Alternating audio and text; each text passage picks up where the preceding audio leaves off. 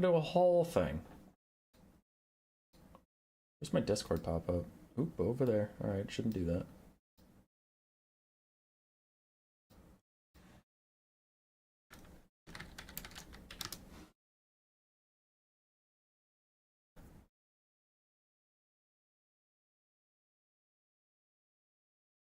Okay.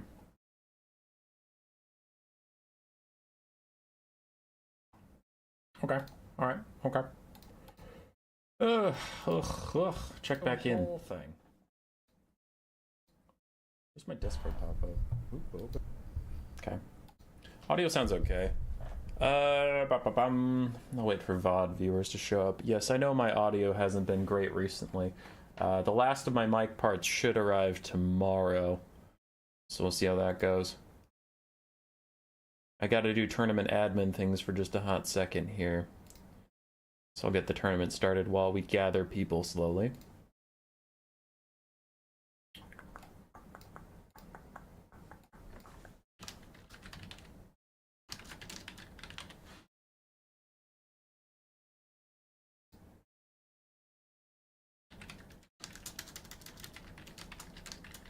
There. I'll just throw these at the top so that people know to wait for me. The rounds say best of one, but that's because I don't give a shit about this. The whole thing's gonna be done on our Vermin League bot, which you can play at any time. You don't have to wait for tournaments. But yeah, so their scores will be reported there. I don't give a fuck as long as they just report who wins and loses on this bracket. That's all I care about.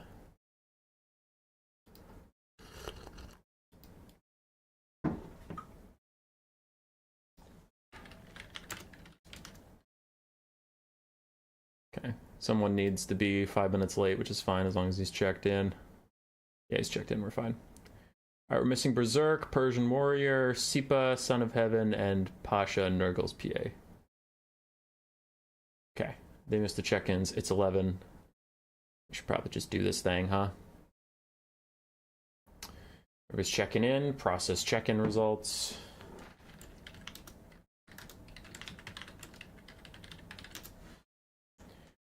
So let's process check-in results.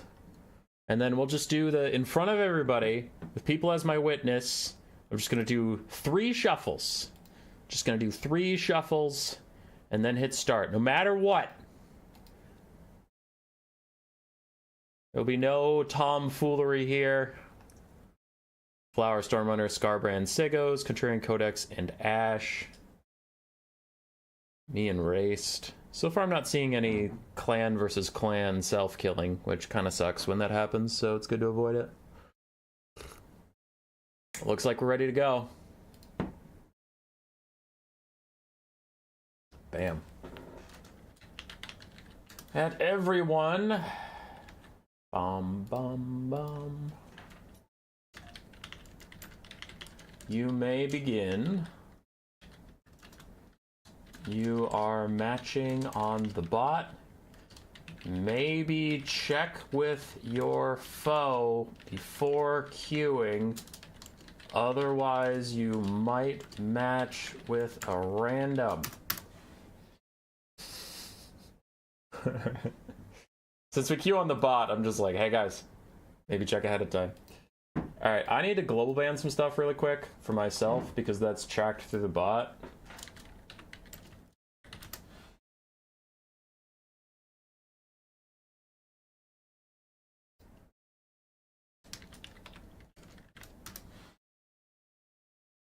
Alright, sweet. I just global banned Demons of Chaos and Dwarves. Nice.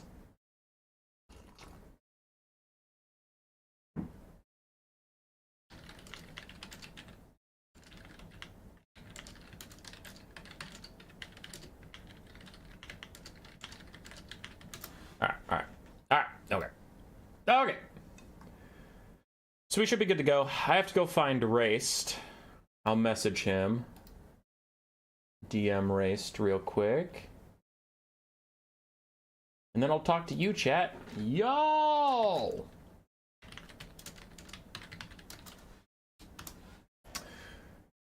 Okay, what do we have here? Hey, 16 people have gathered. GS is here. We're supposed to predict before you paired. Yeah. If I change the Steam profile name from tournament 12th February, would that be a problem? No, it's not a problem, Brofist. Not a problem at all. Fighting Ash. This is the end. Remember me? Nah, dude. Nah, you're gonna beat Ash. Brofist, you're fine. As long as you're active in Discord and can tell people who you are, where someone's like, who is Dickmonger69? You're like, oh, that's me. Like, that would be helpful. But yeah, no, you'll be fine. You'll be fine. Oh, oh, my opponent's ready for me. I gotta go match.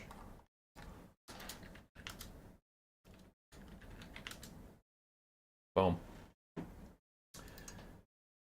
All right, today is a straightforward best of 3 try-hard sweaty tournament all the way through. No gimmicks, no ifs, ands, or buts. Just play your best, pick the factions you think are the best, do the builds you think are the best with the factions you think are the best, and determine a winner.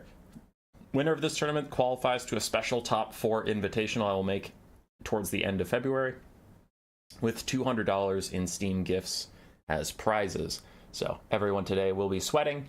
You'll be seeing some of the best builds.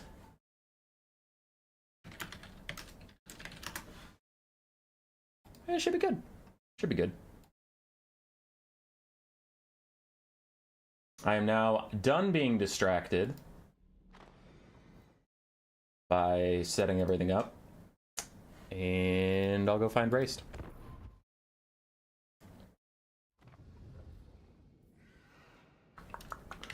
I do have a blocker, because I'll be tryharding today. And then, of course, when I'm casting other people's games, I'll also need to block their armies. I'll cast games after I get kicked out, so if I make it to finals and win the whole tournament, you only get to watch from my point of view. If we get knocked out, then I'll cast games up until semifinals, then I'll cast both semifinals and finals. But I won't stop the tournament to catch people before semifinals and finals. I'll just hop in where I can. Fuck, we got Peak Pass! God damn it! I hate this map. I hate this map so fucking much. Damn it! Oh, that's fucked up. Alright, our global bans between the two of us, because the bot tracks them thanks to the Phoenix King, is Dwarves, Demons of Chaos, and Empire cannot be picked. I am player 1 on Peak Pass. Motherfucker, I hate this map so goddamn much. Okay, let's do Ogres. Let's do Ogres, Wood Elves, Dark Elves. Ban OBS, shut up. I don't know what your problem is recently, but it's really annoying. Ogres, Wood Elves, Dark Elves. Ban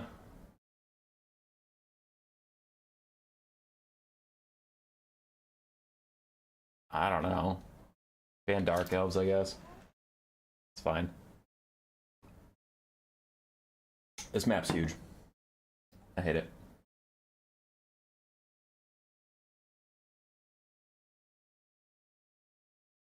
Every ODM player in the asynchronous tourney was on the same bracket half. That's fucked up. So I don't wanna... He goes Tzeentch, ban Wood Elves. Interesting. I'll go Dark. I'll go Ogres. So... I don't want to play Skaven on this map because it's a map with a slow hill in the middle, meaning most of my long-range units can't shoot anything for most of the game, which sucks. And then Skaven have terrible mobility, so the map is so big that your opponent can set up a flank easily while still outside of your range because of the hills and the forests and all that nonsense I was just talking about. So it's just not great. You can't punish them as much as you'd think. Like, normally you'd just be like, big map equals Skaven win, and it's not that simple. Especially with the trees on the flanks, it just is a nuisance. So I don't want to really pick ranged factions, but I also don't want to pick slow push factions like Khorne or something. So I needed to go with mobile, flexible factions. So I went with Dark Elves, Wood Elves, and Ogres. So we have Ogres versus Tzeentch for the first game. Let's figure that out.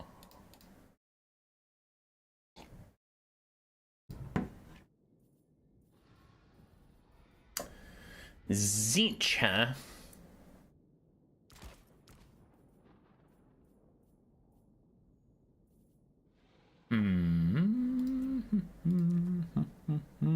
Tzeentch.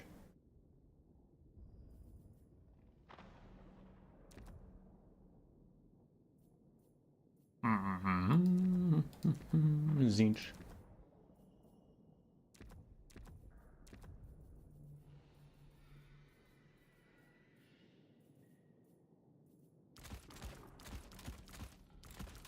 I gotta think for a second.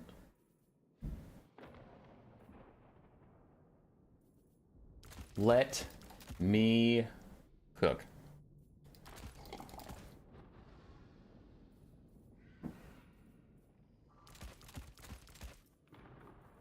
$650. That's crazy. $650 is exactly how much I need. Wow. Oh, I kid.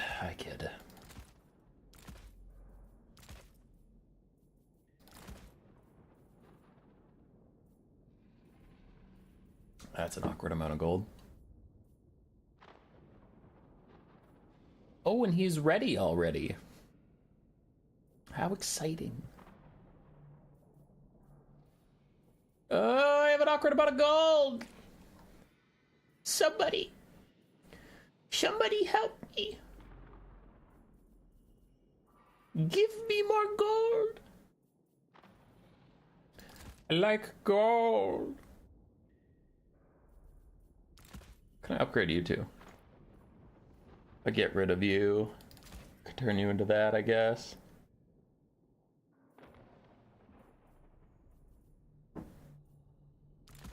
This is not good. This is a cringe amount of gold. There we go. 1 gold spent, probably the best I'm gonna do. Let's just start this shit and see what happens.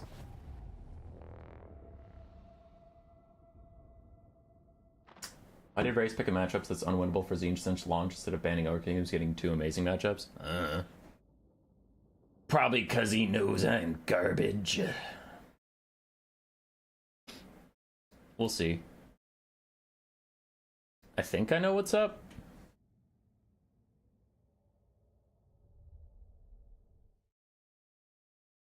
I didn't pick triple crushers because it's never been my playstyle with ogres, so I don't want to try and learn it in the middle of tournaments.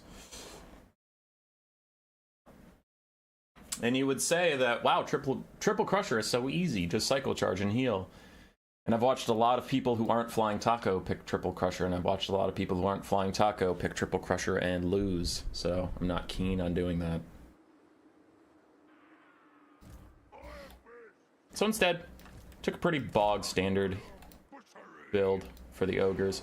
Enemy troop count is 585. Okay, I have 2 blood vultures to kind of harass Chaos Furies or Change Bringers or a Burning Chariot of Tzeentch or something. 2 lead belchers in case of a halberd box, but also to shoot at skirmish cav or Change Bringers or something. We have a Slaughtermaster of the Great Maw. I'm going to path him straight into these trees and then leave him there, but in case he gets sniped by blue fire a little bit, I do have Blood Gruel healing and then 2 super cheap spells to just spam and heal him up slowly.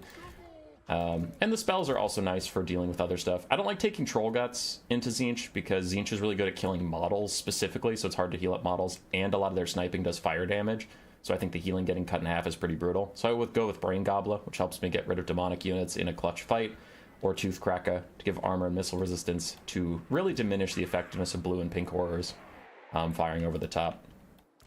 Other than that, we have 5 regular Noblars, 3 Piggyback Riders, pretty standard frontline composition for the ogres.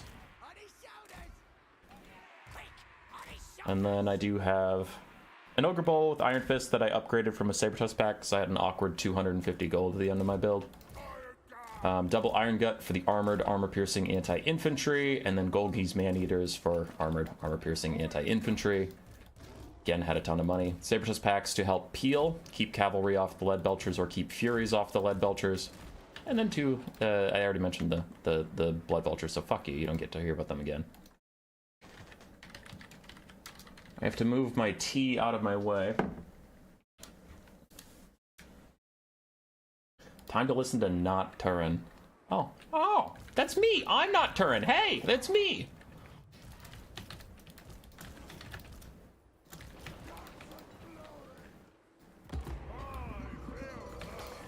Okay, it is Sky Cheese. So we have a Lord of Change of Tzeentch. I need to put this guy right here.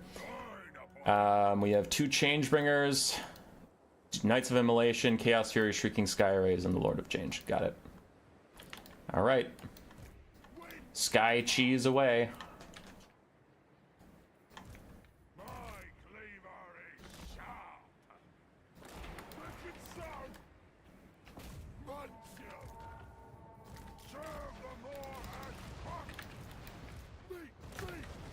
Alright, blue fire spam onto my lead belchers.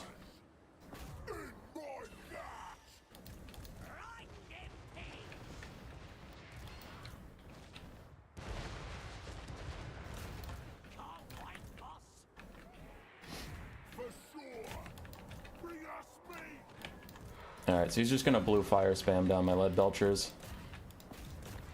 Understandable, have a nice day.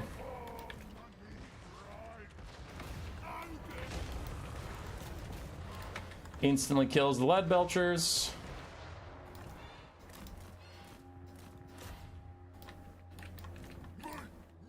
And the lead belchers are gonna get running.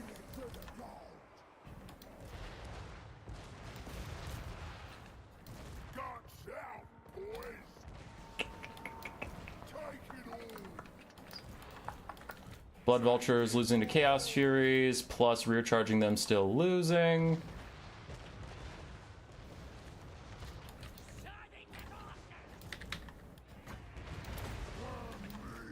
Okay. Brain Gobbler should take those guys out.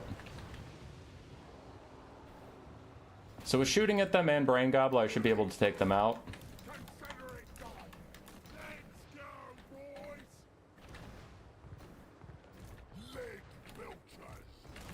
There they go. You both attack that Changebringer while you can. We'll charge these guys. And I know the Shrieking Skyrays are coming. I'll just catch them when they hit the ground.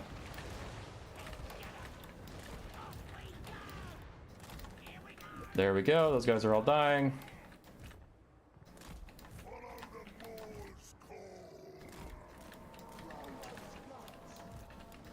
And we form up around our last lead belchers.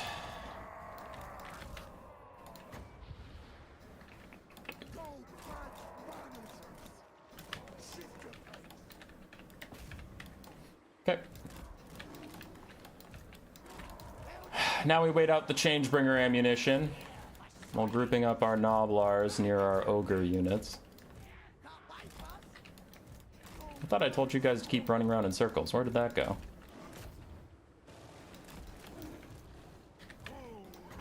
Here's some missile resistance for you.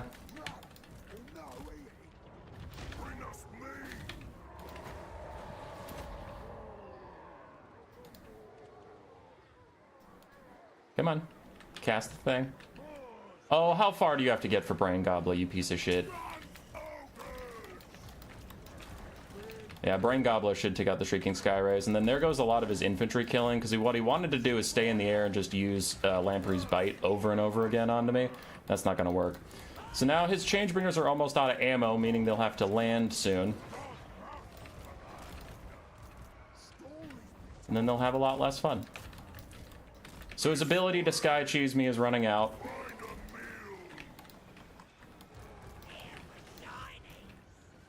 Okay, killed the Man-Eaters.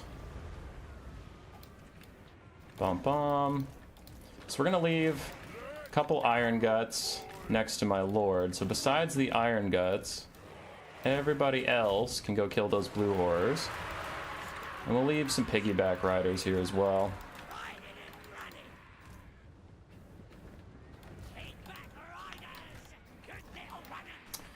Okay.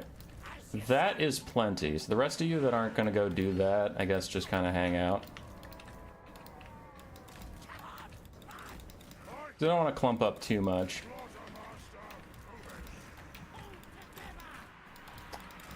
Yeah.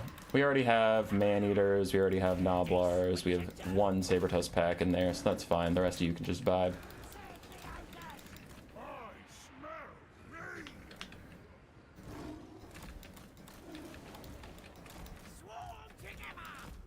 Okay, so we'll just move together as a group.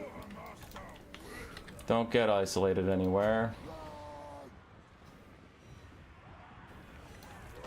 Oh, nice little thing down my Noblars.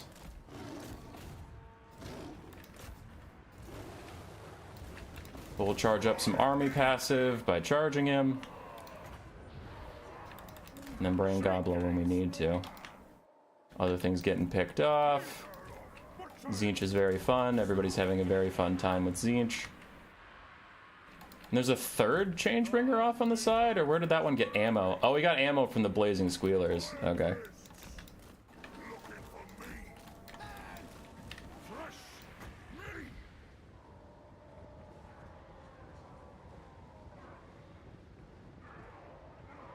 Missile resist the Iron Guts that are about to get shot by Changebringers.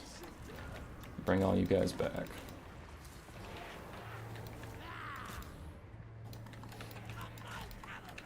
Okay.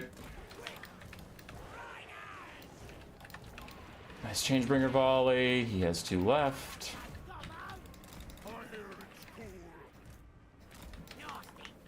We just don't want to get picked off.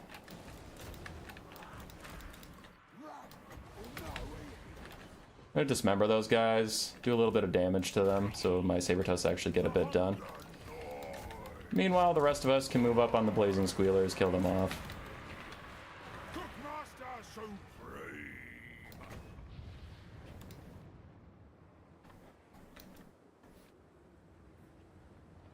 Found this small Warhammer 3 streamer called Turin. You should give him a shout out. No.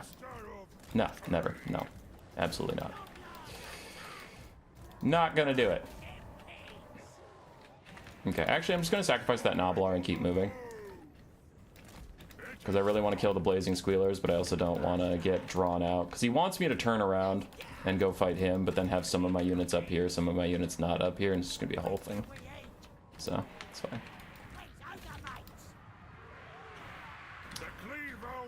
Almost done killing the Blazing Squealers. Noblar is still moving up.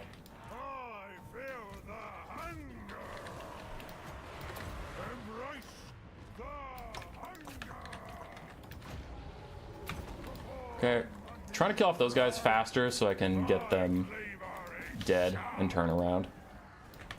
Here, because I want them to instability crumble so I can get everybody all together again. Alright, let's send these Ogre Bulls downhill charge into the Changebringers. Everybody else who's not that Ogre Bull finishes off the Blazing Squealers and comes back down. And then we finish off these guys and we come back over. Okay. Everybody here that's not a basic Ogre Bull. Hit those guys. So we have a good engagement versus the Changebringers. We have a decent engagement versus these guys, and that's all going pretty well. Let's get our Iron Guts back up into the action.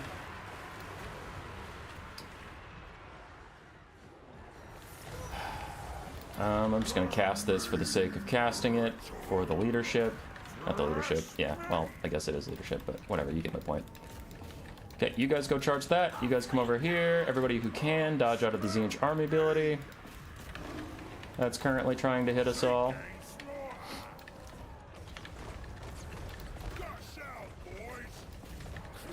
And then once again, mob the Knights of Immolation. Just try and kill those guys, because there's last real center point of strength. Missile resistance for everybody, but also slight healing for my lord. And he got back into the sky. So now we just hang out together.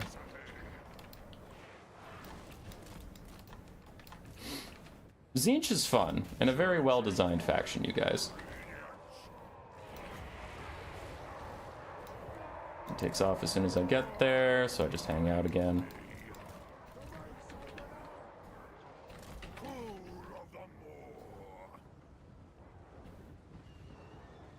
I assume lead belchers are the way here. Yeah, I mean, we used a couple. Okay, group up on him. The rest of you wait to charge his reinforcements. Like those.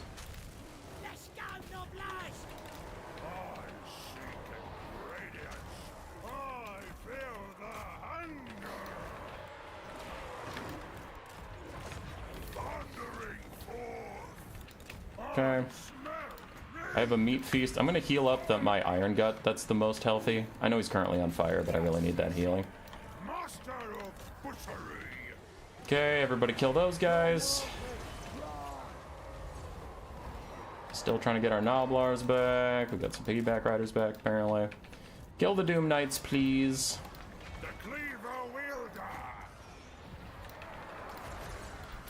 Click on their dudes, please.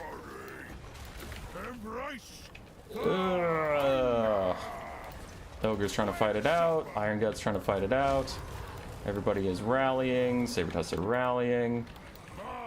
We have almost killed some stuff. Just trying to fight anything that'll stick around at this point, to be honest. My Dudo is stuck. He can't move. I love all my units just standing around doing literally nothing. There we go. Spend your time hitting the Knights of Immolation, not the big single entity, because we won't be able to kill the big single entity, so I just need to weave through you guys and stay safe. 4 seconds till I can pop another Brain Gobbler. I'm going to use it on the Changebringers to try and get them to Demonic Instability Crumble, so they just stop being a unit that exists and annoying me. And I want the healing for my Lord, of course. So there's Demonic Instability, Rear Charge on the Centaurs should get rid of them. Knights of Immolation still taking damage from my Iron Guts, as long as they aren't getting distracted. Changebringers are gone, Centaurs are routing, and we're now all regrouping up. So my Iron Guts should be able to take out those Knights. I did want a couple little more guys hanging around. Let's have only one Noblar attacking at once in case he uses Pink Fire. But we should be able to take out the Knights of Immolation soon here.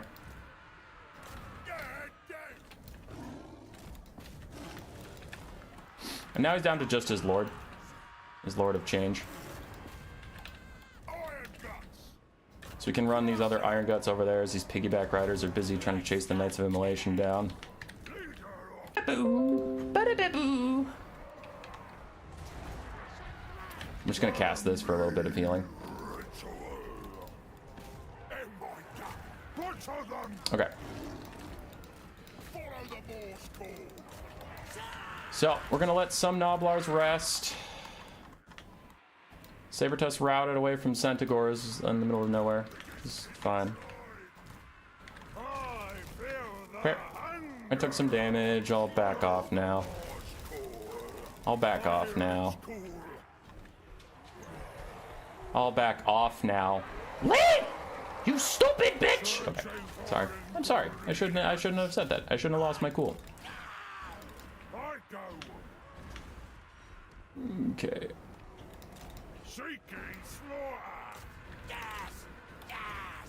I'm just casting this for the sake of healing myself. I'm not actually casting it because I think he's going to rout or anything. These Noblars need leadership, so I'll let them have it while I refresh charging.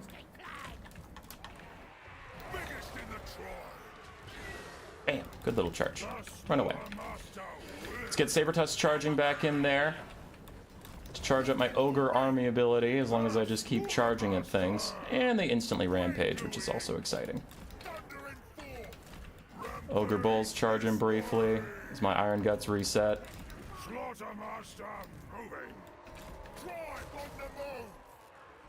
Iron Guts charge in now as we just cycle charge to get another Meat Feast to heal my Iron Guts, which should be GG. And he's trying to chase my other Iron Guts, but he's going to get hit in the back the entire time he does it, so I don't know if that's actually advantageous for the lad.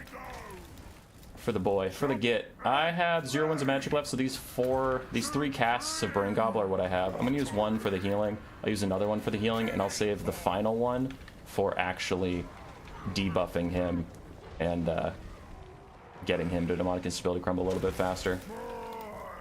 So there we go. Got a good amount of damage out. Now I'm taking damage. And I retreat.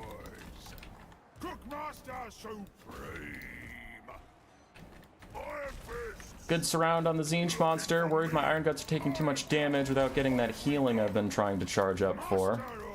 Somewhere I have Sabertusk packs, but I'm going to let them hang out until they get, you know, vigor back. Sabertusk packs, retreat, and then charge again. Again, I'm using another Brain Gobbler just to slowly heal up my Lord. I have saved enough Winds of Magic for the final one I will eventually need. Now let's charge in Iron Guts, let's charge in Sabertusk packs again to start getting towards that Meat Feast. Because if I can Meat Feast these Iron Guts, this game is officially over. We are not able to get it just yet. Maybe if we get Noblars to charge in, that'll give us enough charging. Iron Guts are retreating. I have other Noblars that now need to rest for a second. Good little charge. You guys are now fresh vigor, so get back here. Black Knight gifting us membership, thanks buddy. My Noblars terror routed on the advance, which is classic them. And I have one final Brain Gobbler I will use when his leadership dips. It might honestly dip on this charge.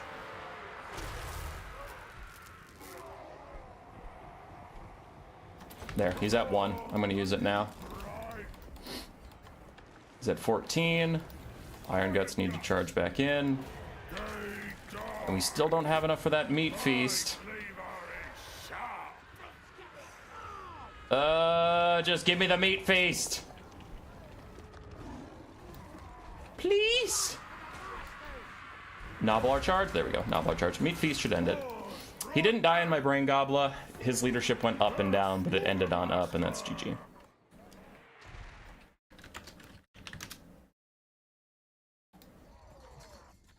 No sky cheese for you.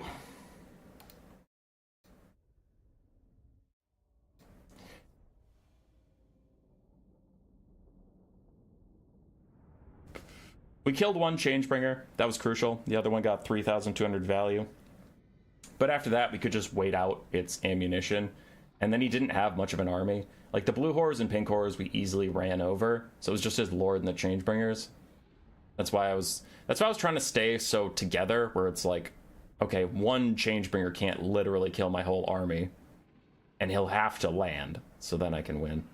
The Blood Vultures did disappoint me. Savage Specs did good. Good game, dude. That build was absolute cancer. It's true. But we got it done. Peak Pass is a big map. It's a bad map. It's a shit map. Leads to games like that. Peak Pass is bad. Reichland Estates, second game. He has to pick now.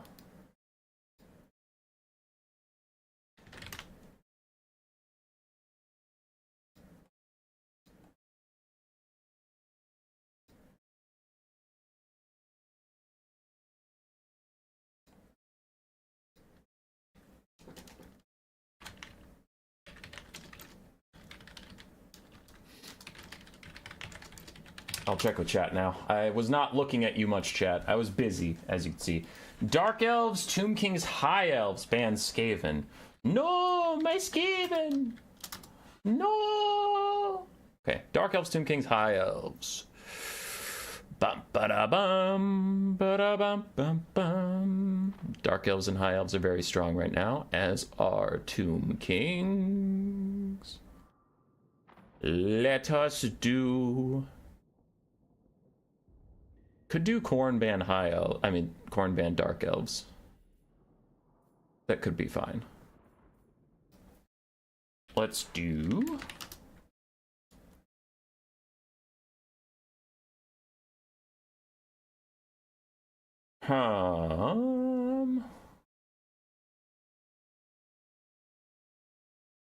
Greenskins ban.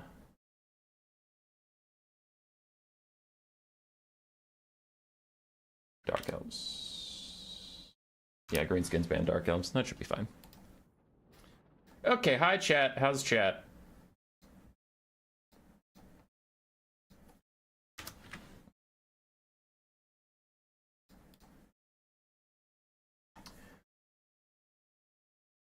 Times like this make me wonder why the tourney isn't Conquest. Bro, the same thing can happen in Conquest. You can stand on the point and the Changebringers can just shoot you while you're on the point. That doesn't change anything about how that went. I would still have the capture weight, and the game still would have gone that long. Just got here, piggybacks are allowed. We limit them to 3, but yes.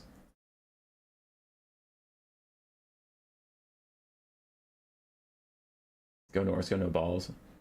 Aw.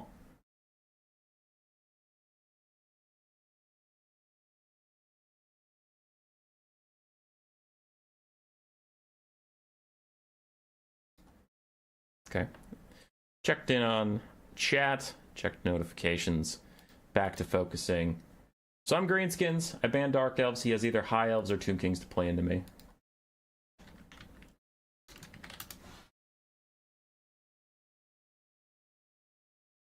He goes Tomb Kings. Alright, Tomb Kings, Greenskins. Let's do it. Let's fucking go.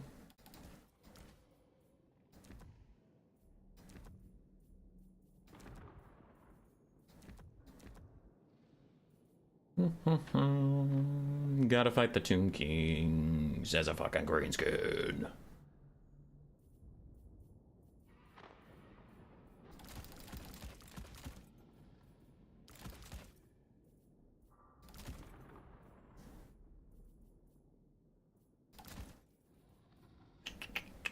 So we have that.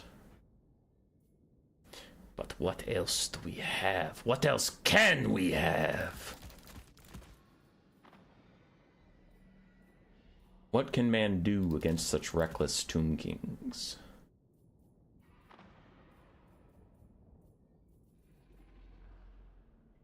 Slap them, I guess.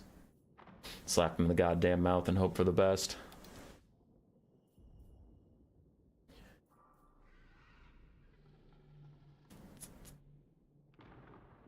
Not going Norska versus Tomb Kings is a bad choice. What? I didn't know he'd go Tomb Kings. I had Norska versus either High Elves or Tomb Kings.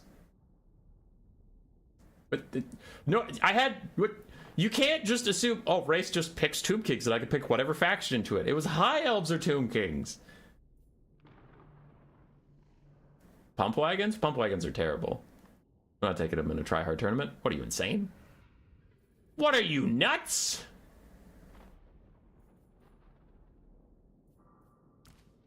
You're talking like a crazy person. No, I shouldn't say that because that's mean. But you are talking like a crazy person.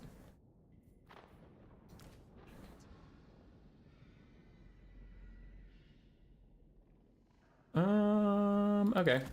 Yeah, this can probably work.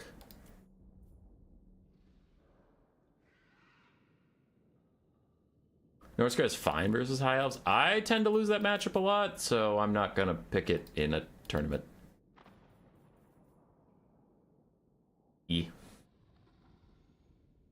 Mammoth buffs really help this matchup.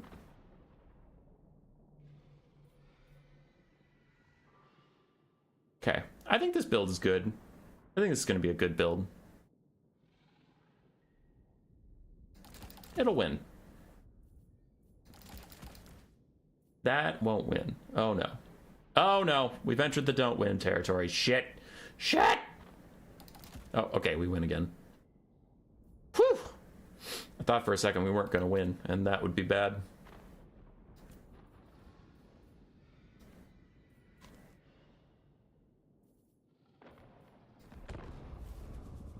Dun, dun, da, da, da, dun, dun, da, da, da. Unironically, I'm a pump wagon enjoyer. Never! They've disappointed me too many times!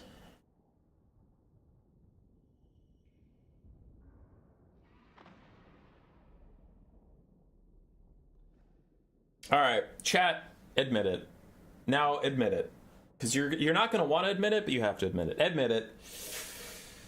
You didn't think I had it in that Ogre Kingdoms game. You thought old Hummus Boy was washed up. You're like, nah, he's taken the missile resist spell. He's taken Brain Gobbler and the lore passive. He's a dumbass. Well, I did almost heal cap my lord just casting cheap spells all game. So, think about that. And it did help take out the Changebringers, and it did help take out the Blue Horrors, and it did help take out the Shrieking Sky Rays. Brain Gobbler, minus 16 leadership. It helped to take out both Changebringers. One when they were up in the sky getting shot by lead belchers, and the other one when they were charging me. Why didn't you go Skaven? He banned it. He banned it! GS. You don't think I would go Skaven? Me, the best goddamn Skaven player in this room? In the room I am sitting in right now? Me? Don't worry, we didn't think you were old. Alright. My plan for this is run at him. Is run at him really hard. Like, think about running at him and then do it. And then maybe, if I have some extra time, I can run at him some more. I'm thinking I'm going to run at him. That's my plan. Beginning, middle, and end. Sprint at this man. And knock him down.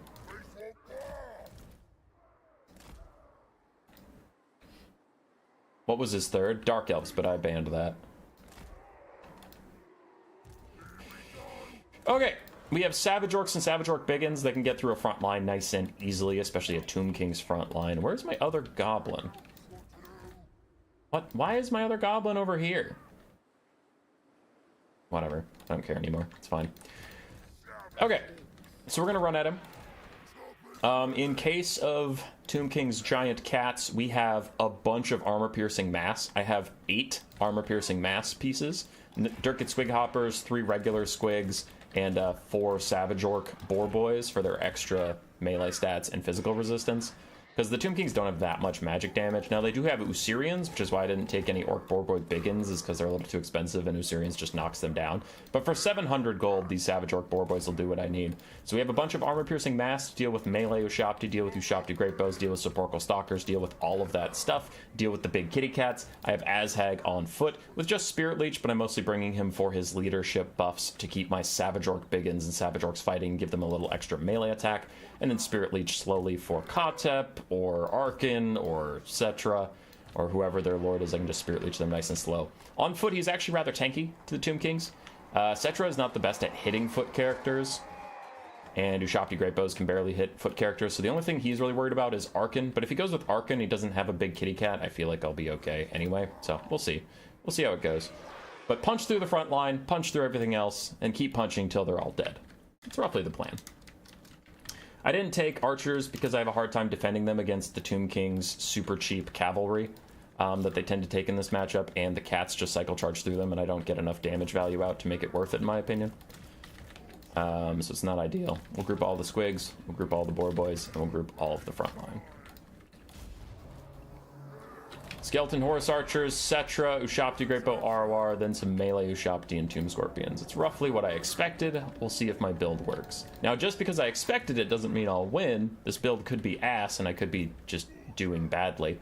But we will see. For now, I'll give all my melee units orders to just run at the back line, so that they keep moving. As he tries to kite me a little bit. Cetra, I wouldn't. Okay. So we're just making Cetra back off. Trying to get my other guys into melee. Oops. Cetra came back while I wasn't looking. A little piece of shit. There's the Usirians on my Savage Orcs. And Cetra's falling back again.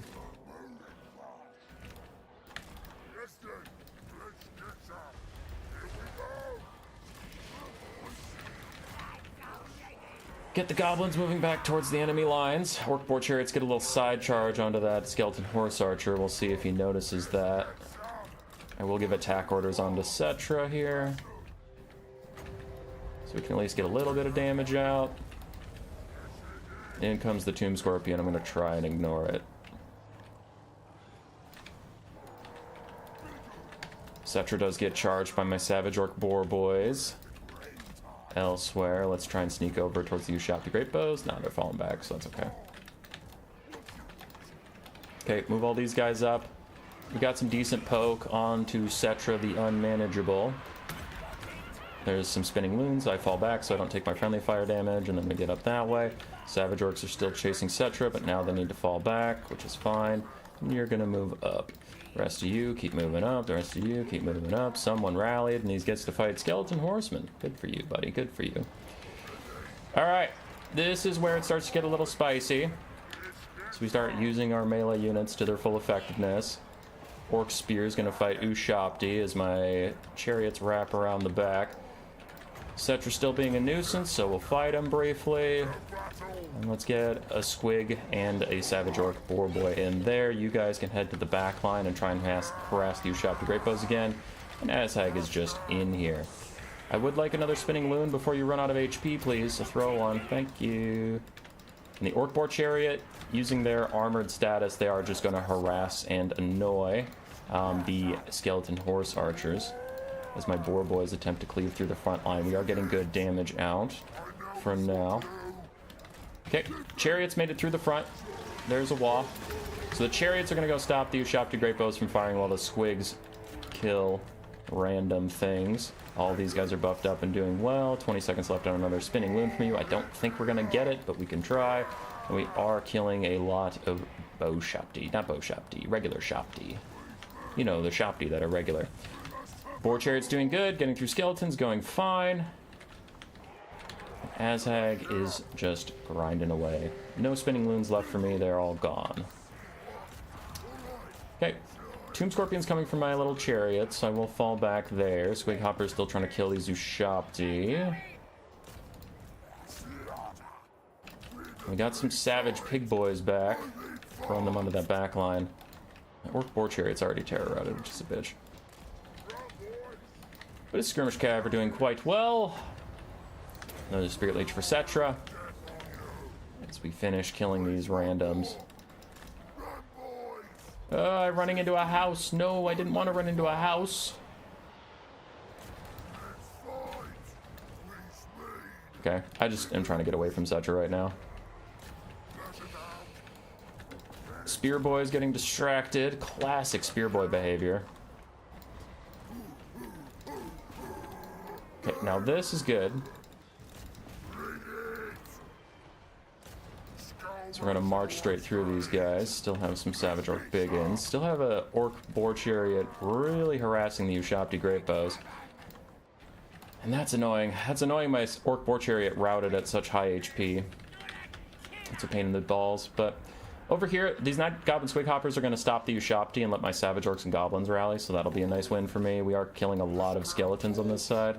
And more skeletons are coming in. Azhag's going to go fight them for a little bit with the help of, yeah, I guess the Savage Orcs will help out here too.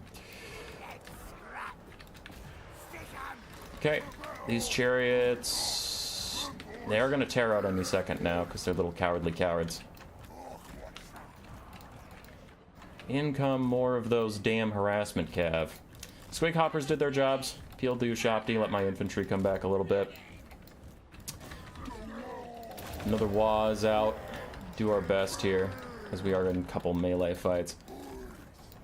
Really trying to harass the Ushopti Great Bows. Waz giving these guys ITP right now, so they can't terror out, but they're just trying to stop them from shooting and get some extra damage out while we can. I know they're going to be able to kite and get all their damage off, but we need to do what we can about it. Okay, we've almost killed the skeletons, so let's unclump a little bit so the Ushopti don't have a nice blob target to fire on, and there we go. There's an Ushopti summon.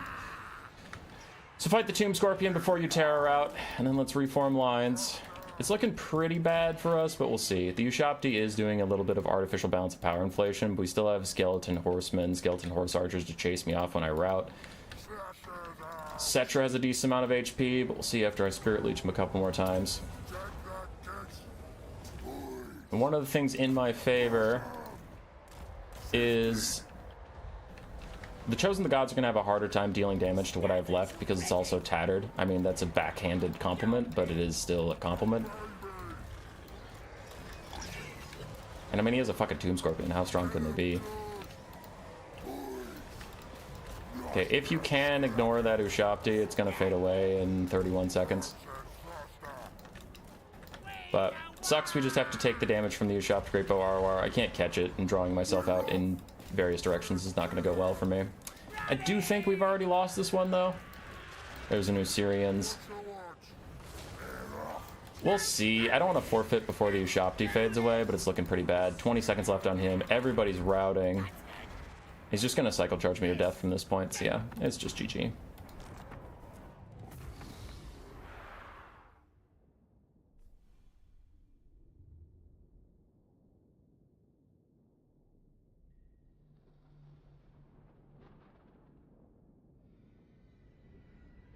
Should start bringing flingers here to kill sphinxes. Spear flingers? The goblin ones? They, for me, have done no damage. I've tried them here before, but they just miss the cats too much.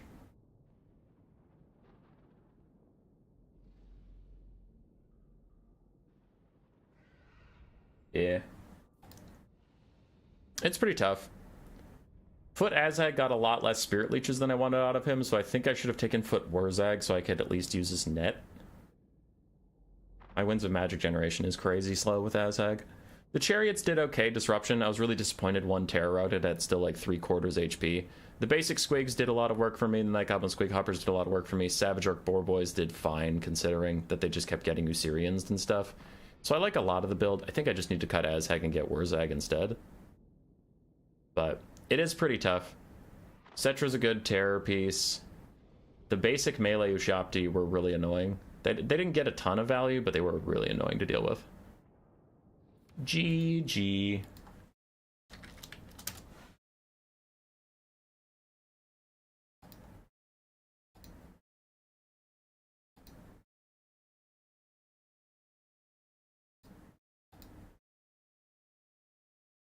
Alright, for the final game, he's going Kislev Dark Elves on Galbaraz. He said he can't ban Skaven now, but he does have Kislev, which is a hard counter to Skaven, so I can't play Skaven here anyway. A bunch of Unbreakable Cav is quite difficult to deal with. And then the Frostworm is very difficult to deal with. And Glorious Charge is very difficult to deal with. It's not a good matchup. You should avoid it at all costs. Why 2 Chariots? Because they do a lot of disruption for the Ushabti Great Bows. Like, one was fighting Skeleton Horse Archers, then got rear charged by a Tomb Scorpion and immediately terror routed. That usually doesn't happen, and that's pretty fucked up. The other one was doing all game and made sure they couldn't do shit about it. I don't know why OBS keeps disconnecting and reconnecting. I've looked into that a little bit, and it said I need to restart my router, which I haven't had time to do. Okay, Dark Elves Kislev. Kislev is a hard Skaven counter. Can't ban anything. I just have to deal with those 2 matchups. I've used Ogres. Dwarves, Demons of Chaos, and Empire are banned. Dark Elves Kislev.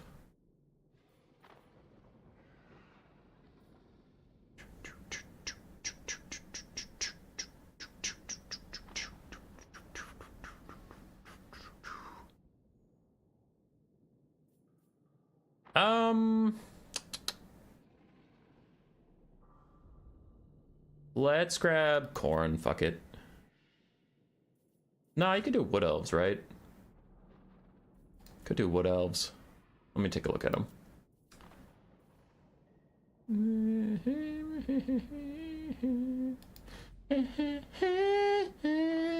Lizardman? Nah, Lizardman Dark Elves his ass.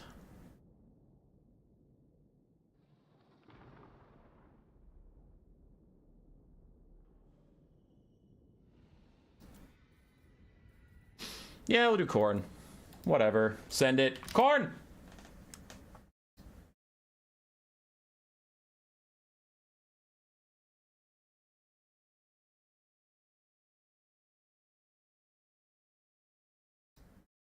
What's the pick? Dark Elves Kislev.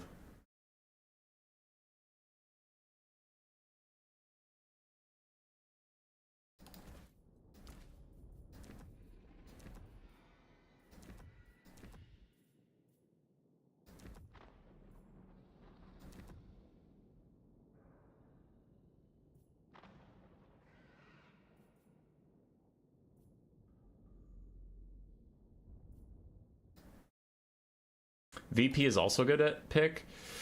Nah, VP has a really hard time dealing with Dark Elves, in my opinion.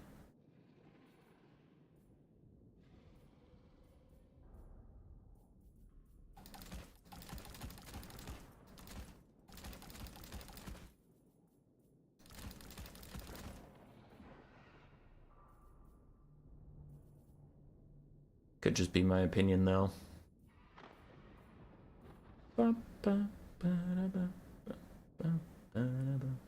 How is faction pick order decided? Feels quite impactful. The Vermin League bot picks player 1 and player 2. And then for game 3, if you're tied, the winner of game 2 picks 2. Bans 0. So if you match on our bot, it gives you a whole rundown of how it works. It's not that complicated, honestly.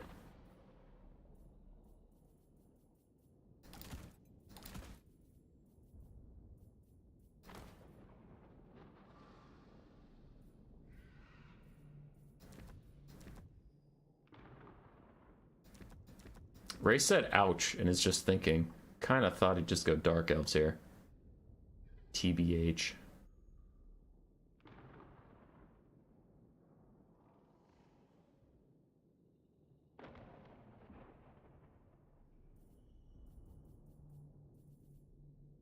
So he's thinking. He's doing a quick think.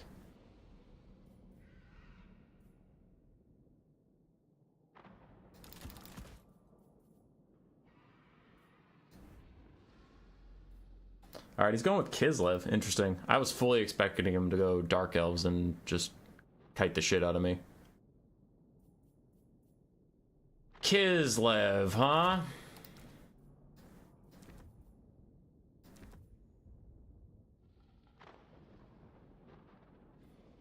Okay.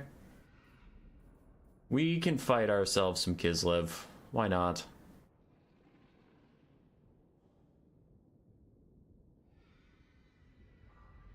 Khorne to Kislev leads to triple war sled kite. A lot of things into Khorne lead to kite. Khorne is just a faction you need to kite at this point.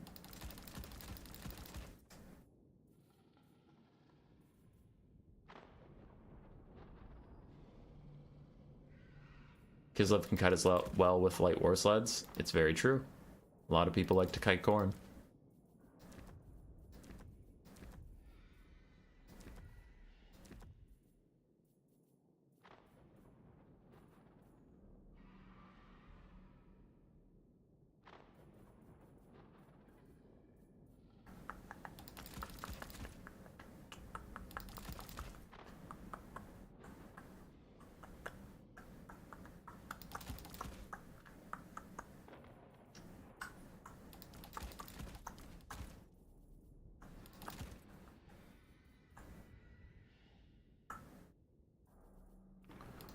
I have thoughts, but I don't want to say them out loud because, you know, as a streamer, there's always the potential someone's listening.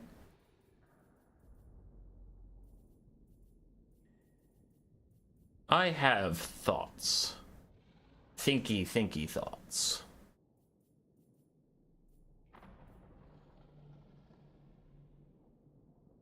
What if Khorne kites you? Nah, you can't.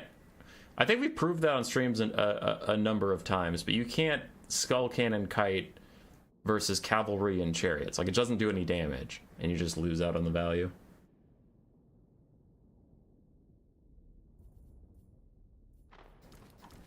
Yeah.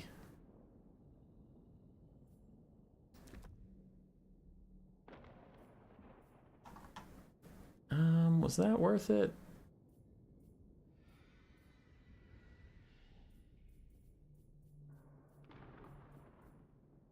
Feast, travel and slaughter, this thing. Honestly, this might be more worth it. Okay.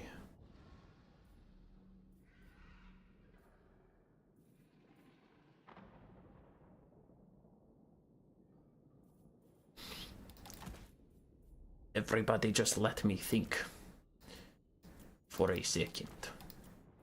All right. 0 gold spend. That's the best I can do here. Let's try it. Let's try it. Fuck it. See what happens. Fuck around and find out.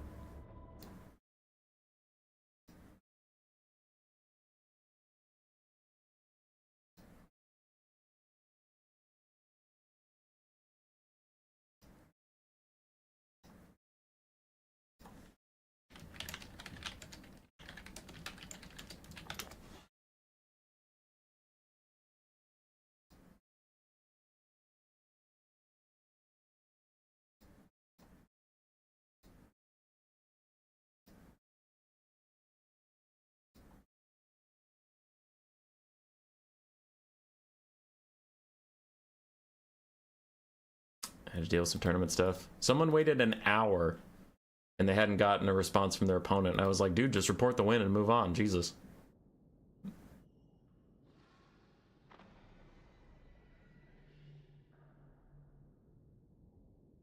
Nobody wants to do a normal fight. It makes you sad.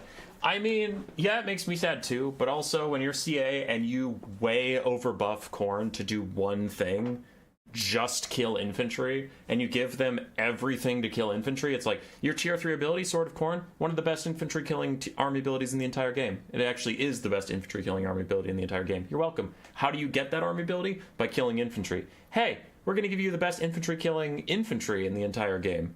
In Bloodletters and Forsaken of Khorne with their really high weapon strength and high armor. Brutes of the Hound, the ROR Berserkers, Skull Reapers, Wrathmongers, Exalted Bloodletters. So your infantry are going to kill infantry no matter what. And hey, have you killed enough infantry? Because we're also going to give you Minotaurs and Blood Beasts, which do a lot of damage to infantry on the charge. Have you killed enough infantry yet? We're also going to give you Gorbeast Chariots, which are really good chariots at killing infantry. We're also going to give you the Knights of the Brazen Throne, which are the best ROR cavalry for killing infantry in the entire game, but they suck against other cavalry. Have you killed all the infantry yet? Well, no problem, dog. We got you. We're going to give you a regular Skull Cannon, which does a bunch of damage to infantry, and we're going to give you the ROR Skull Cannon, which does the most damage to infantry that anything has ever done to infantry. Bro, have you killed all the infantry yet? Because don't worry, we're going to give you Valkyria's Spear of Sleipnir, which is a sideways shot thing that only does damage to infantry. Have you killed all the fucking infantry yet? And then the other player goes, boss, what if they didn't take any infantry? What if they just took large units? Oh, well, in that case, you have just Minotaurs and Blood Beasts. But sir, what if they took missile units that can kite and kill my Minotaurs and Blood Beasts? Oh, yeah, then you just lose. So, I mean, that one's partially CA's fault for kitting this entire roster to kill infantry. And then, like, but your opponent will be chill. They'll bring infantry for you to kill. Yeah, that's what I thought. That's what I thought. Both of us didn't take any fucking infantry. All right. This is roughly what I was going to do versus him if he took Dark Elves too, but this is a theory-crafted, maybe I can surprise him anti-kite build. So, we have Blood Beasts of Khorne, Minotaurs of Khorne with great weapons for my quote-unquote front line. I have Chaos Knights of Khorne. And then I have Triple Dogs, a Chaos Fury to run down Skirmish Cav, and a Herald of Khorne with just Tormentor Sword to lock them in place. That's roughly it. We're just going to run at them. It's the whole plan, beginning, middle, and end. Run at them.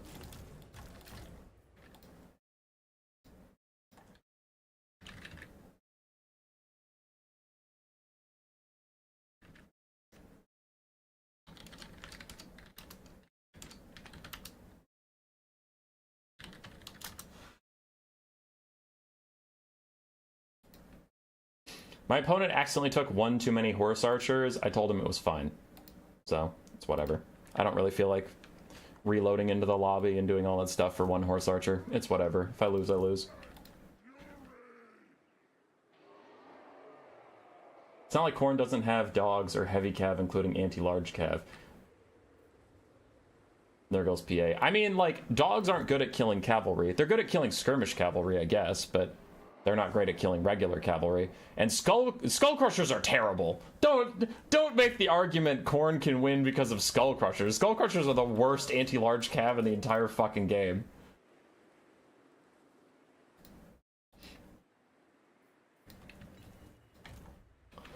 $1,700 gold to do piss nothing and have jank ass animations. Ugh, it's so sad. All right, so he went kite. We are not shocked. I'm going to leave my Herald in the trees for just a little bit. But we have the Oath Brothers of Torque, some Griffin Legion, Cosmic Dervishes, and a bunch of kite. Understood. Monstrous Infantry take the lead. Chaos Knights also take the lead. And my Herald of Khorne and my dogs are going to try and stay safe for a little bit. Okay, here's what we're going to do. Yeah, that's really good. That's really good. So we're gonna look. It looks like we're pathing towards his light war sleds, but that's not what we're doing at all. These dogs are about to corner in the horse archers and the dervishes, and then we can get a nice little pick off on this side. Cool. So that should be good for us. Meanwhile, my monstrous infantry can fall back now that we're getting this little pick off.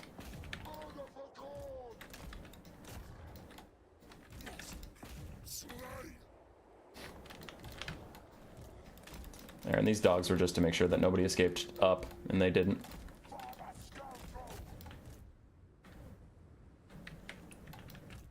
Okay, so we omnom these guys to death. Chaos Fury is going to rear charge over here. Dogs will frontal charge. And with Tormentor's Sword, lock them in place. Now they can't leave. So we've gotten 2 of his Horse Archers. I mean, actually 1 of his Horse Archers, and then a regular Costified Dervish. Relatively for free. Okay, that one shattered. So go back this way. And now we'll continue the advance. But we got 2. Chaos Fury, you're gonna suck and die and do nothing, so I'm gonna move on without you and have the Warhounds finish this off, and then they can keep moving up.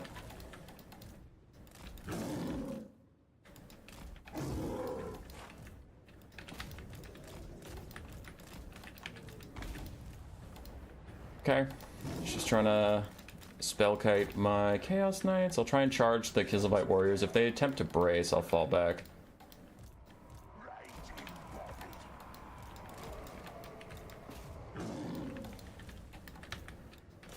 Okay, got him over there.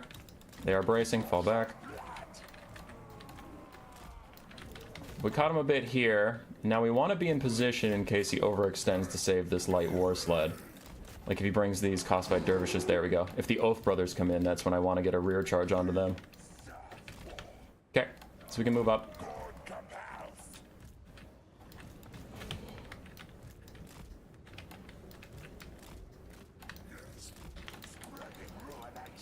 Dogs need to get behind my Chaos Knights so they can't get rear charged by the Griffin Legion or anything. Let's see if these guys brace this time, if they're fast enough.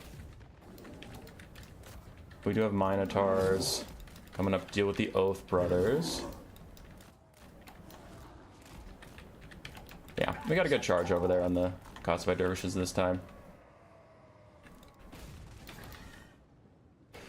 And he runs away, and he runs away.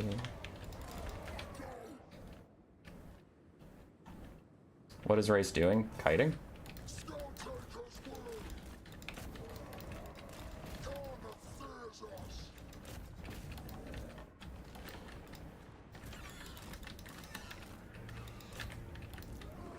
Okay. So we'll continue to push up. I'm just gonna ignore the Kislevite Warriors. Fuck them.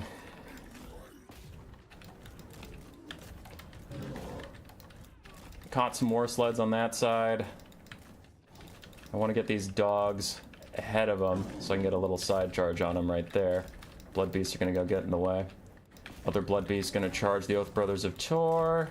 I do have a Minotaur nearby, but he's not nearby enough, so I'm actually going to fall back. I don't want this fight without the Mino. Chaos Knights, go get a quick charge on that, see if they brace in time or not.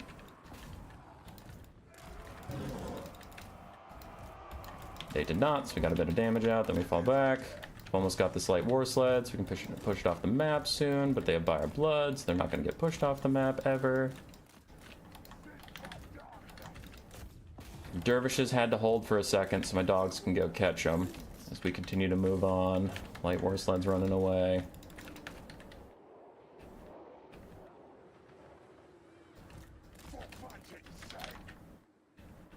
Oh, I lost a Chaos Knight somewhere. Okay, just lost track of that one entirely. No real excuse about it. Okay, that'll go off the map.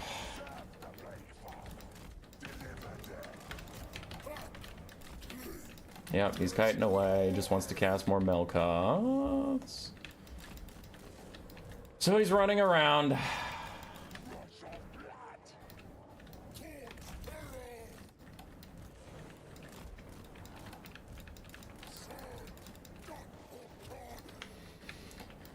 Got rid of one light war sled. Still has the Oath Brothers, still has a Griffin Legion, the Drazina, and all that stuff.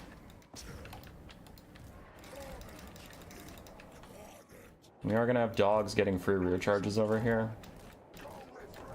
So we have 2 dogs that are able to hit that thing nicely. Herald of Khorne is nearby with his net if it's needed. Dogs need to fall back.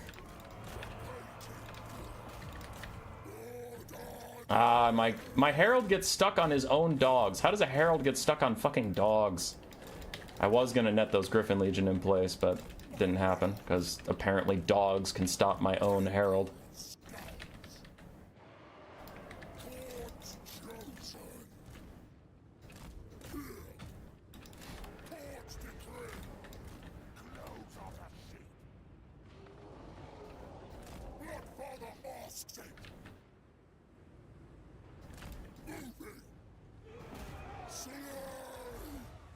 Okay, just running around. Getting really annoyed at Wraith's just kiting bullshit all the time. Just has to take the most boring, the most cheesy, the most awful builds. Very fun, Mr. Wraith. Very fun. Alright, dogs, eat that, because it's anti-large, won't help them. Chaos Furies are about to die, I'll at least make him shoot me for it.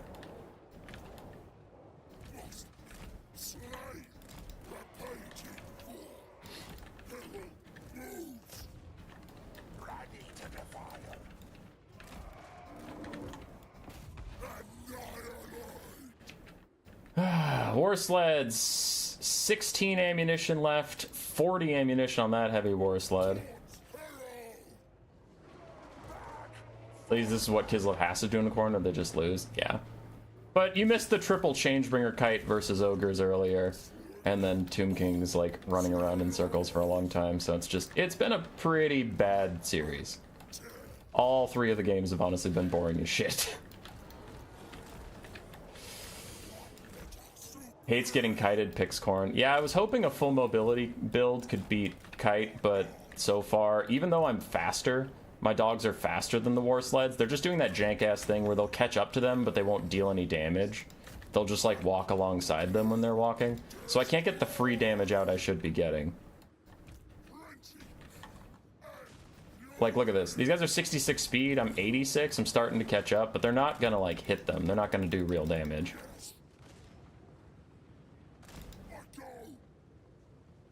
They're just kind of getting there, slowly but surely. See, this is the problem, though. You catch up to them and just nothing happens. Okay, he runs in his dervishes. I'm gonna hold this till he tries to leave, like right now. He tries to leave. We net him in place. We kill his dervishes, but... Ulrika's out of ammo. Heavy war sleds are almost out of ammo. Light war sleds are almost out of ammo. Actually, both are heavy war sleds. Ah, but he took the Drazina to give himself more ammo! Okay, yeah, fuck this. It's GG, it's whatever. I'm not gonna make you all watch me just run around and get shot.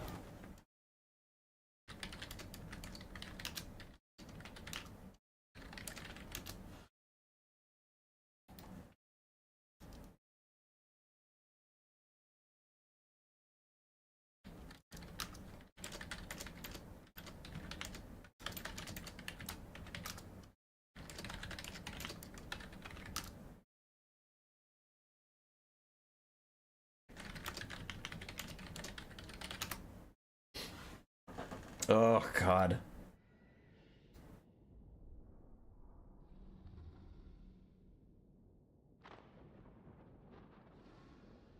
Are you the best Skaven player? I've heard about you. I'm a good Skaven player. I'm not the best.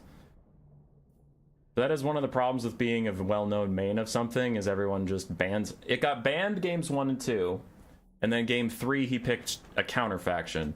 So you can't pick Skaven into Kislev. It's literally impossible to win. So it's like, oh, okay, I just can't play that faction. Why is it not Conquest? That shit happens on Conquest too! Do you want the replays? No, I'm good.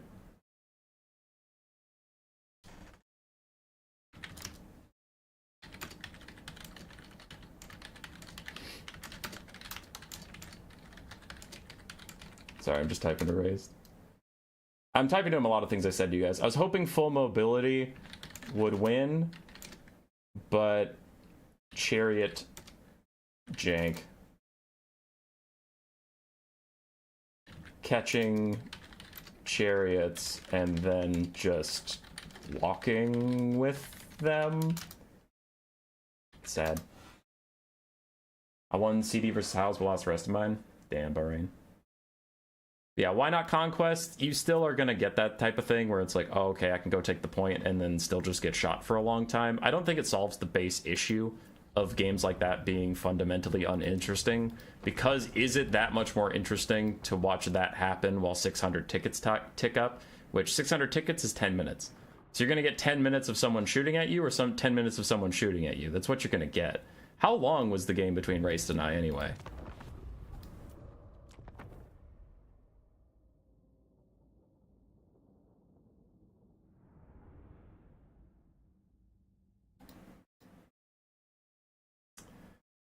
Okay. 1 to 2. Give Racist points.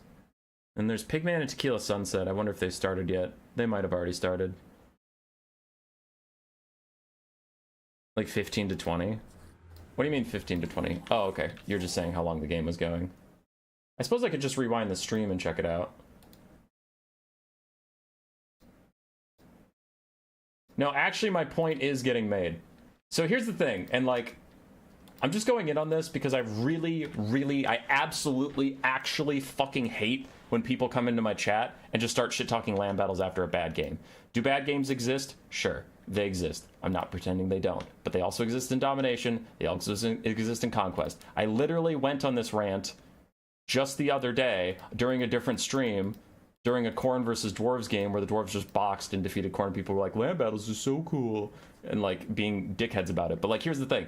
Have you ever watched Domination where like there's that slow buildup that like Tim the Wilder does, where he just sits AFK in his spawning units and then charges at like 5 or 6 minutes and either wins the game or loses in that one fight? That shit's boring to watch for the first bit. You ever seen a blob just sit on the point and the vampire counts are trying to out heal you and just slowly grind down the point? That's bad content too. It's a bad game. So like, bad games exist. You can't just be like, well, there was one bad game on this game mode, so the whole game mode is trash. And it's not even a Total War problem, because like we talked about last time I ranted about this, it was the exact same things have happened in like League of Legends and Super Smash Bros. When Steve is an overpowered character and really unfun to watch and interact with.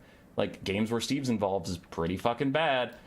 League of Legends, games where there's lane swaps and stuff are pretty fucking bad. And here is where I surrendered, and this is the point I wanted to get to.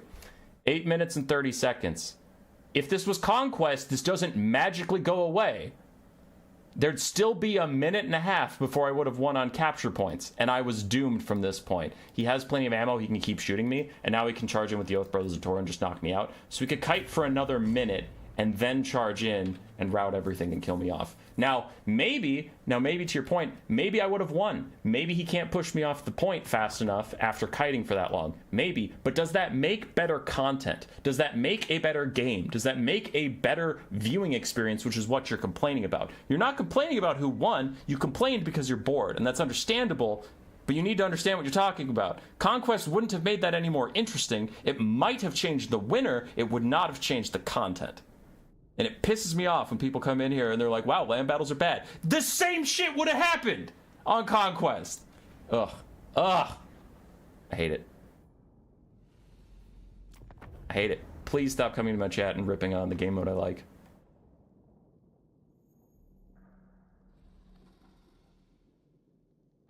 Seems like Conquest timer is too long.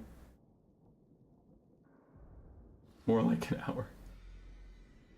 Tequila taking his time doing his picks. They probably aren't in game. I'll go see if I can find them. If I can wrestle up someone. Tell us how you really feel.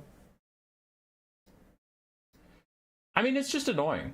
Like, it's just really annoying. It gets old when people just keep jumping in. They're like, why don't you do this game mode that magically fixes everything? It's like, if it magically fixed everything, wouldn't Turin be streaming it? Like, all the game modes have issues. All the game modes have upsides. He likes Domination. That's fine. I personally don't, but I see the upsides in Domination. I see the upsides in Conquest. I also see downsides in Conquest. I see upsides in land battles. Good land battle games are fucking dope. Bad land battle games suck ass. No one's denying that. But it's such a blanket statement to just be like, well, your whole game mode sucks. It's like, oh, okay, fuck, man.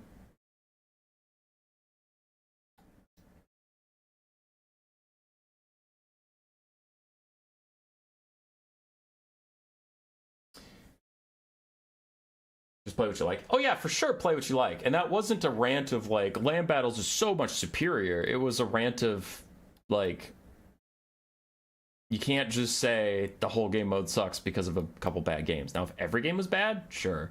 But that's more of what I think people should be talking about, is what style of content is interesting. Whether it's Conquest or not, Kite isn't the most engaging right now. It's just not. Now, there are engaging forms of Kite. Infantry Kite is very engaging, in my opinion. Triple Waywatcher, triple Shadow Warrior or Shadow Walkers, because infantry models are much more interactive than chariot models. Chariot models, Scourge Runner chariots, war sleds, war wagons, are very jank, as we saw with my dogs catching up to them and then just running alongside them, or my blood beast catching the one in the corner, and it's only when Raced forgot to micro it and it stopped in place, the blood beast would get any damage out. That is annoying, because then there's no counterplay to it. Like, the start of the game, he tried to kite me and I pincered off. I'm waiting on a response from a player, by the way. I pincered off a section, and then I ate his light cav alive. I got those Kosovo dervishes and the Kislev horse archers. That's interesting kite play, because there's a bunch of map movement going on and herding and corralling. But chariots ignore the herding and corralling because they're broken. Like, they're literally broken, non-functional models.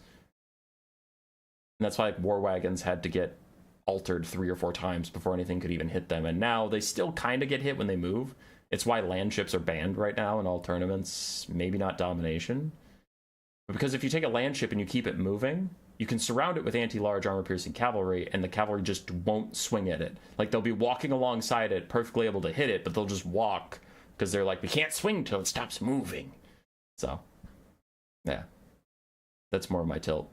I know there's been a lot of triple Waywatcher builds from Wood Elves recently that people have been decrying, but honestly, that's just the enemy player didn't have a good build. Because Waywatchers are very shutdownable. Like, it's definitely on the Wood Elf player to keep them safe with what limited resources they have, because they dump so much money into the Waywatchers, and that's the whole game. But people will take like a blob or a single entity heavy build or an infantry heavy build into Wood Elves, and then the Waywatchers just kite them infinitely and kill off your whole army, and then people are mad about it in chat. I'm like, well, that one honestly wasn't that great of a build from... That one wasn't that great of a build from the anti-Wood Elf player. Because the Wood Elf's kite is a lot of what you have to expect. And am I surprised that the build Raze took? No, it's exactly what I expected. I'm just frustrated that, like...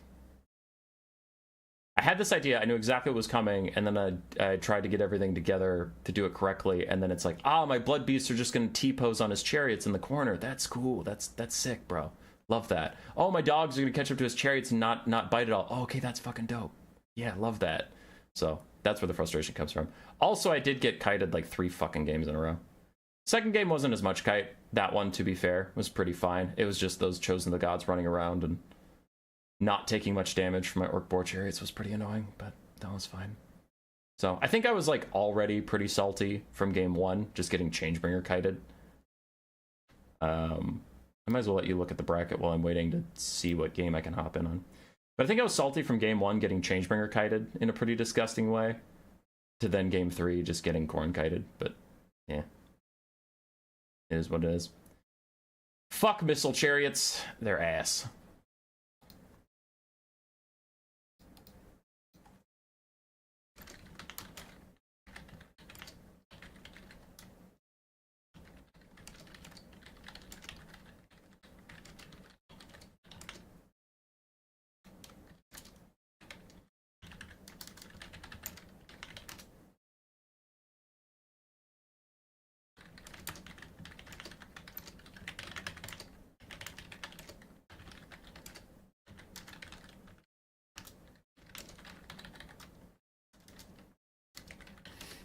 Looking for a game to cast right now, just give me a second.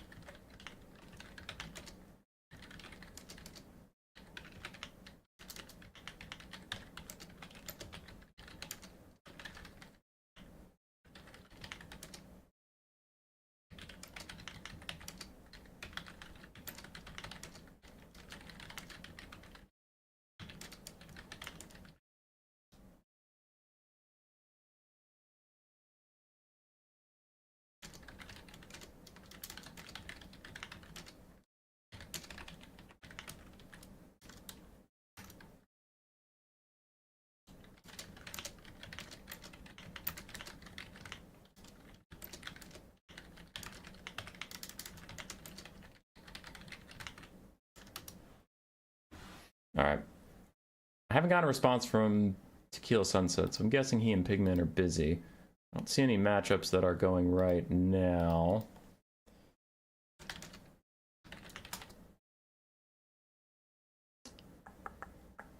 Devil and Berserk are going. Stormrunner didn't show, so Berserk was waiting for about an hour. Hopefully he gets caught up.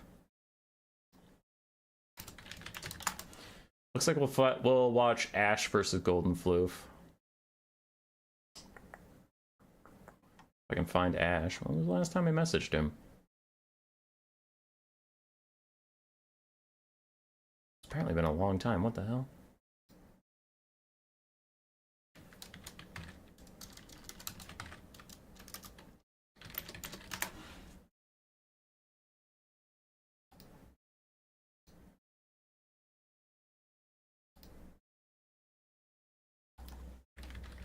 Okay. Ash is giving us a lobby code. Let's get into this so I can put up the blocker, so when I join I don't reveal someone's army. And Ash is up 1 game at the moment.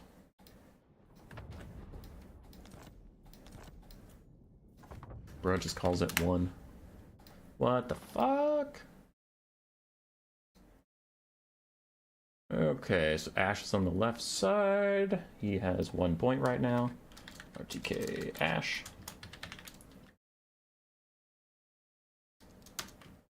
And on the other side, Mr. Golden Floof.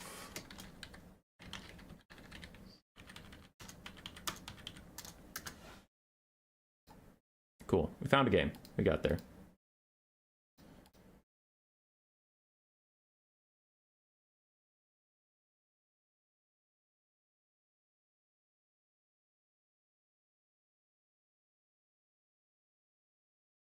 Why is it hard to win it versus Kislev as Skaven? They have unbreakable light cavalry, so you can't take many ranged units because they'll just dive your backline with 450 gold costified dervishes, kill your globes before you can damage them, and then they'll shatter, but they traded a 450 gold unbreakable light cav for your 650 gold globes or your 1000 gold Jezzails. So that's pretty fucking bad. And then their Lord can take 2 very effective spells versus Skaven, Death Frost and Hawks of Mishka, on a terror-causing Frostworm mount, which has a teeny tiny profile. Profile is like its size. So it's hard to shoot it with Night Runners, Gutter Runners, or Jezzails to do meaningful damage, or even Rattling Guns. You just have a hard time dealing damage to it. And its insane mass and great animations gets through any infantry.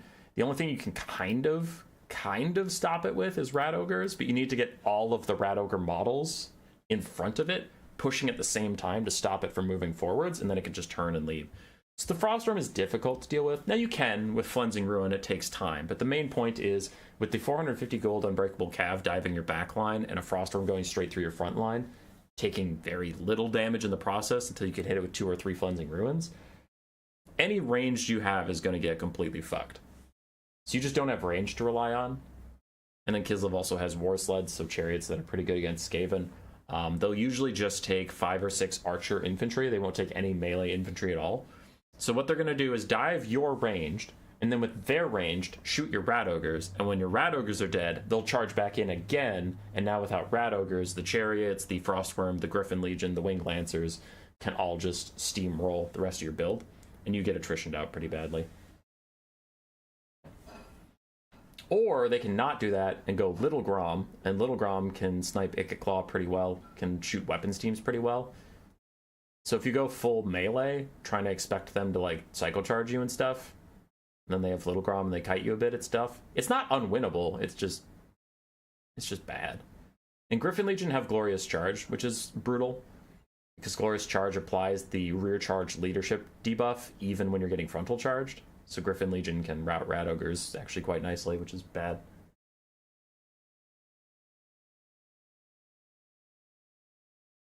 Wouldn't your build also lose to Kislev 20 stack? Oh, for sure, No Ghost PA. I was trying to guess that he would hard kite me, and he did, but even then the build didn't work.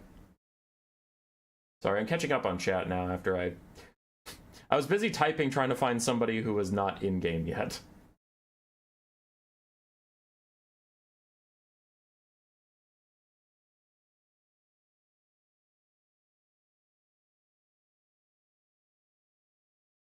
Can hop in on my game. We have our own tournament with Blackjack and No Kite.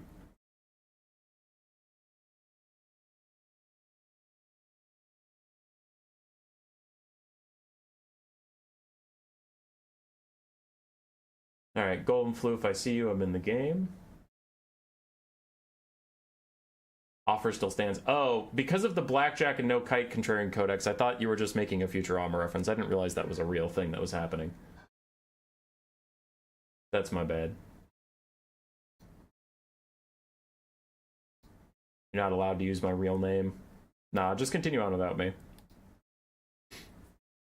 I thought you were just memeing. I didn't realize you actually had a game up. We're getting into game 2 now. Between Ash and Golden Floof. Golden Floof on Dark Elves versus the Wood Elves. And no Way Watchers, just Glade Guard. Glade Guard are also very powerful. Nalnish and Seos have matched up as well.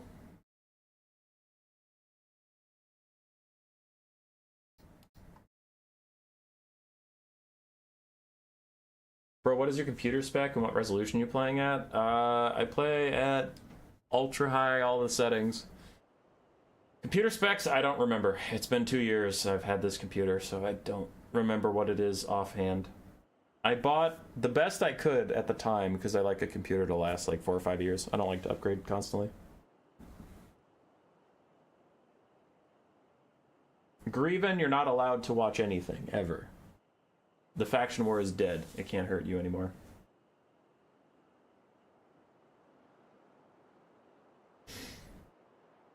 I'm so salty. I got kited to death.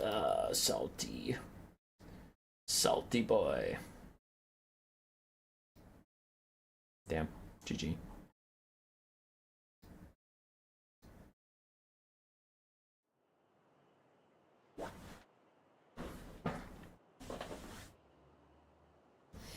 G. Alright, for game 2 between these two players, we hopped in midway through. Golden Floof has 2 Dark Rider Pewter Crossbows, 4 Cold One Knights, Crows of Cain, Malice Darkblade, more Dark Riders as well, a limited Dread Spear front line, and then somewhere there is a caster. It's probably hiding behind Malice. There it is. Sorceress of Fire with Burning Head and Flaming Sword Ruin. The other side for the Wood Elves, a pretty wide build themselves. Front line of Eternal Guard and Dryads mixed throughout. 6 Glade Guard backing them up. And then we do have Tzeentch, Wild Hunters of Kurnos, and other Eternal Guard.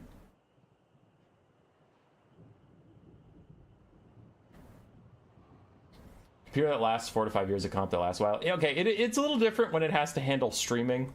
So I need the quality to be good, because nobody wants to watch a low quality stream, so all the visual aspects have to be up to date and stuff. And then it needs to also be able to handle running the game, running the streaming software, and running YouTube, so I can check on chat and things. So it requires a lot. Requires a lot.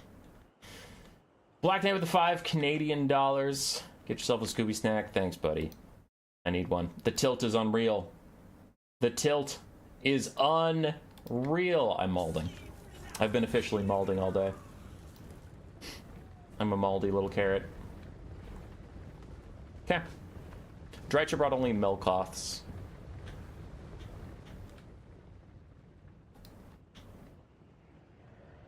Ash on his main? I honestly thought Ash's main was Tomb Kings from how much he plays fucking Tomb Kings. Damn it, Jepalu! How dare you insult me? After I get kicked out of my own tournament.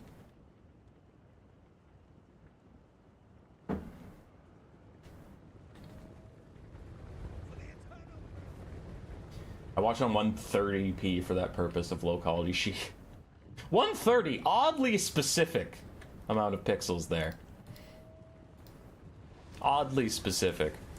So the Wood Elves are just trying to move up, get something into range to start firing, and they are trying to close in on these Cold One Knights as they get around the flanks. The archers are going to get into range, just get a little bit of damage while they set up the surround. Because the Wood Elves don't want to deal with the surround. They have only 3 cavalry, only one of which is actually going to win any matchup it gets into, versus like 8 of Golden Floof. What happened there, Floofster? Throws down a burning head from the sorceress. and the overcast damage does damage to her. That is a terrible way to start. I'm sure Golden Floof is going to want that one back. I think there's some kind of bug where if you hit a certain key combination while you're trying to cast, you can default it back to your caster, but that is still a player mistake overall.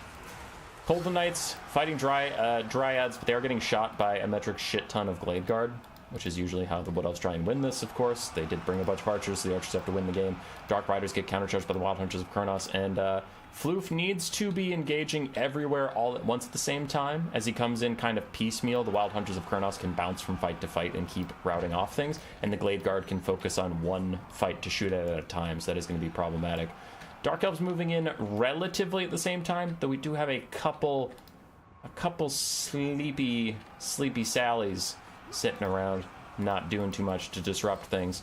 Malice and the Golden Knights trying to kill some Glade Guard, so are the Crows of Cain, which are now getting flanked by Eternal Guard. And Repeater Crossbows just shot them in the back a little bit. I'm going to pretend I didn't see it, but I did see it. And the last Golden Knight finally gets activated, charges through the Dryads, and gets onto the Archers. So really, the Dark Elves are just trying to kill all the Archers as fast as possible. As another Burning Head comes through, this one is very effective. I'm not sure if it was under or overcast, honestly, but it was effective. It's been happening to me in campaign. Wind of Death in the wrong direction. Yeah. Lag, misclick, suck. Oh. Chalk rope. Maybe. I didn't notice any lag, but maybe. This is not a replay. This is a spectate. So we are live. We are with them right now. Golden Knights almost kill a Glade Guard before they rout. And that's largely how this battle's going. Ash is up 2-1 on damage value right now. It's looking pretty promising for him as Malice just kind of wanders around. And this is how Malice fell out of the meta. He is individually very tanky. He is individually a solid duelist. He's individually a lot of things. But you can just ignore him. Like, the Wood Elves are just trying to win the battle everywhere else. I mean, they've literally just left him alone and let him fight whatever he wants and then just ignore him and move on. As they take out most of the Golden Knights, the Crows of Cain are about dead. We just have some Skirmish Cav, but obviously the Skirmish Cav will lose to the Glade Guard that are still left. And then Malice. And they'll come for Malice last. Wild Hunters of Khorne charge down the Sorceress of Fire, trying to get rid of her once and for all. Doing that thing where they run around in circles.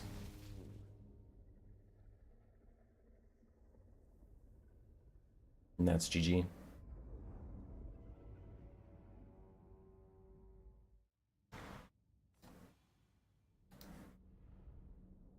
Malice watches his whole army fall apart as he just tries to get anything done. He's nice if you don't want to get Lord sniped, because it's almost impossible to snipe him out, but it does decrease your build's width a lot, and then he himself can't kill that many things. For Ash, it was a good solid build. Nice double layer of infantry to kind of saturate the area and keep the archers safe, where there was just Wood Elf bodies everywhere you looked. And then had the cavalry he needed to stay safe. The Wild Hunters of Khorne got a really good charge off onto some Dark Riders, and then they killed the mage as well. Lore accurate Malice battle. Yeah. So now we should be able to just stay here. Ash versus Raced is coming up. But I promised. I promised myself I'd never watch another Raced game again. I'm joking. I will stay here. So, Raced will be in shortly. Ash is the host, so he should stay in place.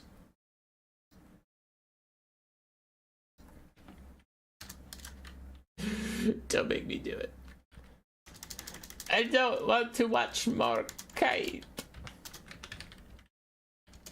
And then again, Ash might not put himself in matchups where Kite is viable. Maybe Ash will do the kiting. Maybe everyone will kite.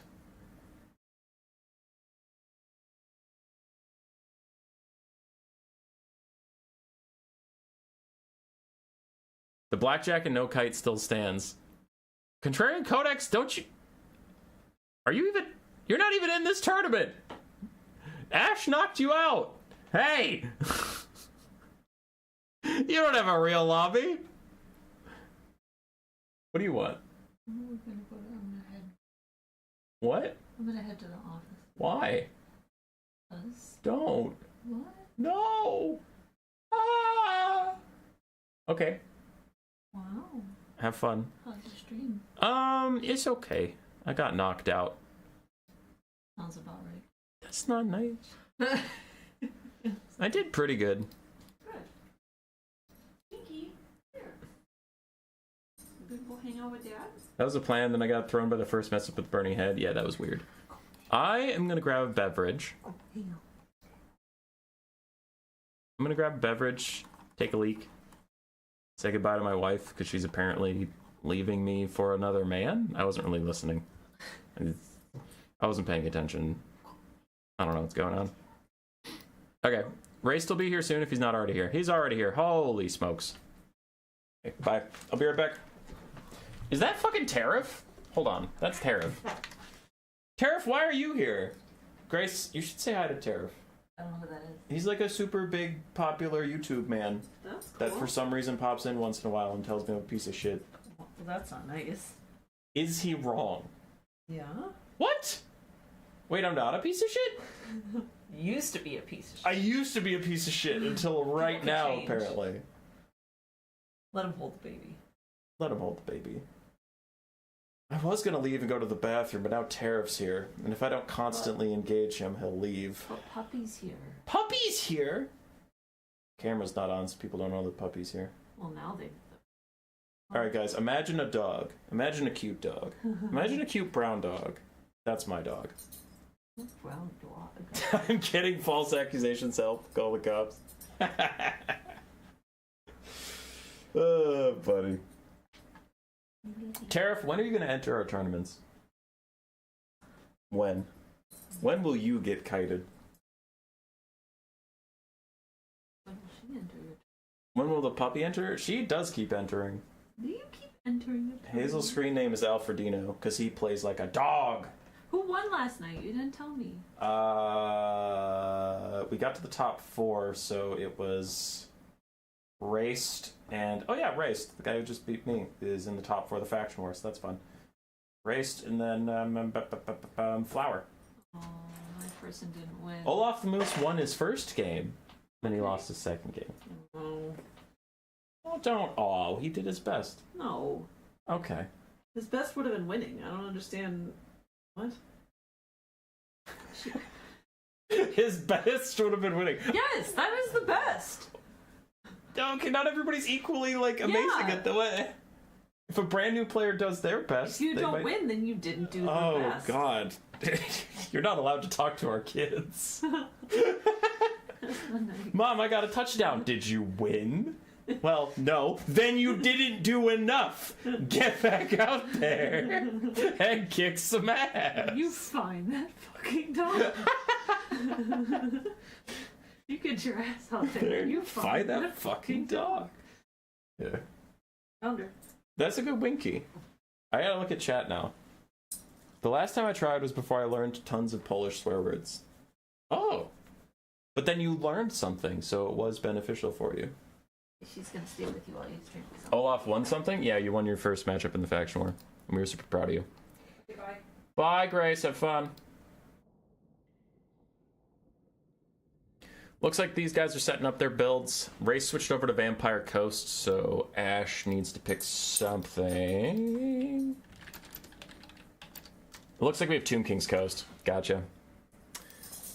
As I joked about when someone said that Ash was playing his main, which is the Wood Elves, I know him for Tomb Kings. Ash's just been spamming Tomb Kings, and he's very good at them.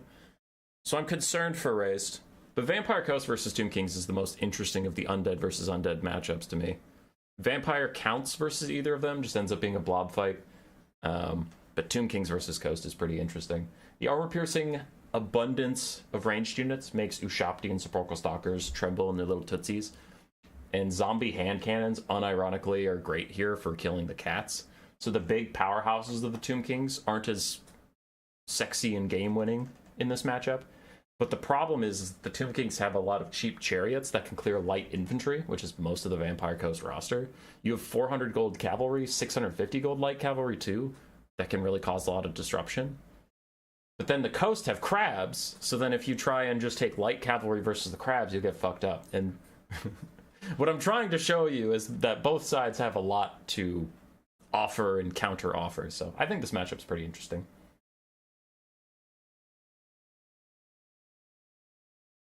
Hummus versus winner? No. Raced beat me. Raced beat me already. So Raced is the winner of our game, and Ash just caught up to him. As for the overall bracket, everybody is in quarterfinals now. Pigman and Tequila Sunset have been going for a little bit, so they'll probably be up into semifinals soon. So the tournament's cooking along. We had a weird stall out where I just got awkwardly caught between rounds and I had no one to cast, but things should be flowing a little more smoothly now. Human Boy, what's your favorite chocolate bar? Hershey's chocolate, but the cookies and cream one. Shit's dope. Love almond bark.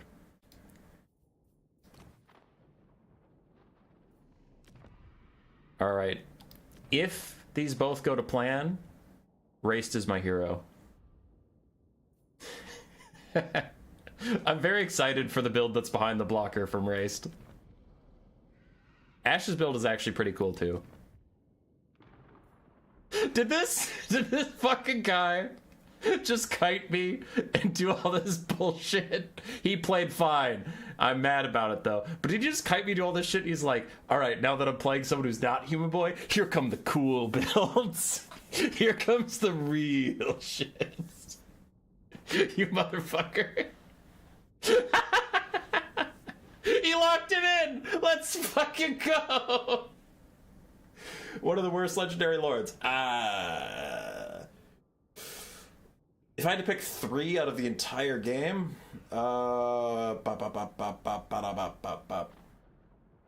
legendary lords specifically, not the generics. The generics are easy. Worst legendary lords.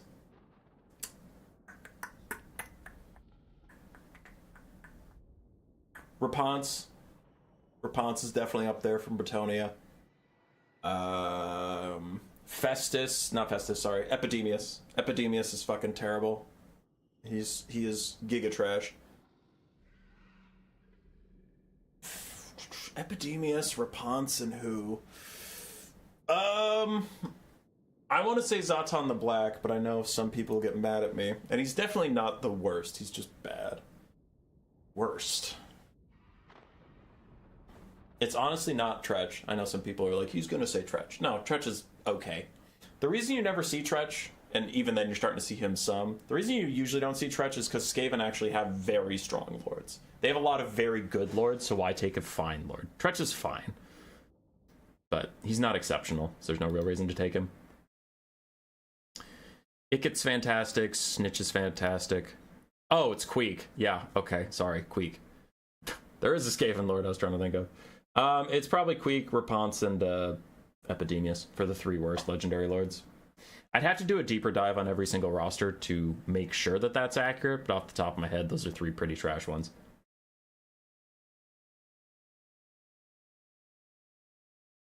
Volkmar? Volkmar is bad, he's not the worst. Miao Ying is bad, she's not the worst. Like, worst in the whole game? No. There's a lot of not good lords. But when you ask me for the absolute worst, eh.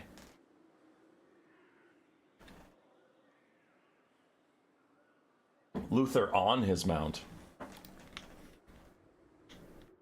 Is Queek even capable of doing anything if taken? No. He still sucks. Unless your opponent takes an infantry-sized lord and then just walks the infantry-sized lord into Queek without ever trying to run away, then no, Queek can't do anything. Alright. For the raced build, we have bomber bats. Handgun bats, bomb bats, the Salt Lord Scudlers, deck dropper bombers. That's pretty chad. 5 handgun mobs on the ground. Aranessa Saltspite with her net, Spearfisher's net, and then Kraken's Bane for AoE anti-large. Then we have a Deeps caster with the Tide Call and Denizens of the Deep. Frontline of zombies, 1 animated Hulk, and Lamp's Revenge. What about Gorok? Ooh, that's a good one, Phoenix King. Gorok is pretty fucking terrible. Greasus is up there. What are the most lopsided factions? Probably dwarves. I don't know exactly what you mean by lopsided, but dwarves is very weird. Where it's just like all heavy infantry all day, but then they still need to be a reasonable faction, so they get buffed out the ass to make all heavy infantry work. Anyway. On the other side for Ash, I did say both sides had actually really cool builds. We have double Necropolis Knight Halberds, a couple Skeleton Horsemen, Nekar Horsemen, that kind of thing, then a front line of Skeleton Warriors, 1 Bone Giant, Skeleton Archers, 2 Shop to Great Bows, one of which is the Chosen of the Gods, and we have Katep on foot. Littlefoot Katep. Cursed Blades and protection with his Bound Sandstorm. Why is Gorok so bad? Same reasons as Queek. He's a melee combat lord that doesn't do enough damage to be scared of, and you can just literally ignore him until the end of the game. And he's quite expensive, so he's not even cheap. If you just wanted to take a cheap lord and you're like, haha, I have Gorok, take that, idiot. He's like 1,500 gold or something. In your first round, having to face Berserk is rough. It's true, dude. It's true. So Raced is going with more Sky Skirmish, but at least Depth Dropper bombers and handguns are cool. At least they're neato. And he has Aranessa, so how mad can you really be as the Bone Giant's trying to take a shot? She is going to hide behind this little rock, this little rocky house in the middle. I honestly just called someone's house a rock because it looked so shitty. And the Ushabti are also going to take shots at the handgunners. And there are basic archers. So these bomber bats are going to have to be microed very well to avoid a lot of the damage. And the Ushabti great bows are already chunking them out half HP off those handgunners. They turn and fire. The reason you haven't seen many bomber bats since they used to be, like, the meta... What? Oh, that flag is just stuck there. That looked weird. Anyway, you haven't seen them for a while because their damage output is just crazy low for how squishy they are. As we can see, they're dueling with the Chosen of the Gods, and they're taking forever to fire, and even when they shoot, they don't get much damage out. So that's not ideal. I can never remember about Nakai and Gorok at the same time. Yeah, Nakai is actually good now.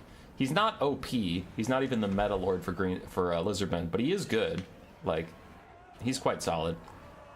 Fast, hits hard, really good animation set. Not too expensive. Bone Giant is now the next target of the handgun bomber bats, which you can almost see its HP bar moving. Almost. Anyway, Race bomber bats get to safety behind the Tomb King's lines, and now they're just waiting for a bit. The Salt Lord Scuttlers are dealing with the archers. This will go much better for them than the handguns have been doing. As you can see, they take half HP off the skeleton archers, and half because he's hiding in the trees, but also half because they're basic archers. The bats dodge a lot of those shots and don't actually take too much in return. So that's the first thing really going well here for the Vampire Coast. Spearfisher's Net on the Bone Giant to lock him in place, but unfortunately there's not a lot of punishment here. You just have some handgun bats kind of half-ass shooting at him, and the other handguns are trying to get up this hill so they get into range and actually start dealing some damage. Animated Hulks get wrecked by the Necropolis Knight Halberds, and the Runic Promethean Summon is out, but I also think they will die to those halberds. And I have to think the Tomb Kings are loving how this early game is going. Though the Bomber Bats did just take out a bunch of Skeleton Archers in the back, and they are distracting those guys, the frontline fight's going great for the Tomb Kings, and Aranessa is now dueling a Bone Giant. Okay. Why did she get punted away? That's so depressing for why she's a terrible character. She has mutant rat ogre syndrome, apparently, where when she even gets to the target she wants to fight, she gets punted away from it. As a Bone Giant shot through multiple Lampere's Revenge with that one volley. He did so much damage, and yet she's back to dueling him. She will eventually take out the Bone Giant. She's a way better duelist than it is. Lampere's Revenge need to get away from the Necropolis Knight Halberds as the Bone Giant gets another multi-shot down the side. Holy shit, how much value do you have from all this? 1,300 for using what ammo he has so far. Base value is 20. Oh, he's already apparently shot 10 shots. Still, though, it feels like he's just wrecking those Rotting Promethean RORs. Most of the Bomber Bats are gone. We have just the Salt Lord Scudlers and this Handgunner left. That one is crumbling, so I don't really count it as still being alive. And there goes Lampere's Revenge. Pretty disastrous moment for the Vampire Coast. Now Aranessa soloing out the Bone Giant is the first thing going well for them in the mid-game. Early game they had one thing. Mid-game they get one thing. They only ever get one thing. They don't get multiple things. As the handgunners move up into range, they're still trying to fire up and over a hill, though, so they don't have the best line of sight. So you can see they're often getting obstructed. And in Ushabti Summon plus Necropolis Knights creeping up on them from the rear is just going to make it even worse. Aranessa got pushed away once again by the Bone Giant, and now she has to fight Cathay. Spooky, spooky melee Cathay. And that is looking like GG. Ash is up about double the damage value of his opponent at this point. Necropolis Knights are both still pretty healthy, can clean out whatever they want to. Promethean Summon faded, so he has one more Promethean Summon, maybe. And is Cathay actually kicking Aranessa's ass right now? I know she's trying to fight the Bone Giant, but the fact that he's actually getting good damage on her is insulting. Yeah, he's hitting her. Damn you, Aranessa. Damn you.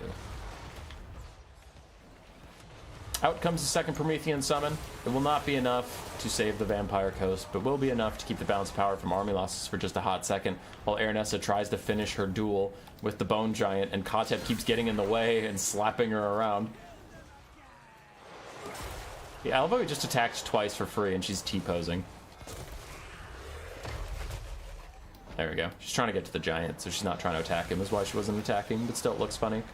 Necropolis Knights both pile up on the Rhotic Promethean summon, just want to deal damage to it and trigger army losses even faster. The Bone Giant's just trying to exist for balance of power reasons. All of the coast are dead and gone except for this tiny little clump. This tiny little teeny tiny little clump. Look at that tiny clump. Look at it being all clumpy. Aranessa's almost killed off the Bone Giant. Another Spearfisher's Net down to lower its melee defense and I guess lock it in place because it was trying to run away, question mark? But the Prometheans faded away, and with that, army losses. Oh, head-to-head battle? Skaven Dwarves is still pretty bad.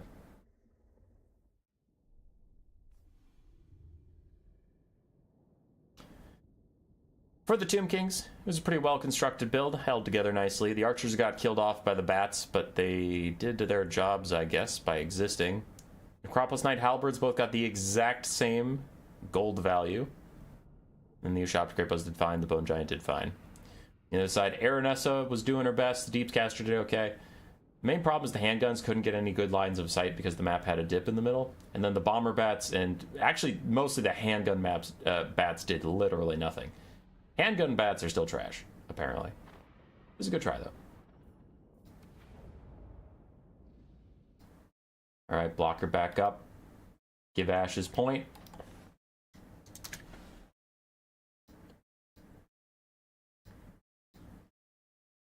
Back at it again at Krispy Kreme.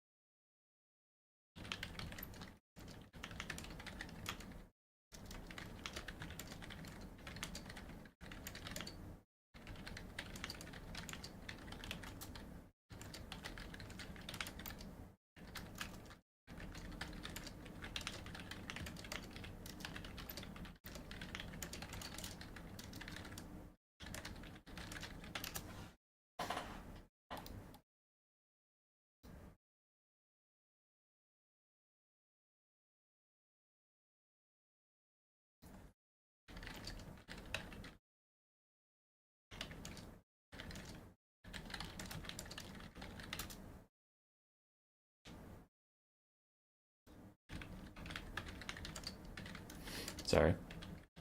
I got asked a question online.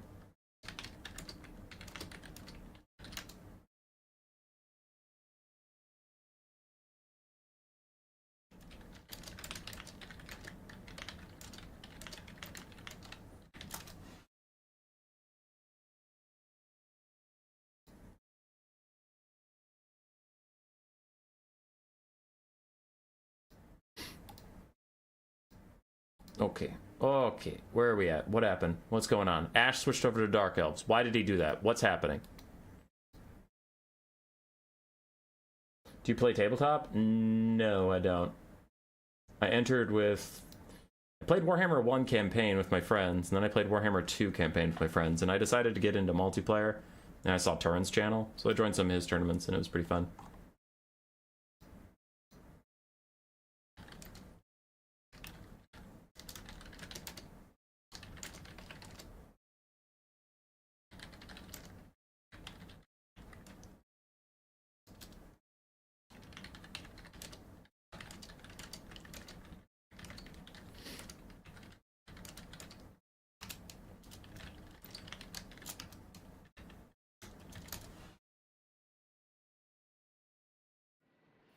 Oh, racist Kislev.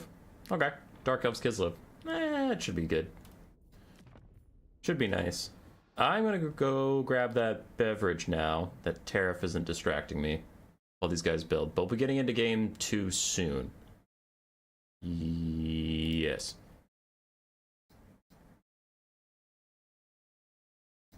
Okay, BRB. Tabletop soon? No. What? It's too expensive. What? No. What? No.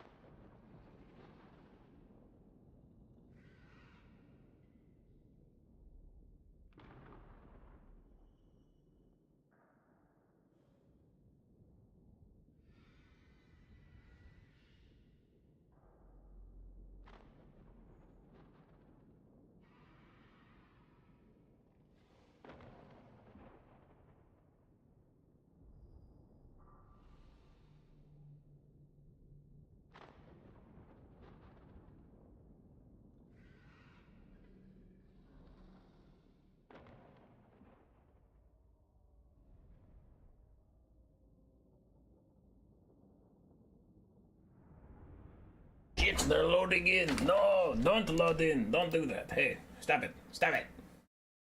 Okay, what do we got? Things in the woods. I haven't seen those since the nerfs.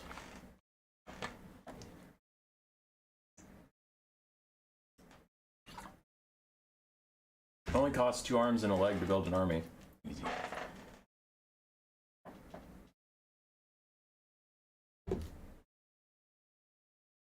Ah, it's Peak Pass again. How do we keep getting the largest map that exists? How? Okay. For the Dark Elves of Ash, trying to clutch out the series 2-0. We have Cold One and Cold One Dread Knights. Is it just Cold One Dread Knights?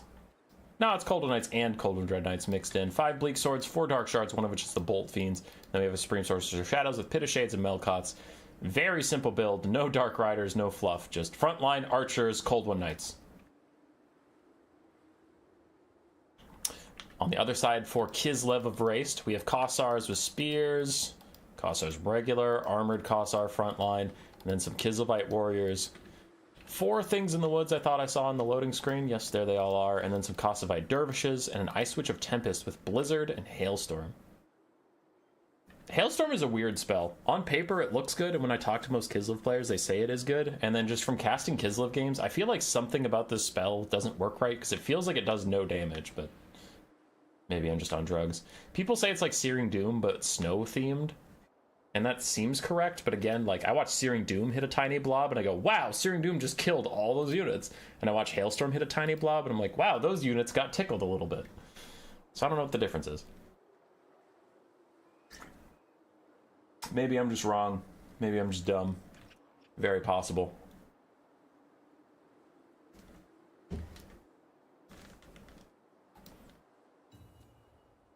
I heard her ding. Someone's ready.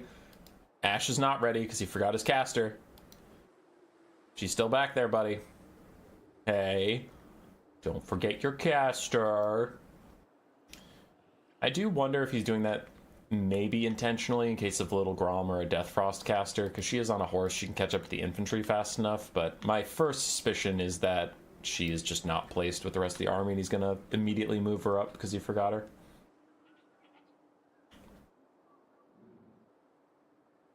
That's my suspicion anyhow.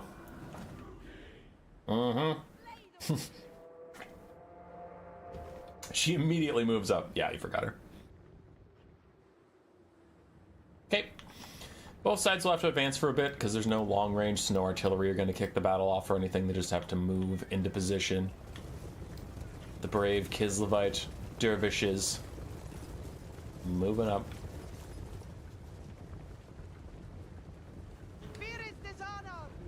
The damage is less concentrated both in terms of area and time. So if you dodge it, it does less damage, therefore skill issue.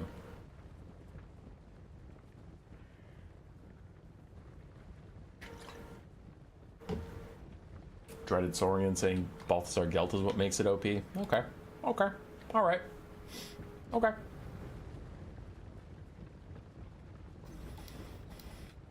As both sides move up, Kislev is going to want to find a way to shut down the Dark Shards. Ooh, never mind, they're unshielded, so the Kossars actually could just counterfire the Dark Shards and be fine.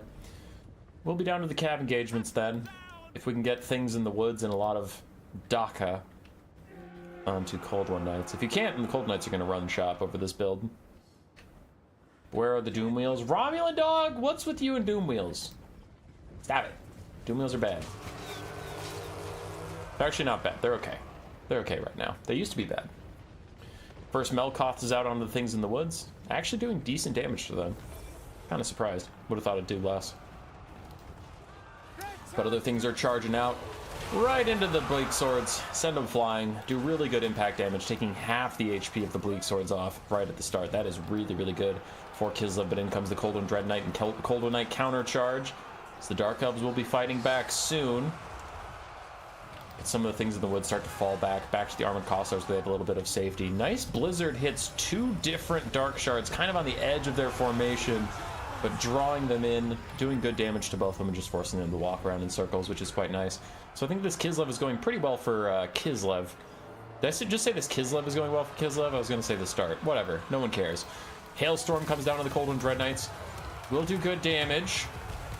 And it keeps pummeling them. And as someone in chat said, it's just longer duration to get the damage out. But it does hit those Cold One Knights with almost everything. So really good damage onto them. The backline is already having a little bit of trouble, though. Some of the Cold One Dread Knights got back here. They're fighting dervishes, Kossars, everything. As the regular Kossars now about to get rear charged by Cold One Knights as well. So brace for them to go flying. Yay! Flying archers! And a Pit of Shades is out from the Dark Elves. So it's Revenge of the Dark Elves. They're ahead on the balance of power? No. Race is ahead on the balance of power. I'm used to the Dark Elves being red because they're usually the bad guys because they're bad. Race things in the woods got onto the Dark Shards, multiple Dark Shards. There will be no more armor-piercing missiles for you, Dark Elves. I don't know if you want to say Glorious Carnage. You're the ones getting eaten alive by werewolf monsters. So both sides trading back lines. That Hailstorm is more of what I'm used to. Pretty whatever damage. Both sides trading backlines, we'll see who benefits more. My instinct is Kislev, because Kislev's backline is a little bit hybrid. Some of the Kossars can fight back a little better than the Dark Shards can. The Cold One Knights go to catch out the things in the woods. This should be good damage from them, and Murderous Prowess is now procced, giving them a lot more stats as the Dark Elves try and stay in this fight and fight back a little bit longer. Kossars turning around using their pistols. Kislev still had a lot of infantry left. And the Dark Elves have more cavalry, to be fair. Some Cold One Dread Knights still have good HP, half HP on this Cold One Knight that is charging these guys. Rear charging the Kossars might get them to rout soon. If they don't have Fire Blood, they do, so they'll be fine. They'll hang around for a bit. Cold One Knights fighting to the end against things in the woods. Again, their leadership is crazy high because they're elves, but also Murderous Prowess is giving them 15 more leadership, definitely keeping them in this fight for a little bit. And I start to worry about Kislev just a little bit, but Ash is behind about 900 damage value, keeping it pretty close. We do have Melkoths and Pit of Shades in the late game, so if you have a lot of infantry or whatever, I mean, 2 Pit of Shades can turn that around real quick. Each Pit of Shades should kill an entire infantry unit if they catch them napping. Not able to dodge. Looks like this is the last real healthy Cold One Knight. Still have some Dread Knights, like we said, off in the distance, running down Kossar spears. We did not get a Pit of Shades, we got a Melkoths instead, interestingly enough. I wonder if he's a little strapped for Winds of Magic. A little strapped for cash. Ice Witch using her Snowflake Pendant for more Winds of Magic recharge.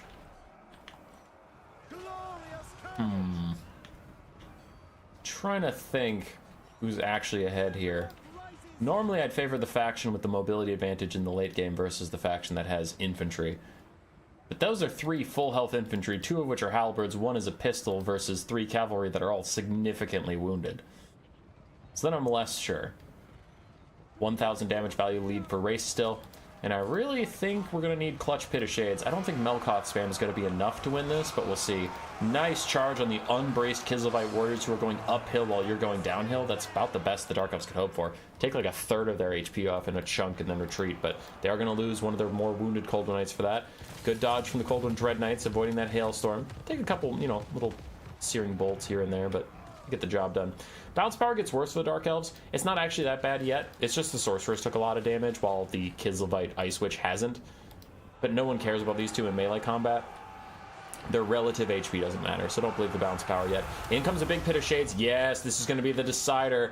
We were waiting to see if there was a big Pit of Shades. Is it overcast? I don't know. We'll have to figure out from the damage. I believe that is not. It's hard to tell, though. But Pit of Shades does significantly more damage when it's overcast.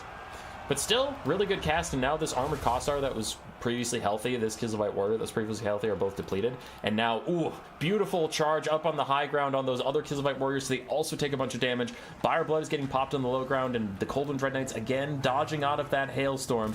Don't want anything to do with that. They have to stay safe and stay healthy if they're going to win this game. Cold One Knights on the high ground did a lot of damage to Kislevite Warriors, but as the fight drags on? Dragon. Anyway, the longer the fight goes on, the Kislevite Warriors are going to start poking back significantly. Now all the Cold One Knights are charging the Ice Witch Tempest. She is on foot, however. That sends her flying, keeps her nice and safe. So actually, weirdly enough, the Dark Elves wish she was mounted for that. As the Cold One Dread Knights now fall back away from the Things in the Woods. Things in the Woods rout. Kislevite Warriors rout. The Armored Kossars might rout too. But the Dark Elves, do they even have enough left in the tank? Melkoth's onto the healthy Kislevite Warriors, does a lot of damage. The Cold One Dread Knights really want these last Armored Kossars to rout so they can just busy themselves chasing everything off the map. Kossovite Dervish is trying to come back for Kislev. And are there any other reinforcements around for either faction? It looks like we have some regular Kossar archers trying to come back.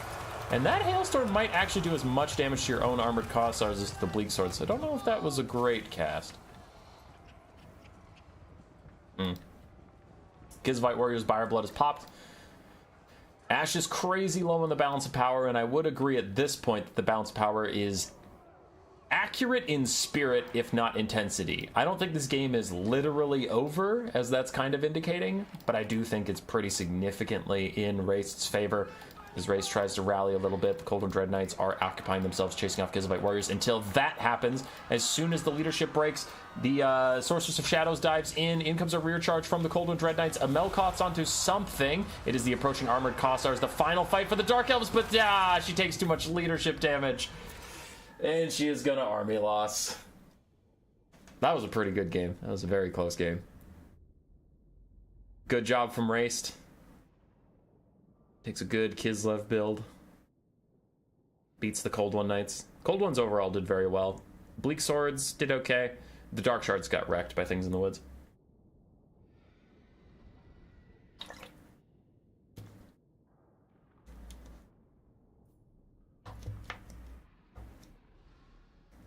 His friend gets swallowed besides him, Jurassic Park style. Glorious carnage! Yeah, some of the voice lines were poorly timed there.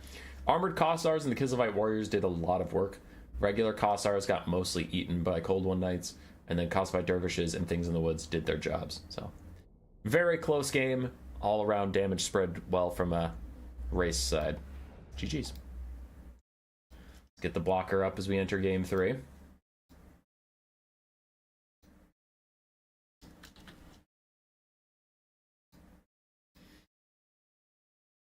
Our first semi-finalist is ready with Pigman. Seos, Nulnish, Berserk, and Sexy Boy all still fighting.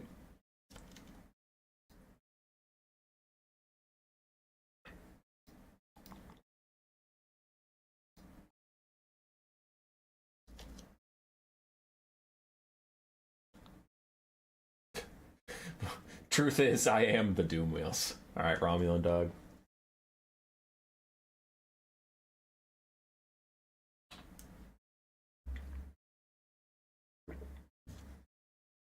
Segos, I see you in chat. How's your series going with Nulnish? What game are you guys on? Just curious.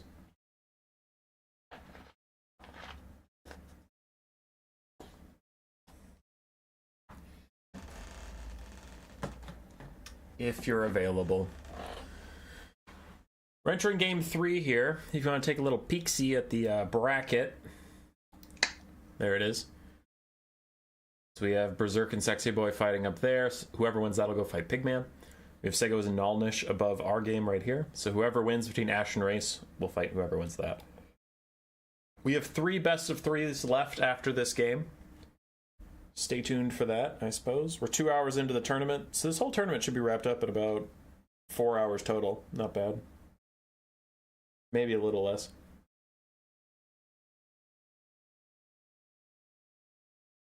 Maybe a little less.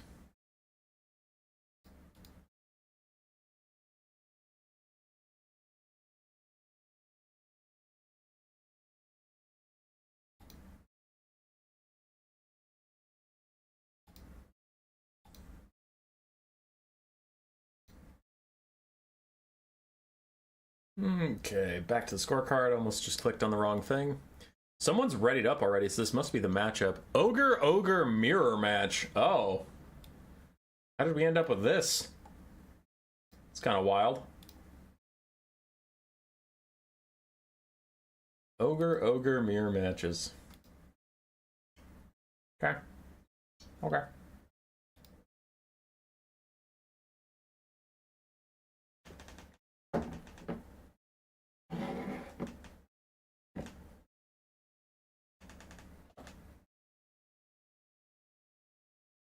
Hey, pigs are ferocious creatures. One of them killed Robert Baratheon, king of the realm.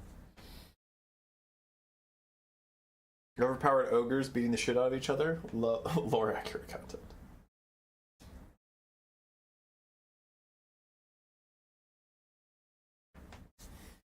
Ash's build is ready and waiting. Race, let's check in on him. Let's see what he's doing. Oh my god, that build sucks. Okay, alright. Race build sucks. It's terrible. It's terrible, it's garbage. But human boy, his build is like not even done. His build's missing most of it. What the fuck? If you could see past the blocker, you'd see he's picked a Lord in like 3 units and already build's trash, dude. Build fucking sucks. Holy shit. And I'm not just out of things to say, so I'm filling time by being an asshole. It's actually a terrible build. Oh. Anyway. Oh, make a tier list for heroes and make it 3 hours long. Okay. Okay.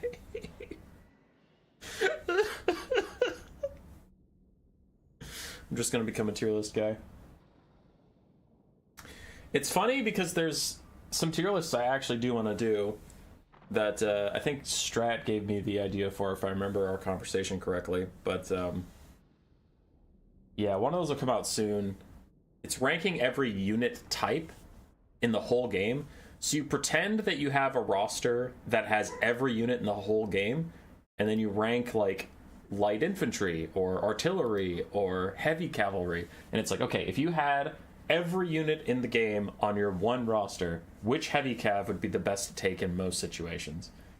Right, so you rank them that way, where it's like Dragon Princes are S tier, you'd always want to take them, while as like Knights of the Rose are only A tier, things like that. But I also like, you need to also space out your content so you're not just the tier list channel, because then people think you're a washed up hack, and you're like, no, I just thought that's what people wanted, so I started making some tier lists, and people get sick of them, you don't make them anymore. It's just how it goes. Make a tier list for your tier lists, yeah. I just want to make content that people like and that I don't hate making. Because if it's content people like and I despise making it, I'll make like 1 or 2 to get some subscribers, and then I'll stop doing it.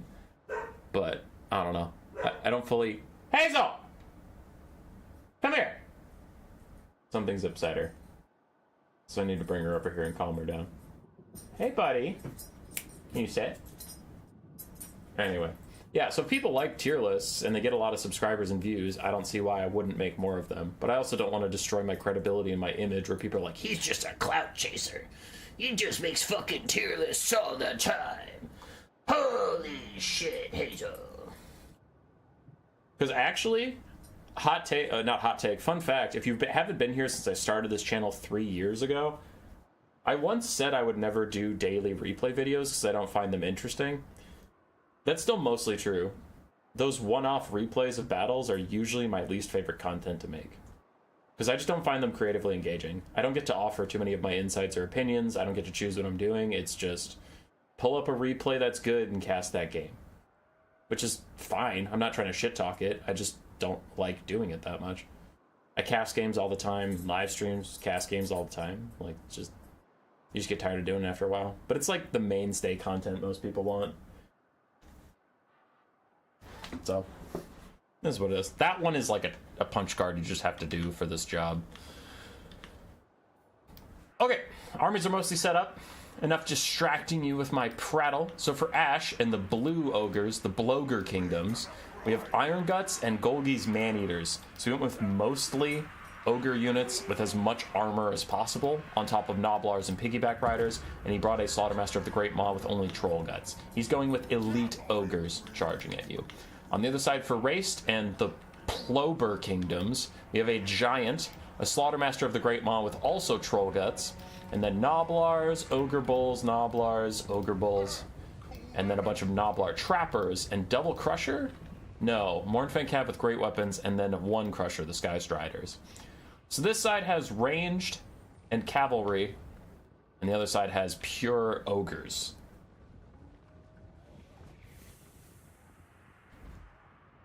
Lore tier list?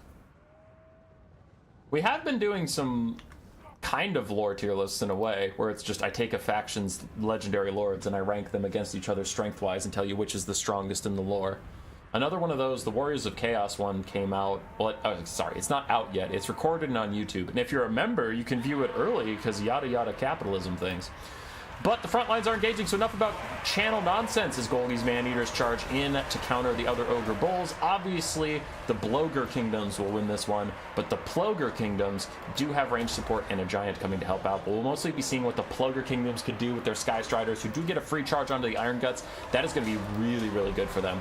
They're fighting off of the Noblar support, so all of their attacks are going onto the Iron Guts, and they got their charge off for free. That's pretty huge, so they're going to kill that expensive unit super quickly. The Ogre Kingdoms will win the front line by default. They've just invested a lot more in it. We'll see how long the Noblar Trappers can be allowed to fire for a bit, and we'll see what the Sky Striders can do on the high ground. Troll Guts is already out for the Iron Guts, but an overcasted Troll Guts is here for the Sky Striders, so they'll make sure they don't take any damage relative to what's going on there. Ogre Kingdoms almost through that front line. We see a lot of wavering leadership bars. The Noblar Trappers still doing their best. We have one Mournfang Cav that peeled away from the fight.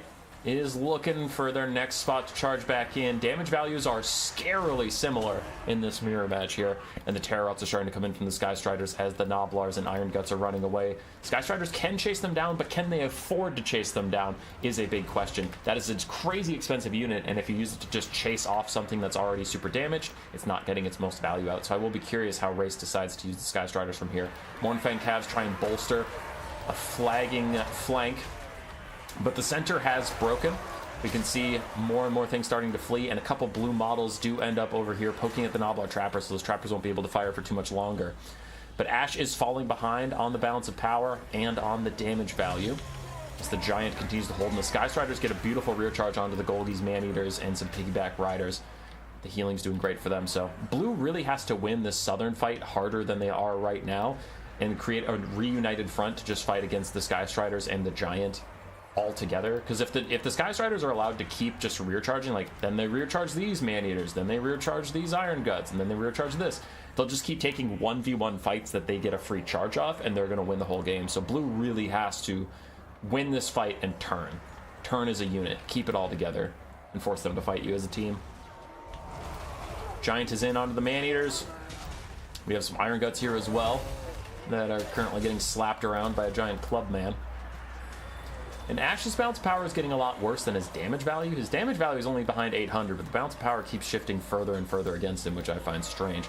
The Noblar Trappers are starting to rout, which can help the Blue Ogres be fine. But this is problematic. A lot of stuff rallying in the far ground. Now I guess it's just Piggyback Riders, Noblars, and Ogre Bulls, so maybe they're not worth chasing down. That is tough that nothing could be afforded to go chase all of that stuff off. And there, the Sky Striders and the Giant get another fight with Man-Eaters and Iron Guts without a lot of support nearby. Golgi's Man-Eaters coming over, getting a Troll Guts heal. But can the Blogers even stop the Plogers? I can heal. Oh, I can heal better. Still, Ash is keeping that gap nice and close. He's actually caught back up on damage value, which is quite a lot. And there goes a Meat Feast. Nice heal for the Golgi's Man-Eaters, really trying to heal up all those guys. And the Sky Striders already got an Overcast of Troll Guts, so I don't know how close their healing cap is. But the red team is regathering forces. They can recharge your Ogres soon. Still have Gnoblars fighting below Ash's feet. And then comes a Meat Feast for these Golgi's Man-Eaters. Extra ingredients is out for the Slaughtermaster of the Great Maw. Is going to cast another heal on the Sky Striders, try and keep them topped off. Ash has about equalized the gold damage value. It's all about where that healing is, I suppose. Mornfang Cav, heal cap has appeared, fighting Iron Guts and not enjoying it too much. But they're fighting on top of red piggyback riders, or purple piggyback riders, depending on if you go off the color of their unit or the color of their flag. Sky Strider's heal cap still not appearing as they get all that healing back. So without blue Gnoblars to keep them safe, these guys are slowly getting cycle charged and whittled down by the little pokey spears at their feet. Ash falls behind on damage value, was catching up for quite a while, but now is down about 1,600. There, the Sky Striders are just about heal capped, but they have done their jobs. We can see the Ogres are starting to rout for the blue team. Down to just a Slaughtermaster and a single Iron Gut, and I guess a half-health Golgi Man-Eater is not nothing, but Ash is going to throw in the towel, and I think that is appropriate.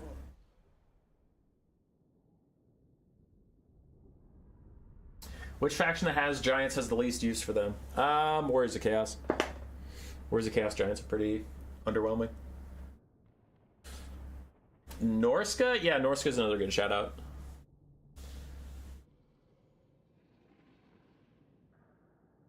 Interesting choice to run a lesser frontline headlong into superior troops. Bold strategy, Cotton. Yeah, it worked out for him.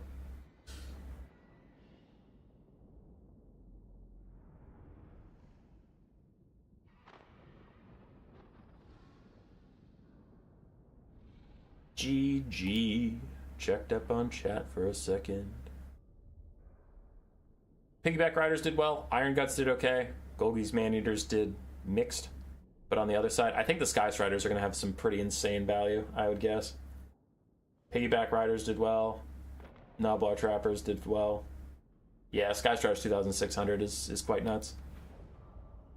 GG's Ash. GG's Raced. Raced will be moving on to semifinals. As I check in on Sexy Boy and Pigman. So here's the bracket while I do some tournament organizing. Okay, Sexy Boy and Pigman. So where the hell do I find Pigman? Where is he?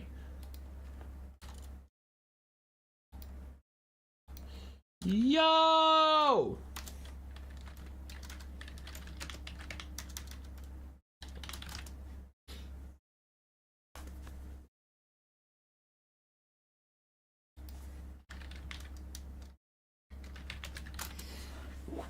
Okay, I'm going to message Seos and Raced too, because I do want to be casting everything from this point.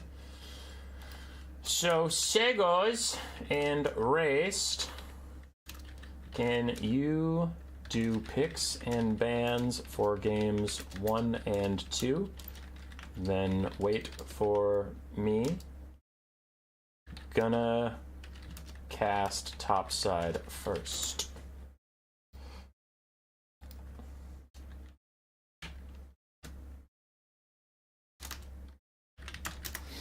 Cool. So hopefully their pick and ban will be nice and fast, because I just told Seos and Raced when they match up to do their picks and bans and wait for us. But we'll hop in with Sexy Boy and Pigman now. They haven't started their first game yet, so we haven't missed anything.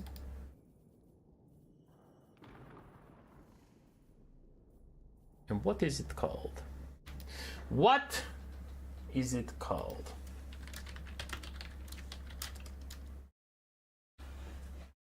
Oh. Oh, my little shoulders. They're so sore.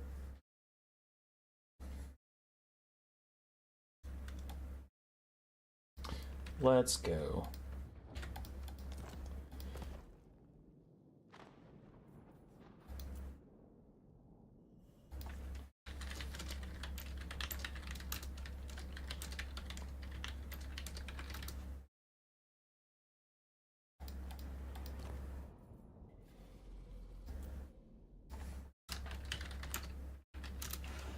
All right, Sexy Boy doesn't have a code for me. What the hell?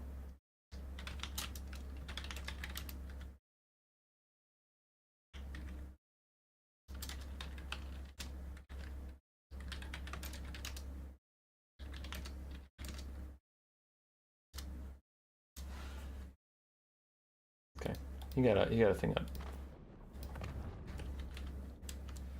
I put in the wrong password because I'm stupid. Oh God. I'm back. We're good.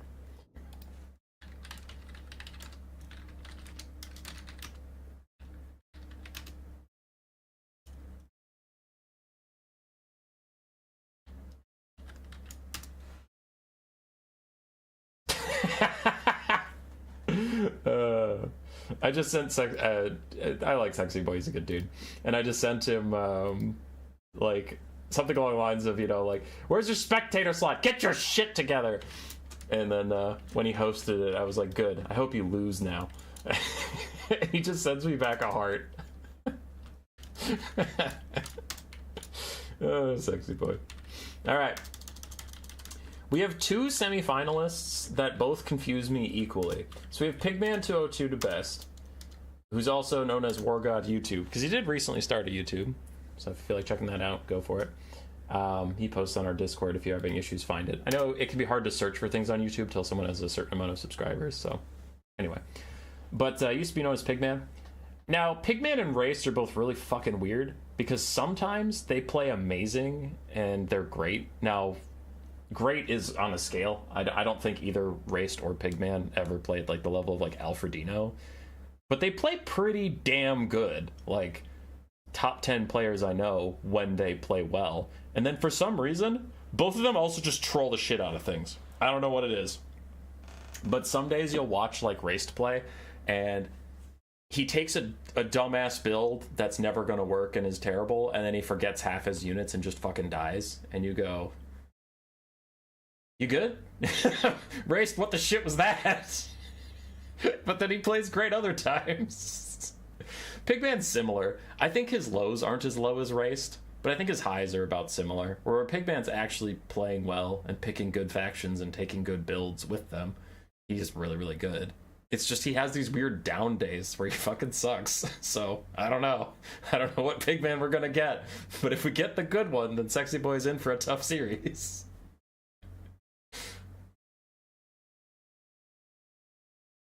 Sorry, Hum, it's been no membership for me today. Lost my wallet and waiting on a new card. Kyle, do not feel bad. You've already contributed 200% more than you have to and 110% more than I deserve. Bro, how do regular bulls with knobs hold so long against Iron Guts plus knobs? Ash? I don't know. It's a little scary. 5 for biting. Oh, we can start now? Thank God. I've been vamping for time while we waited for you.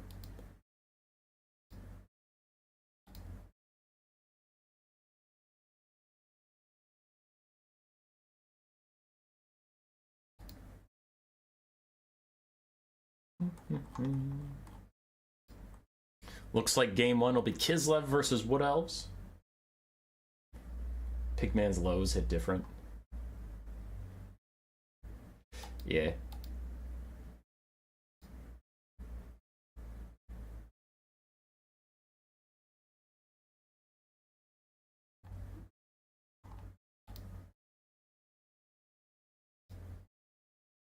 Now, Raced, see, I don't talk to Raced as much as I talk to Pigman.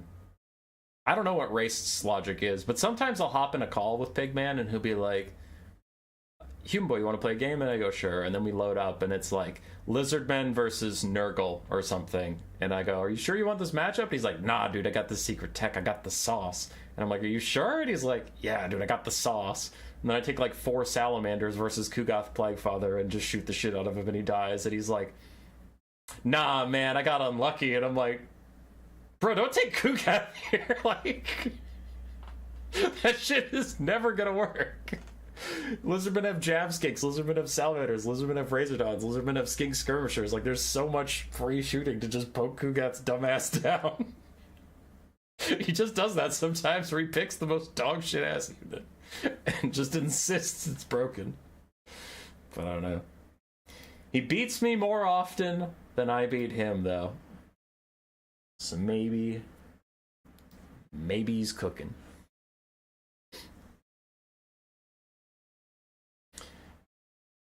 Raced on his beloved... Not Raced. This isn't Raced. This is Sexy Boy on Kislev. I was going to say, Raced loves Kislev. He was so sad when Kislev were broken OP because they always got banned and he never got to play them. But apparently Sexy Boy's also drinking from the same Kool-Aid.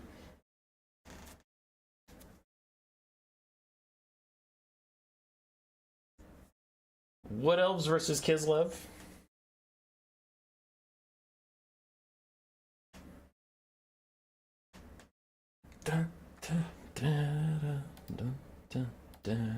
Who dares message me and why?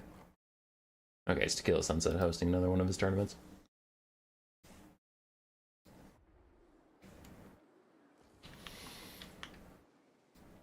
On one side, for Kislev, they'll move around less. We have 4 Kossovite Dervishes, Griffin Legion, and Winged Lancers. So triple Griffin Legion, 1 Winged Lancer, 4 Dervishes, and then a front line, quote-unquote, of just 6 archers. 5 Kossars with spears, 1 without. So it's just archers and cav. We have Tsarina Katerin on her Frostworm mount with Death Frost and Frost Blades and the Ice Maiden's Kiss. So actually a decent spell. Wow. Okay, she is kitted out. Crystal Cloak when she's casting, Arcane Conduit for more Winds of Magic, and Stand Your Ground plus 3 spells. That is an expensive Katerin. Or a Sexy Boy. On the other side, for Pigman, we have the Lost Sylvan Knights, relying on Kislev not having a lot of magic damage, but oh no, Frostblades. Frostblade cast on any Griffin Legion charging Lost Sylvan Knights will be a very bad time for the Sylvan Knights. We have 2 Wild Riders aside from that, a bunch of Glade Guard with Starfire Shafts and Hagbane Tips mixed within, and then 5 Eternal Guard with Shields and Drycha. Melkos Mystifying Miasma and Rouse to Wrath.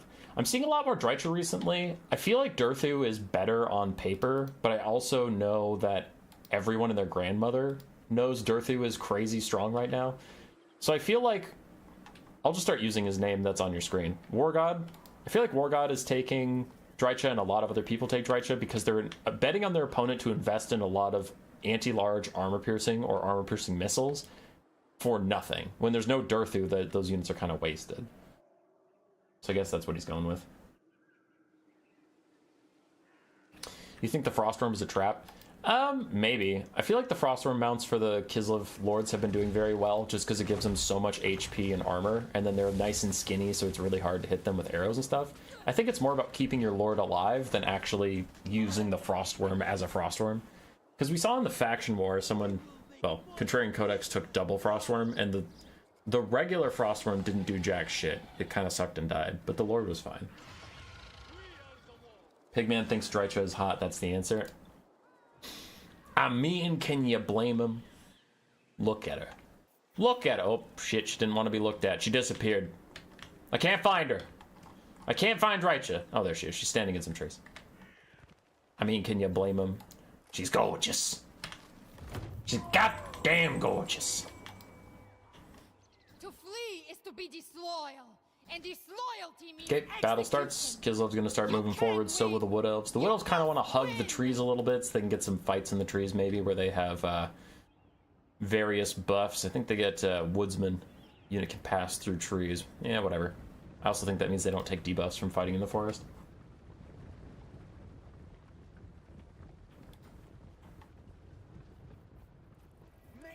I think this Kislev army has what it takes to win.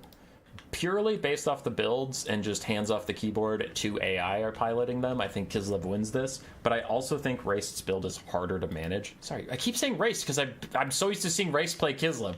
Sexy Boy's build is much harder to pilot, in my opinion. A lot of cavalry, and then making sure Tsarina Katerin doesn't get into a bad engagement, making sure she times the Frost Blades with a good charge on the Lost Sylvan Knights. There's a lot to micro with this Kislev build. The Wood Elf build is not easy by any means, but it is a lot more stand and shoot. You can generally put your Glade Guard in good positions to fire, send your front line at the enemy, and then micro your Lost Sylvan Knight and double Wild Riders a bit better. So, yeah. I think the Kislev build, if piloted perfectly, should have the upper hand in this. That's a big if. That's a big if going on. Dervishes going around the flanks. They want to set up a situation where they can threaten the Wild Riders to either stop them from charging the Glade Guard or let them hit the Glade Guard, but then don't get rear charged by the Griffin Legion. Because that's really going to be the thing, is if you can hammer an anvil, and strangely enough, the light cavalry of Kislev is the anvil. Traditionally, with a hammer and anvil, you're thinking a heavily armored high melee defense infantry unit, but with unbreakable light cav, they can actually hold for quite a while. Nice overcasted Ice Maiden's Kiss almost takes out 2/3 HP from a Glade Guard. And now the Glade Guard are going to fire back, but as we discussed, I mean, these Frostworm mounts are pretty difficult, and then with Crystal Cloak, also 20% more damage resistance for a bit after firing, quite nice. And the Cossars with Spears are just firing up and over the Glade Guard. And this is going to be a problem for Pigman, because there is no frontline fight that's going to happen. Either your Eternal Guard abandon their positions and walk towards the Cossars to engage them in melee, but then you open up more avenues for the cavalry to sneak in and attack, or you don't do that, and now you just get shot with your Eternal Guard standing around doing nothing. Tsarina is in, taking a lot of damage from full focus fire. Pigman turns War God turns everything towards Tsarina Katerin to try and pin Kushner. In come the Winged Lancers. Costified Dervishes are flying around the backline, distracting the Lost Sylvan Knights, but Tsarina needs some more help, and this is where that micro comes into play. We have double Griffin Legion fighting in the forest against Wood Elves. That is a disaster, because they take various debuffs from fighting in the forest, while the Wood Elves do not. Lost Sylvan Knights still trying to peel, but the Unbreakable of the Dervishes is helping them just stay in the fight. And already the Wood Elves have lost all but 2 of their archers, so 4 archers already routing, and the last one gets hit in the back with the Costified Dervishes. Tsarina Katerin took a lot of damage, but without those archers, the Wood Elves' damage is quite nerfed. Griffin Legion going to take out one of the 3 cavalry of the Wood Elves. A second one is also routing in the woods. Dryad Summon is already out from Tzeentch, but if the Kislevites can run over here and just deal with these guys, that will bring us down to just the Lost Sylvan Knights and some various infantry.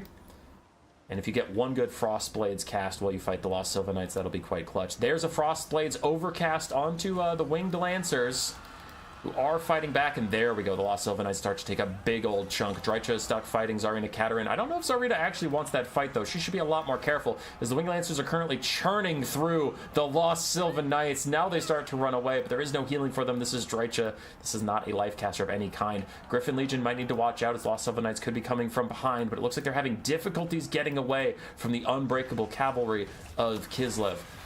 Now, Tzeentch gets hit with the Death Frost, is still dueling Tsarina with some nearby Kislevite cavalry trying to help out, but the Kislev cavalry is super damaged. Sexy Boy has a little bit of a damage value lead. The bounce power is dead even. The Lost Sylvan Knights are routing, getting chased by Dervishes. Do the Dervishes have enough leadership to chase these guys, though? Or are they going to terror route? Griffin Legion do get a charge onto the last standing Glade Guard. There they go.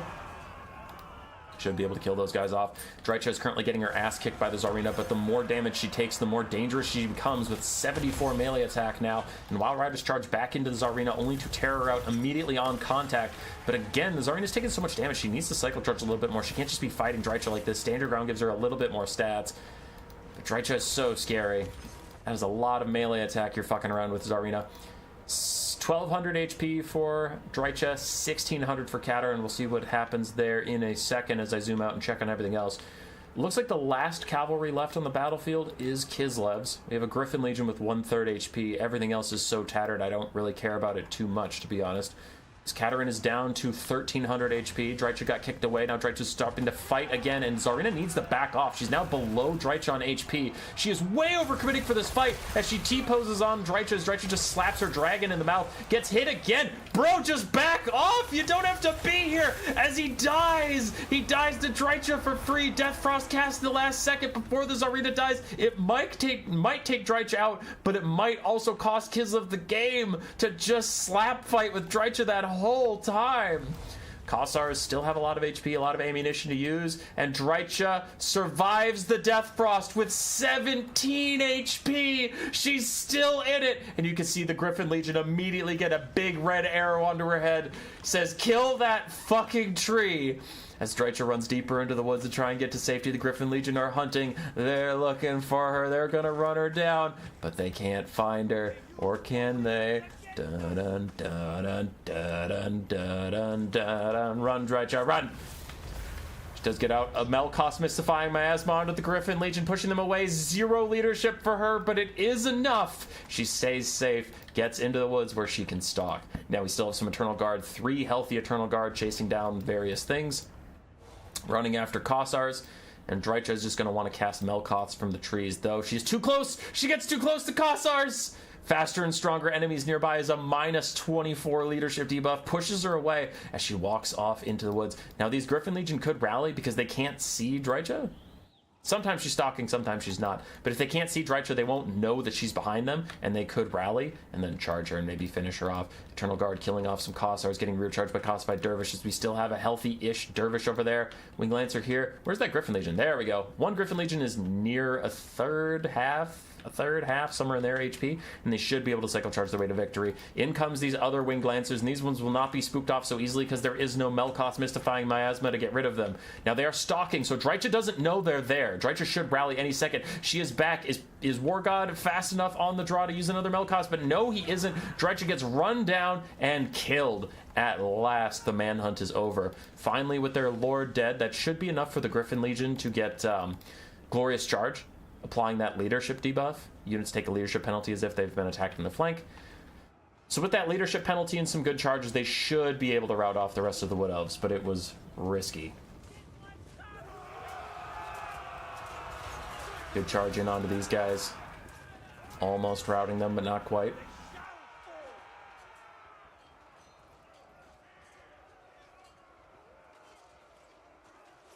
Pigman modded his campaign to bring back Tzeentch's Screeching.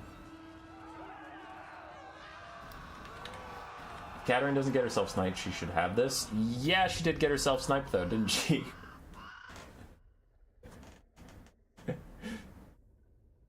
The Death Frost was big, should salvage that mistake. I mean, it was big, but that was really funny. That sexy boy was just like, I'm just gonna fight Tzeentch, and then fucking Catherine dies. He just didn't run away. Wing Lancers and Griffin Legion got good value. The other 2 Griffin Legions got took out, but you needed the overload of Cav for this build to work. An insanely close game to start off this semifinal, but Kislev does prevail. Glade Guard, less value than they would have liked because there was just so much Cav to shut them down. But Tzeentch and the Spears did well.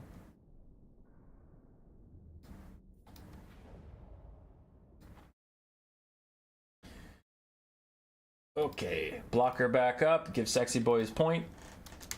Very close game.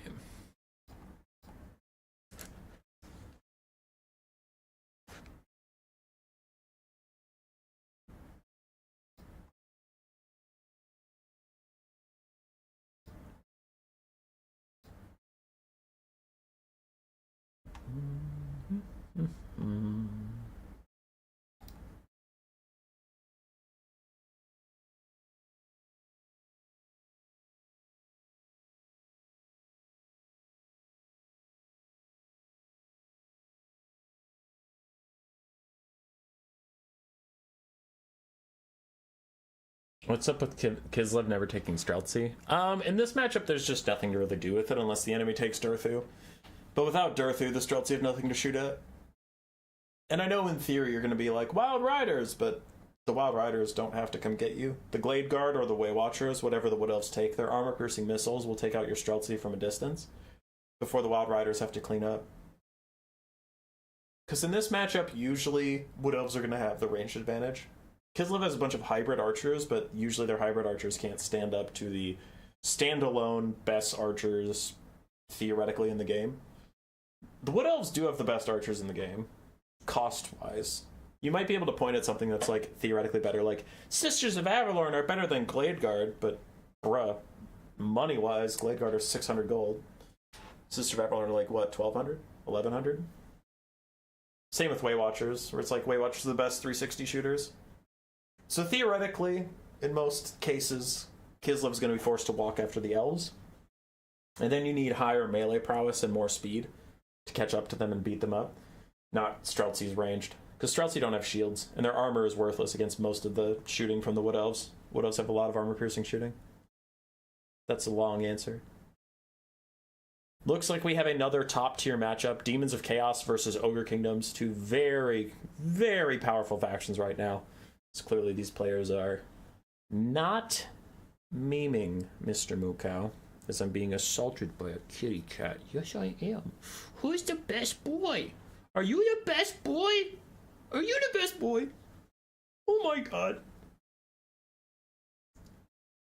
He's so perfect. He's such a perfect little Mukau. Hazel, shut up. Fuck you. You think I care about you? You think I care about you? You bitch! Literal. She's a literal bitch. That wasn't even an insult. Hey. I never see them in other matchups either. I don't know. I like Streltsy. A rat has kitty cat? Yeah. Mr. Mukau is he's a good kitty. He's a good Mukau.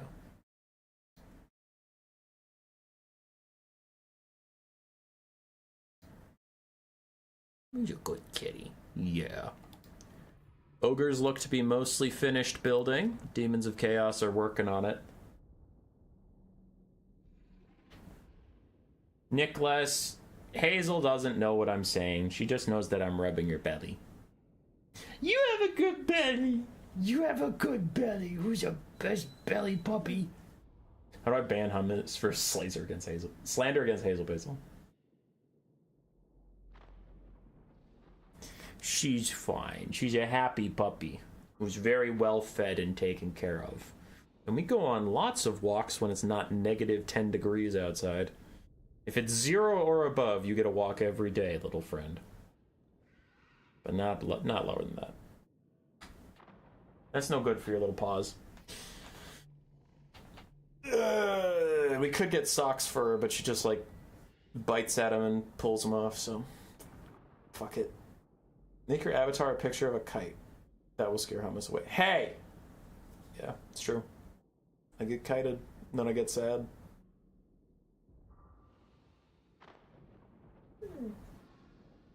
Sexy Boy has been AFK for a while. There we go. I was just staring at his build behind the blocker and it hadn't moved for the longest time, and I was like, you good, dude? You good, dog? Oh. I just had an amazing stretch.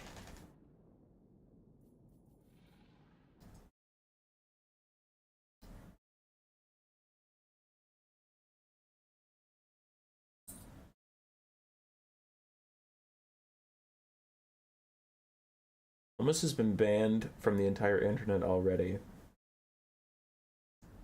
Oh. Oh. Well, that makes me sad. Why did I get banned from the internet? What did I do?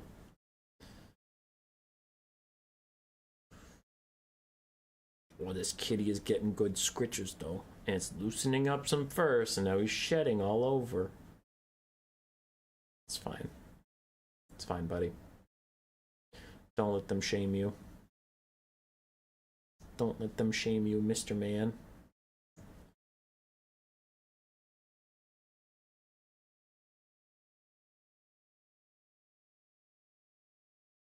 Sexy Boy seems to be about ready.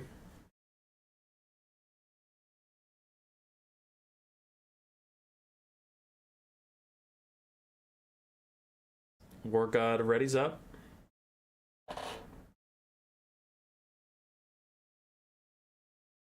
Let's take a look at his build. What did it end up being? Okay. Sexy Boy has a full build. He's just assessing whether or not he likes it enough to hit start.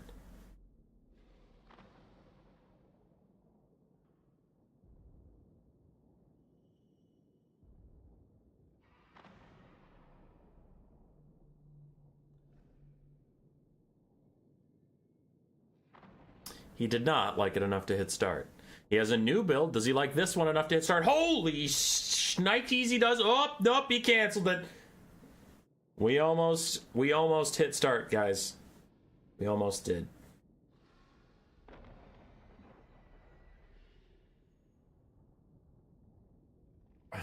Battle of the arguably two best. I think you could say arguably two best. It's just, I would argue Dwarves is in there as well, but yeah. Okay, we're ready. We're going.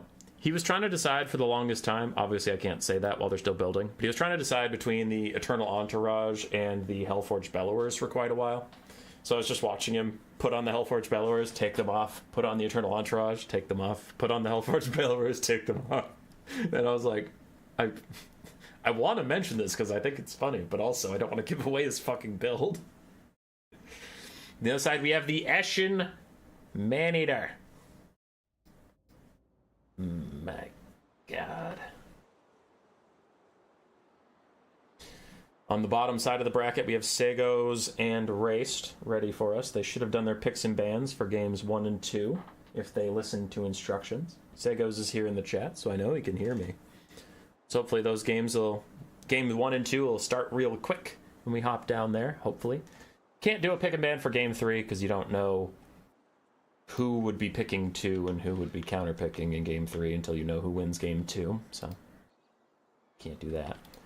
For the Demons of Chaos, we have 2 Heartseekers, 2 Seekers of Slaanesh, the Eternal Entourage, and double Fiends of Slaanesh, 2 Blue Horrors, 2 Pink Horrors, and a Herald of Tzeentch with pink and blue fire.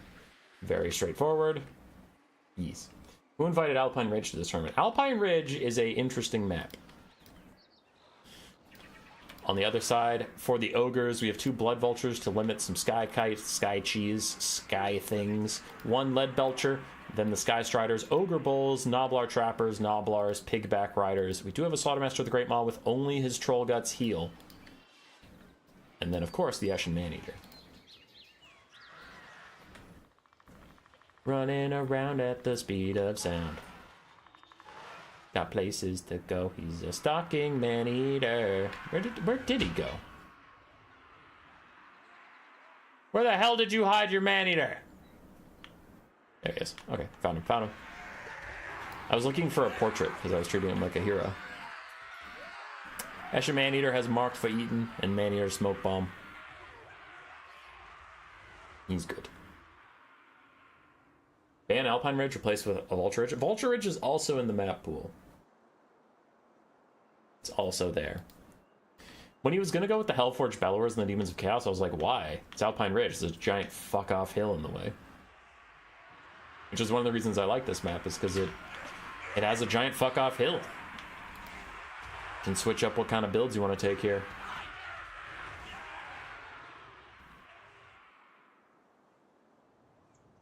Players should be readying up soon. Armies look to be about ready. Ogres forming a box. Because he knows Seekers are coming. He knows. I've left the online scene about a year ago. Glad to see it's still going on. Hey, Ronald. It's still going on. I'm still here for now. Though if we don't get any fucking subscribers, I'll get forced out of YouTube because I'll have to go get a real job. I thought you had a real job. Yeah, I still have one, but I like lying to get people to subscribe out of shame. I'm not above shaming people into subscribing, damn it. The worst map? Okay, alright, whatever. Eshin Maneater leads the way. Stalking up with his ninja sword. And his little sandals. Look at his little sandals. Look at him. Ogre toes. Grr hill, 8 hill. That's messed up. Herald of Tzeentch getting a couple little Tzeentch shots onto the Blood Vultures. Bit of free damage. It looks like the Demons of Chaos are happy to just let the Ogres take the high ground. I think they want their pink and blue horrors to shoot up there for free. Honestly, you might want to task all your guys with shooting the Lead Belchers. Take out the enemy's range superiority, but maybe he's not that worried about the Lead Belchers. Lead Belcher is going to not counterfire the blue and pink horrors. Don't care about that. Just want to kill out the Heartseekers, so good target priority nice and early. Noblar Trappers also taking a lot of damage from this. I think they maybe got pink fired as well while I was watching the Seekers get shot. Aren't you a scientist? Yeah. It's YouTube for a second. I thought I opened human OnlyFans. I wish I had an OnlyFans. Shit would be making so much money. All the money. These pink horrors get shot by lead belchers and run away. Blue horrors trying to kite the Noblars. I am a little curious why we're sending Noblars this far out all on their own. Like, couldn't Seekers just jump in and kill those guys for free right now, since the Ogres aren't in position to actually help out? So I don't know why Sexipo hasn't used the Heart Seekers to just kill these Noblars for free right now. Other Seekers pick off the Blood Vultures as soon as they left the formation and landed on the ground. And there, the Fiends jump forward and take care of the Noblars, because, yeah, the Ogres didn't support them at all.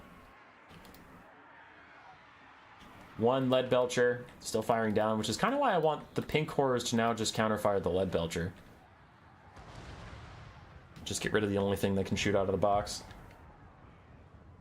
Human Boy starts an OnlyFans and it's just pictures of Hazel. I mean, whatever sells. Pictures of a cute puppy, sell. Pigback Riders getting hit with a pink fire, and what is pretty crucial is that will turn off their uncanny coordinations, and now they have less leadership and less melee defense, making the unit a lot less ridiculous than it used to be. Pink horrors moving back up. They are now going to start firing at the Lead Belchers, realizing that they can't sustain any other way. And the Lead Belchers, 50 armor, no shields, no missile resistance, will take all that damage, start to fall back for now. And Pigman's just sitting on the hill like, do something, punk. I dare you. Herald of Nurgle looks like he's just going to keep casting pink fires. Seems he's more interested in killing off the Noblars to isolate Ogres in the late game versus all of his Seekers than he is about, like, poking down any specific character. Damn, 5 for biting. That's messed up. Ogres do get a downhill charge into the blue horrors. Gets a little bit of damage out, knocks down the barriers. Fiends are going to countercharge before the Ogres can retreat back uphill. In come the Sky Striders. Though it feels like the Ogres are kind of taking a piecemeal approach to this. They aren't all moving at the same time. As you can see, these Ogre Bulls get picked off. Noblars and other Ogre Bulls will also get picked off soon as the Sky Striders and the Eshin Maneater try and offer a bit of presence. But honestly, if I was the Demons of Chaos, I'd just take that fight. Like, throw a Seeker or two at this. Kill that, and if the Sky Striders come down, you can countercharge with your Fiends and the Eternal Entourage and do a lot of damage. Lead Belcher still firing downhill. One Ogre Bull is routing off. The other one is about to get charged by Seekers. And Blood Vulture is going to rear charge these guys while Noblar Trappers fire in, so that is going to be good damage onto those Seekers, but another rear charge from the Eternal Entourage. Start to run away. Marked for Eden slows them down. Dismember slows them down further, brings them to 10 speed. 10 speed for the Eternal Entourage with those overlapping debuffs while they get shot, while they get charged. The Eternal Entourage are dead, so that is a very good play for the Ogres. We'll put them in the lead for this game as the expensive Eternal Entourage are knocked out. Other Seekers having difficulties really finding the fights they want to. Now this one is going to rear charge up into Sabertooth Pax, who do turn around at the last second and get a downhill charge into the Seekers. Seekers immediately have to path away as Blood Vulture is going to chase them down, but this is looking doomed. As the Ogre Kingdoms probably going to clinch this one. With that big engagement on the Eternal Entourage, that's like 1,500 gold just off the map.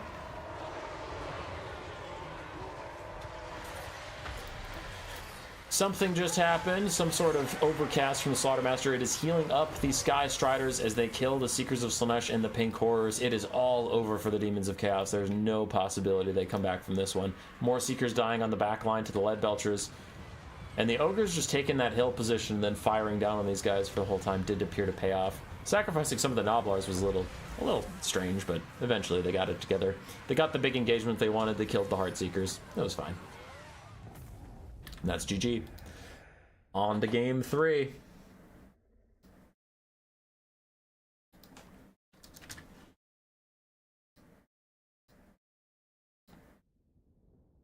Demons of Chaos, the Herald did okay. Seekers did okay. Heartseekers did not amazing. And Fiends also did not amazing. Though they didn't really get to fight that much. They just got shot. Pigback Riders and Noblars didn't get to do much. Neither did Ogre Bulls. Lead Belchers did amazingly. Just sitting on that hill and firing down. Lead Belchers got most of the value. GG, blocker back up. And I'm going to take a piss.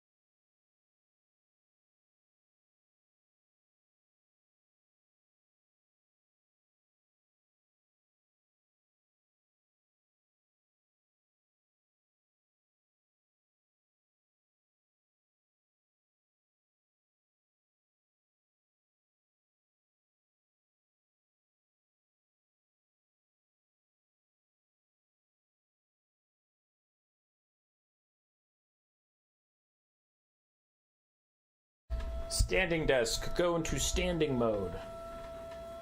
We're going into standing mode. That is the loud whirring you're hearing.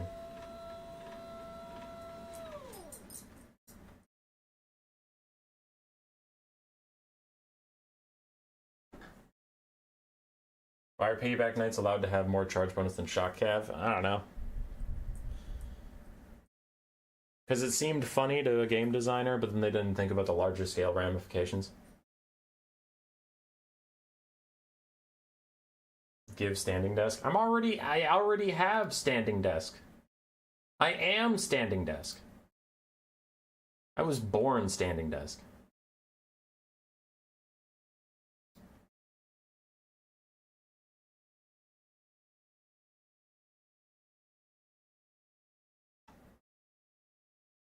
Hey, boy, can you start enabling chat replay for your stream recordings? Is that a thing I have to do, Scipio? What? You what? Edit. Altered content, no. Automatic chapters, automatic concepts. Enable embedding. Redirect, trailer, slow mode. Live chat replay. I have live chat replay checked. It should be showing up. Why? Is it not?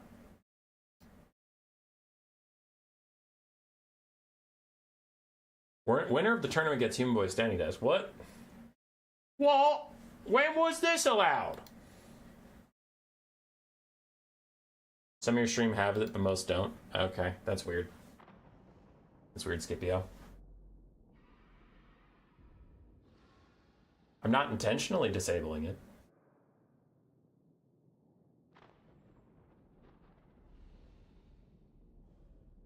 Sexy boy flips over to Grand Cathay. I saw War God hovering Tomb Kings for a moment. The War God is going to end up on Demons of Chaos versus Grand Cathay. Enabling chat replay is usually down right after the stream ends. I see. Bet a standing desk would be better for your back. Yeah, I need to remember to switch to a standing desk when I'm just casting, because I don't need to be sitting.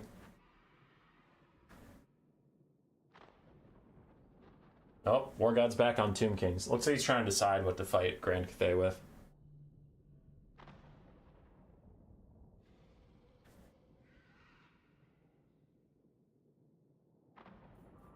I haven't seen the Grand Cathay build start getting built yet, so I don't think War God has decided his his faction. Just now, he is picking a Lord for Demons of Chaos, and the Grand Cathay build is getting altered, so the final matchup between these two for this semi-final will be Grand Cathay and Demons of Chaos.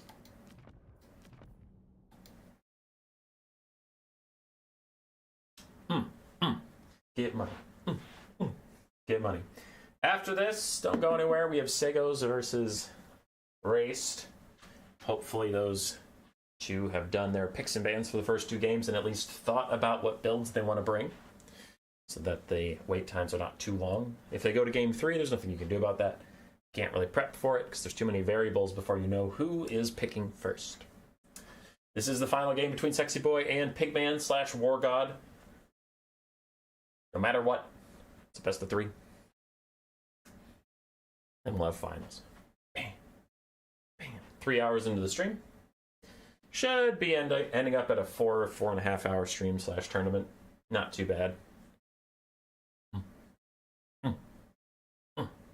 I'm a complete noob in Total Warhammer 3 PvP, but I want to get into this. My plan now is to play with PC first, then in ranked, and find people in the server. What do you think about that? That is a good plan. You can join our Discord, and people can help you out. You don't have to fight people on my Discord to get help. You can still just ask them questions about your builds or what matchups you should play. Tons of people who are very active in there and love to give advice. Part of the reason this game is so interesting is that there isn't usually one correct answer. Like if you tell someone, in most cases, if you tell someone, hey, I want to play Khorne, what should a build look like? One person will give you one build, another person will give you a totally different build. Some things are set in stone, like you shouldn't fight Skaven with dwarves. That's just not a smart thing to do. Most things are pretty up in the air, so you can just get a lot of ideas from people in my Discord. Different ideas from different folks.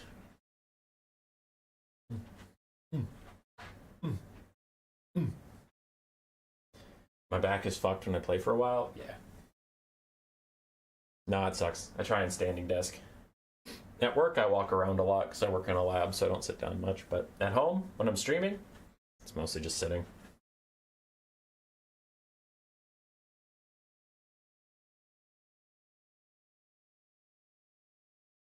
Just send it into Vermin League and learn the fast way. That might be a bit intense, wags. Cathay is ready. Demons of Chaos are not ready. Oh no, they're not ready at all. It might be 18, 20 minutes before we get into our next game. I recommend you guys go take a shower, take a bath, do your hair, dress as if you're going to a wedding, buy some nice shoes, go out, go on a date, come home, take another shower, get into your comfies, get a snack. By the time you do all that, this game will get started. Because the Demons of Chaos aren't even close to ready. Not even close. And if you're reading the context clues that I'm probably trolling, and they're probably just about ready to go, then... No, fuck you. You're no. No, that couldn't be it. No! That's impossible! I walk so much at work, my legs are fried when I get home. Damn. What is Vermin League? Vermin League is what we're playing on right now. It is the best of 3 Conquest and Land Battles. Conquest and Land Battles. For anybody out there who didn't think it supports Conquest, it does. Conquest and Land Battles thingy. Which... I'm going to get off this screen so you can't see something I don't want you to see. Can I do this? Alright, so on my Discord, you can go to Find Matches. And you can do Conquest or Land Battles, and then you'll match up with somebody else. It gives you this wall of text, which looks more intense than it really is, but it's just a best of 3 matchup bot. It gives you 3 maps, it gives you an opponent, and then it tells you some stuff we limit on the server to let people have some more fun. Like, Tomb King's cats are limited to 2, whereas on Quick Battle Adder they can take 3. Demons of Chaos can only take 2 Seekers. Pigback Riders are limited, so we ban some of the more OP or unfun things. It populates a leaderboard, which we use for playoffs and prizes and tournaments and stuff. But I've also recently, to try and increase traffic on the bot, I have been just telling people to queue up on the bot for my tournaments, and then it'll give them the maps and stuff. And that just gets more traffic going on the server. But sports Conquest, sports Land Battles, don't have Domination because that's a different skill set and doesn't really transfer that well in my opinion. Some of it does. Obviously, controlling your units, picking the right units transfers over, but like the strategies don't. So it feels weird having a leaderboard that you climb up doing fundamentally different stuff. Land Battle and Conquest are similar enough that I feel like if you're a rank 1 Conquest player, you're not going to be like dog shit at Land Battles or vice versa. But yeah, it does either. We just added the settings where if you queue up for game, you queue up for Land Battles and Conquest. If you queue up for just Land Battles, or Conquest, just Conquest. But there is a shared one where you could queue up for either. And we're back.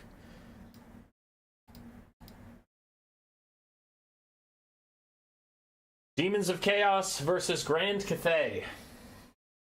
Herald of Nurgle and a Bloodthirster versus Tzeentch. I am concerned for dear War God.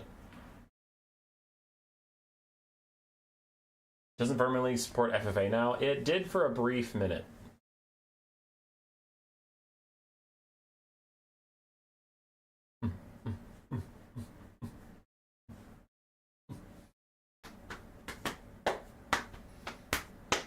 They actually have playoffs coming up in March.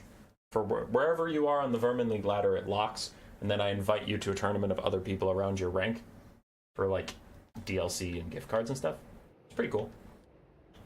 Also, while these players set up their formations, if you aren't paying attention to our server, we do currently have...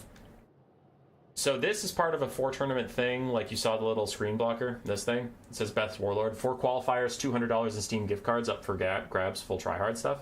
We have 4 new player tournaments that I'll grab the winners from those 4 tournaments and do a qualifier. And if you get into that 4-person qualifier, the final tournament thing, 2nd through 4th place get a DLC from CA. They offered any DLC you're missing. So, one code for 2nd through 4th place. Each of them gets 1 DLC.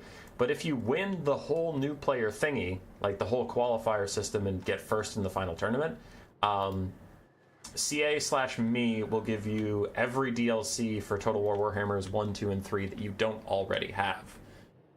So, if you're a new player out there hoping to get in on the action, that could be a good one. Now, we host them sometimes. Big JP hosts them every weekend for Conquest. That whole tournament is Conquest, by the way.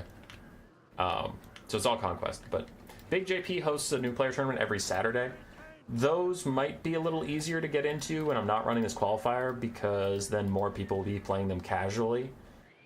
New player events in general are a little more casual, but when there is this big DLC thing on the line, I think the next 4 new player tournaments will be a little more sweaty, a little more tryhard, because people will be going ham for the DLCs. But after that, it's just a weekly chill tournament that Big JP hosts every Saturday. So if anybody out there, not just talking to Gribnica, anybody out there is a newer player and feels like getting in, now is a pretty good time as we're running these events. All right, into the final game of this semi-final. No matter who wins, it is over after this one. Zhao Ming with just his Dragon's Breath running out there. Then we have Tzeentch the Watcher, 4 Onyx Croman, one of which is the Emperor's Croman. And then, of course, we have a Grand Cathay box. Zhengdu War Drum buffing up Peasant Long Spears and 1 Jade Warrior Halberd. We have 2 Iron Hail Gunners and 2 Peasant Archers. For the Demons of Chaos, we do have a Herald of Nurgle with Rancid Visitations and Stream of Corruption, a Bloodthirster, Chaos Furies, Shrieking Skyrays, some Fiends, 4 Bloodletters, and then another Fiend and a Seeker off on the far side. Tzeentch was taken to counterfire the Hellforged Bellowers, the Arwar Skull Cannon, which is not here, so I'm sure he's a little disappointed, but he will be happy that he has a Bloodthirster and a Herald of Nurgle to shoot instead. Tzeentch and the Onyx Croman using their bombs, using their breath attacks, using everything to damage the Bloodletters before they go and get into the fight. And with 2 Peasant Archers also able to do a lot of damage to the Bloodletters, they should be okay. Bloodthirster trying to rear charge Zhao Ming, who is trying to retreat to this point, so he is trying to get away from that Bloodthirster as Tzeentch continues to fire from the high ground. But now Tzeentch has to fall back as Seekers and Fiends close in on him. He realizes he needs to get out of here, and Zhao Ming will have to fend for himself against that Bloodthirster, who is hunting him down. Gets a nice big chop on his backside as Zhao Ming tries to get to safety. Onyx Croman, Arwar fighting Furies in the distance. Shrieking Skyrays also getting caught, but that drags the Onyx Croman to the ground as they hit land. So now we'll see if the Demons of Chaos can rally any support to get those Croman. Doesn't look like it as of yet. And Tzeentch is still firing away. So every moment the Demons of Chaos delay, Tzeentch will keep firing at the Bloodthirster. And if you played Command & Conquer Generals, which is an old game because I'm an old man, every time I say a saying like that, like I want to follow up with the rest of Dr. Thrax's thing where it's like, every moment you delay, you die a little bit more. But I don't know how many people would get that reference. So if you get that reference, shout out to you. You're a real one. If you don't get it, you know what? Fuck you, Zoomer. I'm dying. I'm a dying old man in a shell. Just let me have this. You youngins will take off for the world after I'm gone. I'm 30. That's pretty much dead nowadays. Anyway, that aside, Tzeentch point blank misses a shot in Bloodthirster as it jukes his ass. And the Herald of Nurgle and the Bloodthirster land on him. Tzeentch does need to fall back.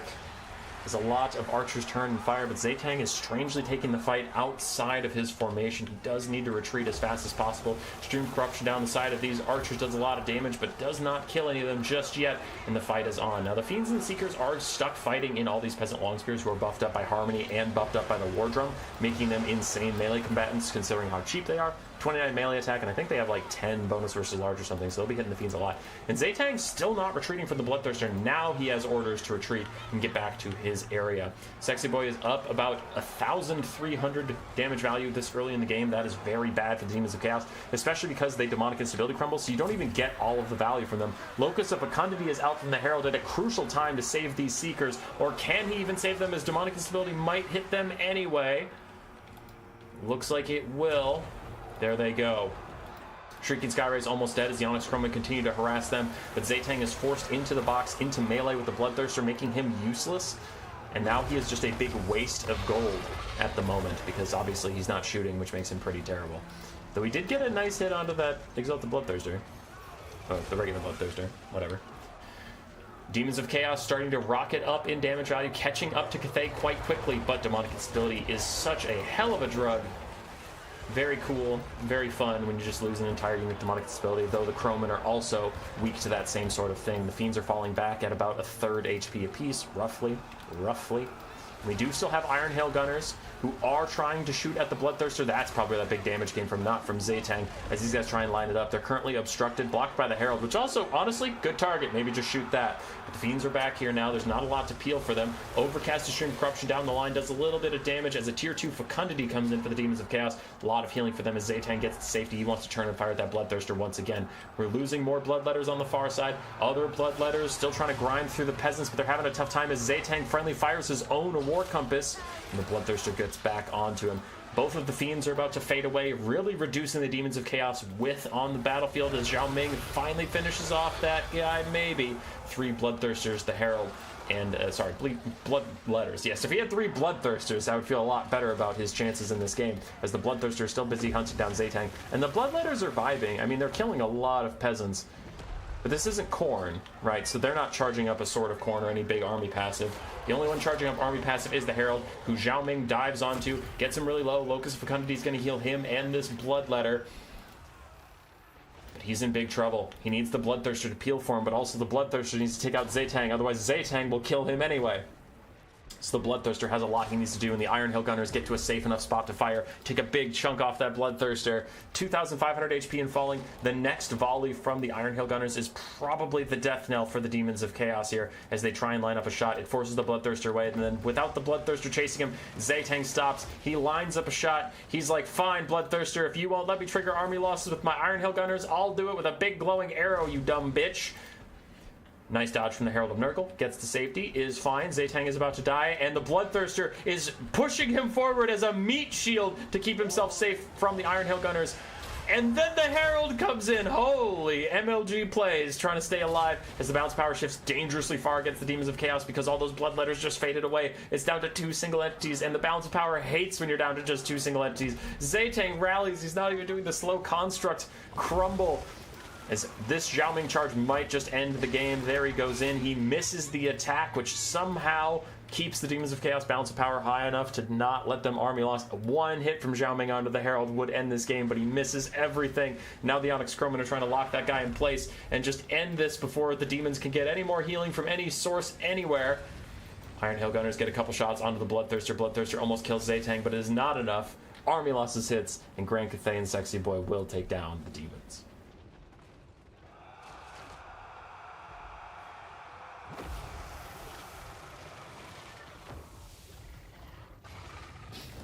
All right. I'll interact with you, chat, more in a second. We have another game to get to. Very, very well played by War God. Like I said, he does have a relatively new YouTube channel, so if you feel like checking that out, hop on our Discord, and then he posts a lot in the community videos. So that could be good if you want to hear his thoughts on some things. But Sexy Boy will make it to the finals. Grand Cathay carrying him there. GG's, lads. GG's.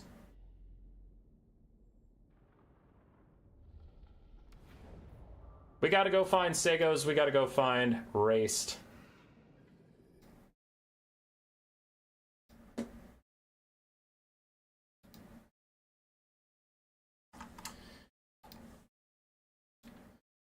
I guess I don't get to see any games today. There we go. For some reason, the games don't load when you leave a lobby sometimes. Okay, this ... lobby is usually what Raced calls his lobbies. Here we are, we're back with Raced. Raced, after defeating me and then defeating Ash, made it to the semifinals. So they should be ready to go. They've had quite a while to think about their builds for game one. Looks like we have Kislev versus Ogre Kingdoms. Does not feel like a good matchup for Kislev, but we'll see. Seos.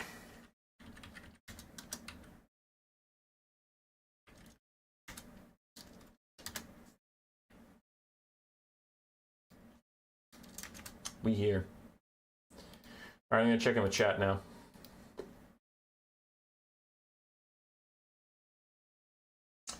What tier would you say Cathay is in now? B. Or solidly B. They do fine. It's over. Thought I would have just... I overthought. Should have just taken a normal Demons of Chaos build. Yeah. My favorite old RTS was Metal Fatigue. It's really into Gundam. I have never even heard of that one, sir, and I've heard of most RTSs. Did anyone play Alien vs. Predator Extinction? No, but I heard about it. How's the Bloodthirster getting rocked? I think it was actually the Iron Hill Gunners. I think I just missed them firing at it. I'll quote units from that game till the end of my days. Pick up this speed! A good one.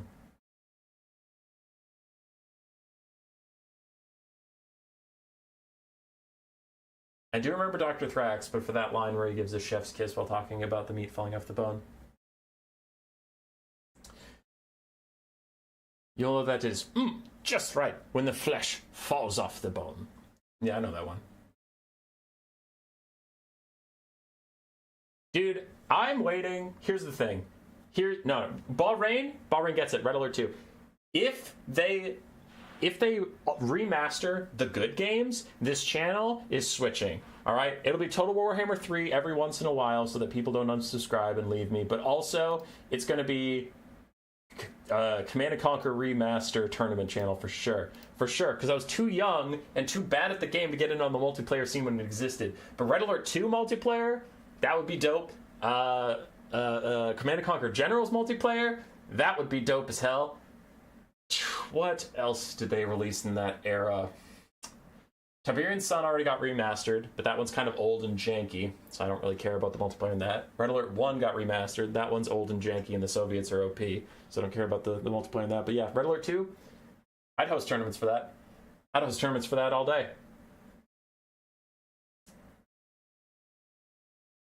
Yuri's Revenge was great, yeah. What's your favorite Pokemon? It has to be Quagsire? No. Nothing stops the mail. Hayseed, that was also really good. Yeah. Okay. Here we go. I'm gonna put a poll up just for Mr. J, Hayseed, and I.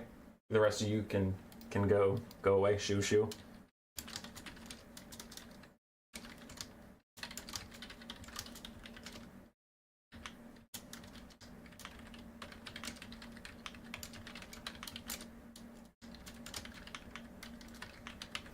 I'll wait for the armies. Their army's getting set up, but we'll be fine.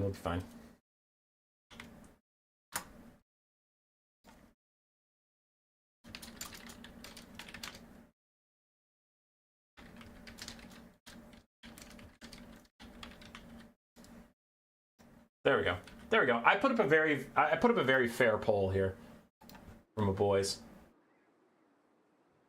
Was Age of Mythology any good? I didn't actually play it yet. I got Age of Mythology retold, but I didn't play it.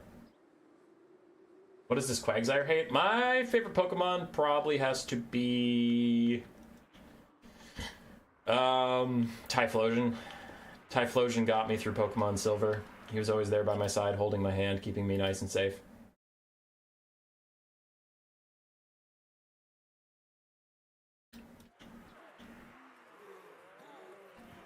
Okay. Let's do this. Let's focus up, lads.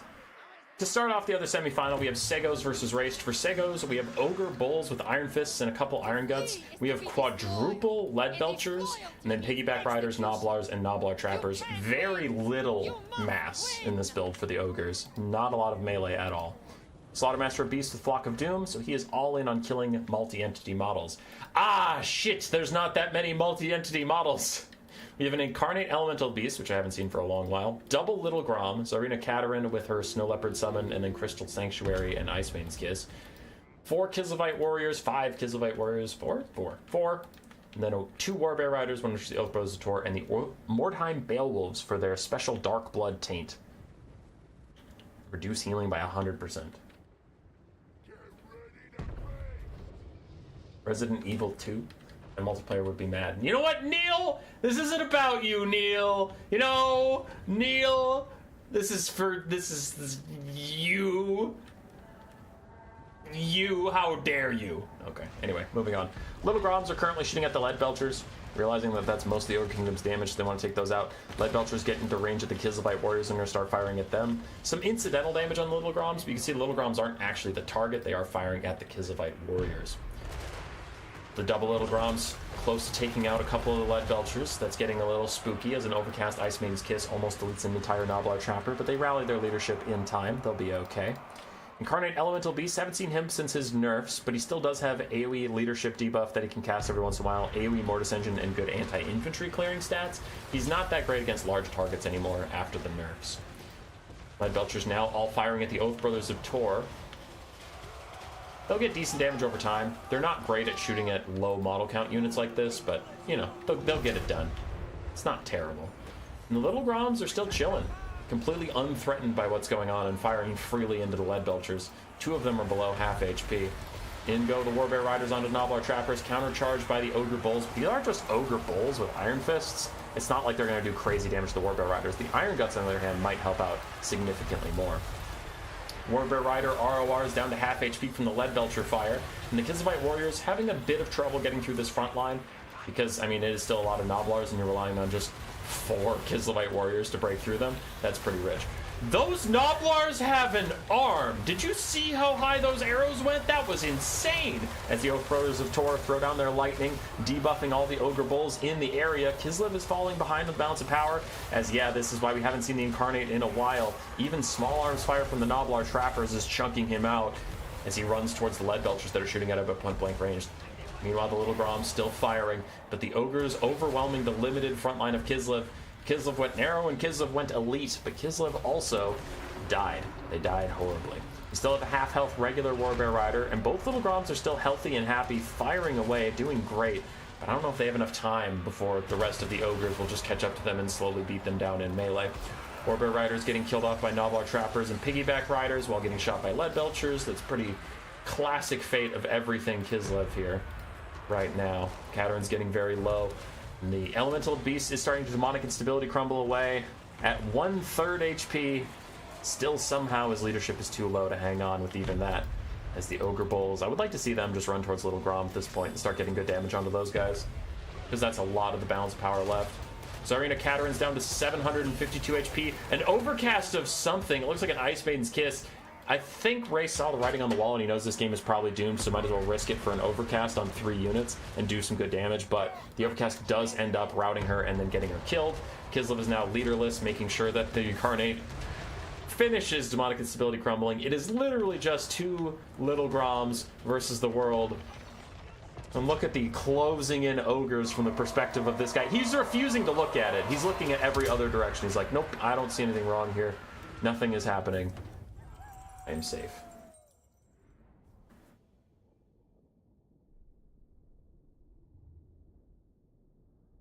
Race versus Human Boy, kite him to death. Race versus everybody else. Nah, kiting is bad manners. 62% of you said you're so lame. Damn, that's fucked up. Can't believe it. For the Kislev build, Kislevite Warriors didn't get much done, neither did the Incarnate. Little Groms did great. Warbear Riders also struggled. And aside for the Ogres, Piggyback Riders got a good amount of value. Ogre Bulls did fine. Iron Guts did fine. Noblar Trappers did okay. And the Lead Belchers, they did okay. GG. Meow meow, why are you so lame? Stop being lame. You could fix this. Game 2 is up. Looks like the players did think about their builds ahead of time. As Race switches over to Tomb Kings, Seos switches over to Dark Elves, and Seos readies up immediately. For Race's side, he just switched to Tomb Kings. Give the man a second. Let him breathe.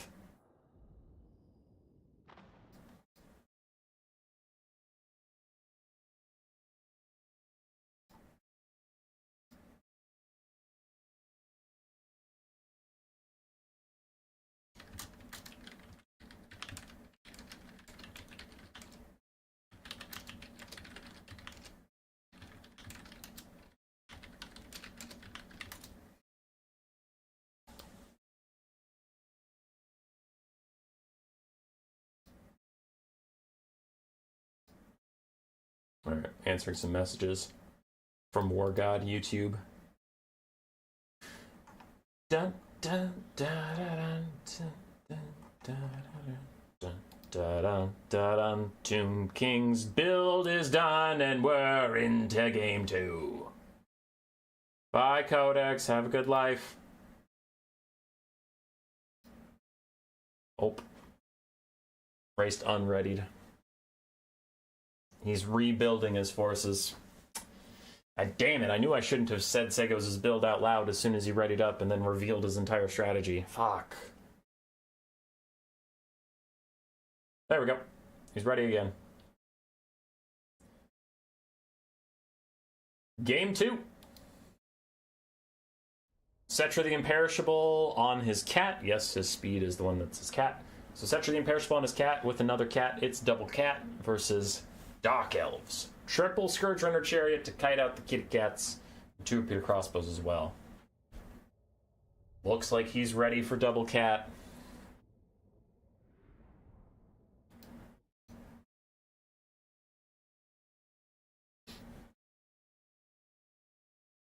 I'm not a fan of the kite meta returning. Fuck kite. I hate it. I don't hate all forms of kite, but there are several I dislike. Chariot kite mostly. Fuck chariot kite. Stupid. Dumbass chariots.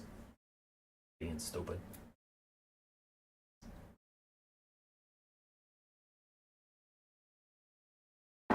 Ah, if only cannons were better. Cannons. Actually, cannons are pretty good for Dwarves, Grand Cathay, Empire, Vampire Coast even. Alright.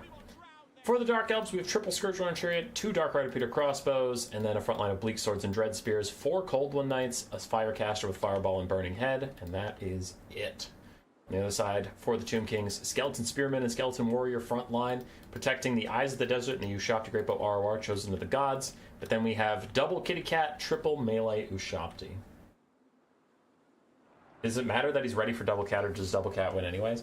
Double cat is a little overrated. It is strong, but it's not auto win by any means. I honestly see double cat lose more than I see it win these days. TBH.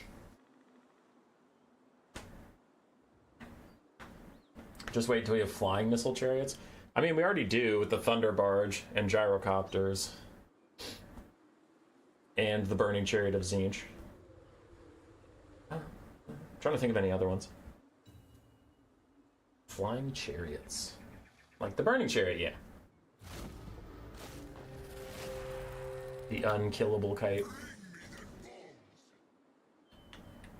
Chosen of the Gods are not great at counter-firing against Scourge Runner Chariots because their spread missiles actually miss more than they hit. Regular Ushabti are a little bit better at taking out Scourge Runners.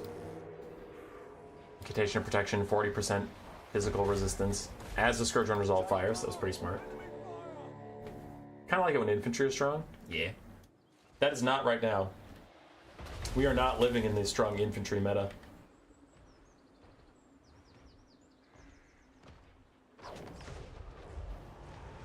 Okay, the Fireball is out. Pokes down the Chosen of the Gods. Just hits him in the face for a little bit of damage, but the Scourge Runners are not having a good time this early on. Still, the Chosen of the Gods actually get really good damage on him with that volley. Syrian's Incantation of Vengeance from Setra, going to do a lot of damage to these Dark Riders as they start to retreat away from the Sporkle Stalkers, who will get a parting shot onto them, it looks like. No, they don't manage to set up in time, I guess. They get a little bit of one. That's okay. Chosen the Gods down to half HP. Peter Crossbows get a little volley in, and then they start to dodge it. Another Fireball is out. Really wants to kill the Chosen of the Gods so that the Scourge Runners can outrange everything that's left. These other Dark Riders are retreating away from the Ushabti and the Sphinx of Usef. Usef. Scourge Runners still firing at those Chosen of the Gods. 8 out of 12 models left for them, and Setra's doing his best to peel. So Peter Crossbows get a little damage on the Eyes of the Desert. The Eyes of the Desert are weird-ass snake models, so a lot of the missiles will miss, and then they have missile resistance. So, pretty tough to take those guys out, truly. For the Repeater Crossbow Cav, 52 and 56 models, so still a lot of DPS left to them, as long as they don't take any more damage. Scourge Runner, this one has already lost half of its models, though. That is troubling. The other two still have a lot of models left, and the Chosen Gods are getting quite low. 2,000 HP left on them. Only 7 models out of 12. Another incantation of protection. At this point, Race just wants Seos to use all of his Scourge Runner ammo on the finishing off the Chosen Gods, and then there's no ammo left for the Sphinx and Cetra. Though still, with 4 full health Cold One Knights, I'm not that worried about killing the Sphinx and Cetra in the late game, but I suppose with the Usirian's Incantation of Vengeance spammed over the course of the game, it might be a little more intense. Another Fireball takes out a Nushapti model. No, he actually rallied. Something else killed him then. How to counter a huge amount of crappy units? Cavalry, chariots, elite units of your own. Shut up, Adobe. I don't know why I keep getting so many notifications recently. Khorne. Chosen the Gods almost getting to the point where they'll start crumbling of their own volition. In goes an undercasted Fireball. Adobe, why are you doing this right now? Fuck off.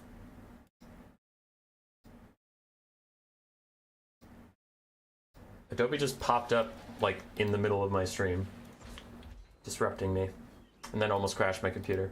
Fuck you, Adobe. Anyway, Repeater Crossbow still firing at the Eyes of the Desert. Eyes of the Desert counter-firing them. Seos is up a little bit of balance of power, up a little bit of damage value. Chosen the God's going to crumble away, so the Scourge Runners don't have to use any more ammunition on them. Basic Ushapti, somehow this one ran all the way over here and is going to regret that as he starts to fall back. There are Cold Knights about to chase him down. Should get a lot of damage out onto these guys as they try and run away. And another Usirian's Incantation of Vengeance on the Dark Rider Repeater Crossbows. At that low HP, it might be able to finish them off as they stop and fire at Ushapti. This one got a little bit close for my liking, though. The Ushapti might catch him. Coming in, sneaking.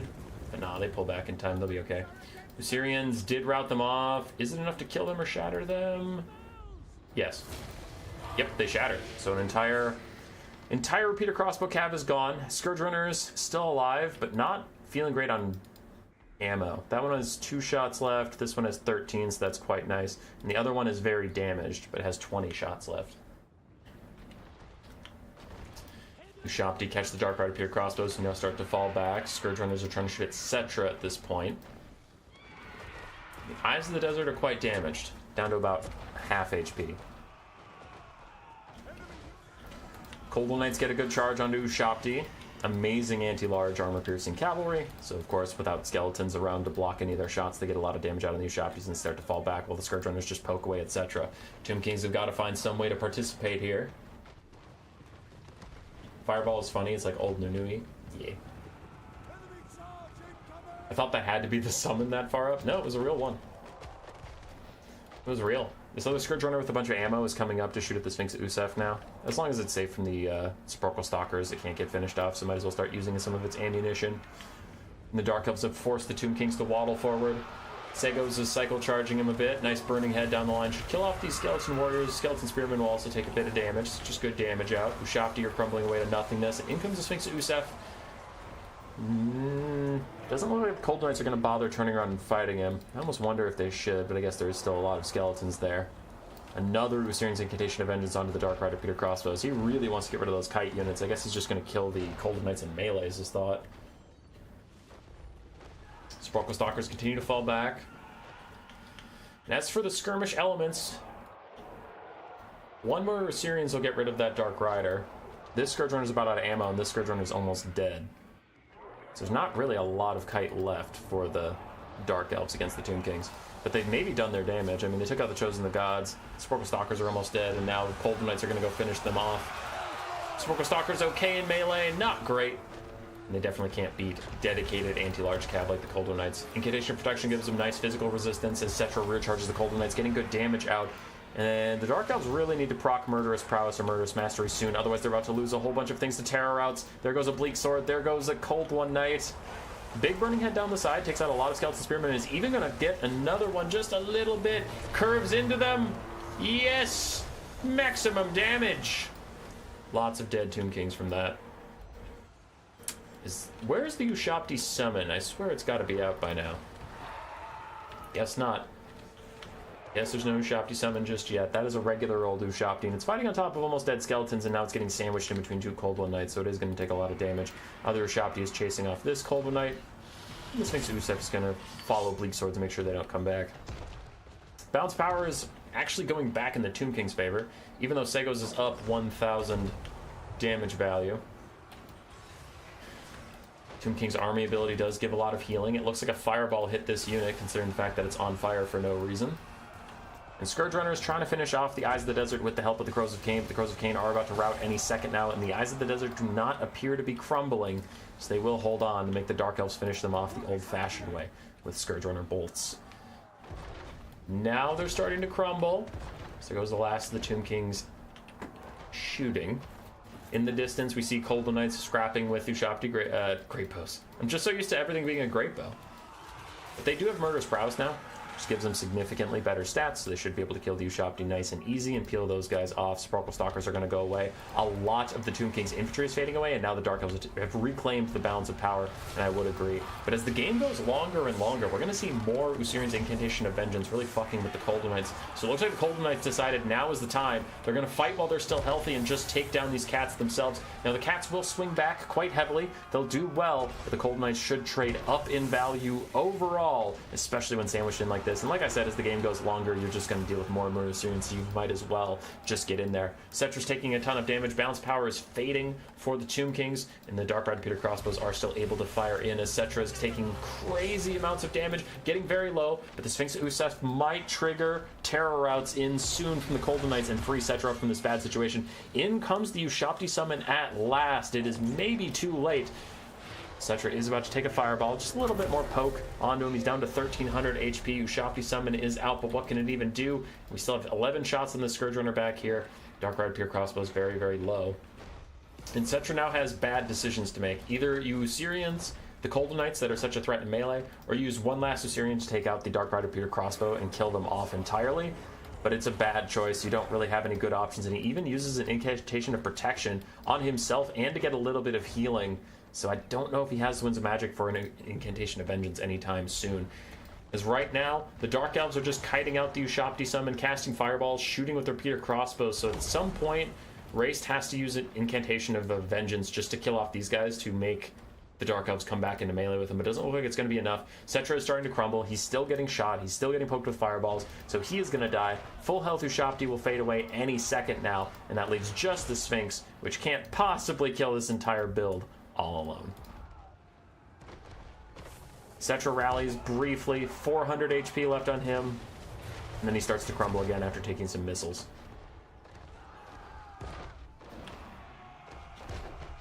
They should be able to get either 3 or 4 summons up at once now, and I haven't seen anyone do that yet.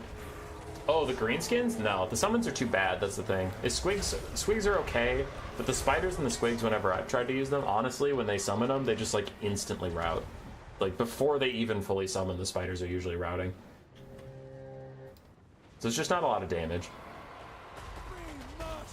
Crows of Cain rout away. Scourge Runners are going to try and hold the Sphinx in place while this other Scourge Runner and the Repeater Crossbows get free shots in. Cold Knights are going to rear charge it. Bounce power is dangerously far low for Race. It looks like the finals will be Seos against Sexy Boy. Probably.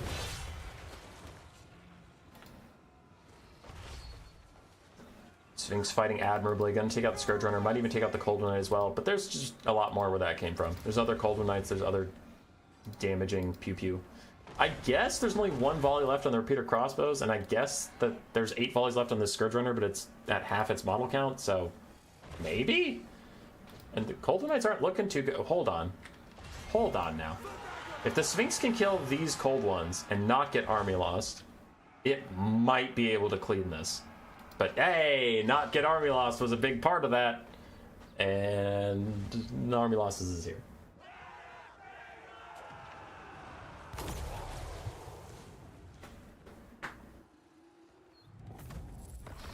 Double Cat lost.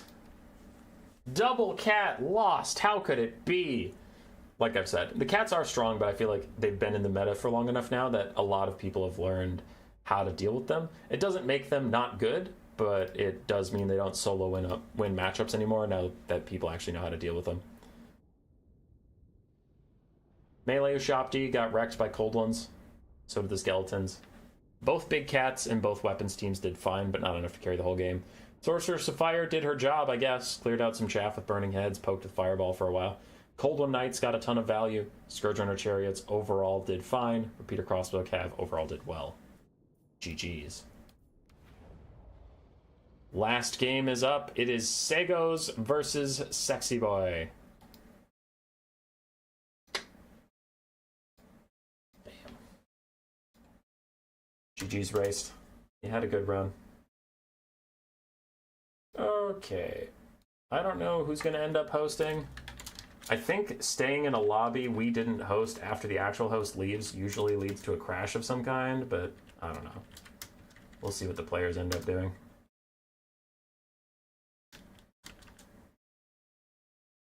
I don't give a shit.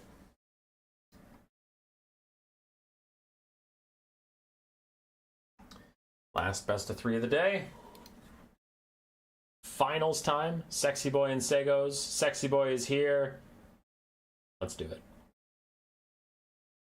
I don't like having to say the sentence, Sexy Boy is here, let's do it, but I guess that's what I have to do now.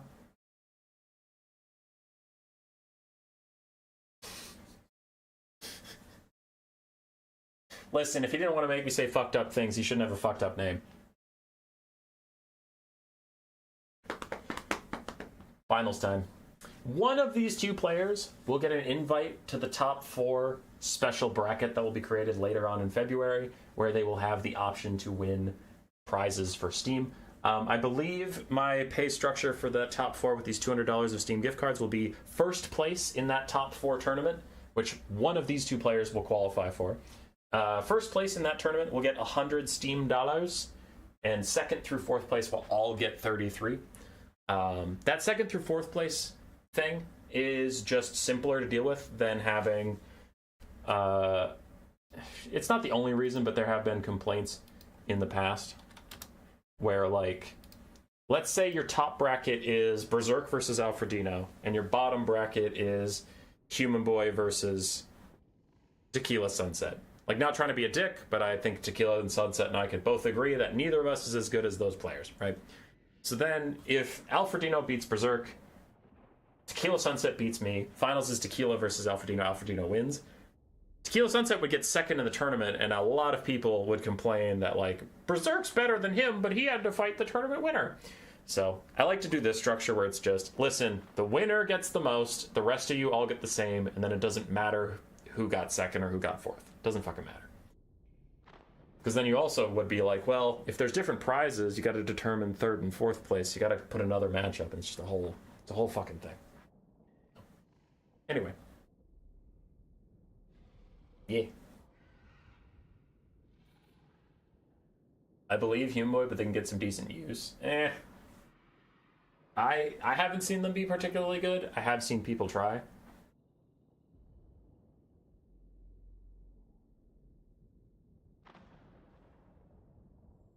Seos messaged me and he said he needed a couple minutes, so I don't know if they're actually doing Skaven Dark Elves. I do see Sexy Boy building a Skaven build, but I think he might just be fucking with me because there's some weird units in it.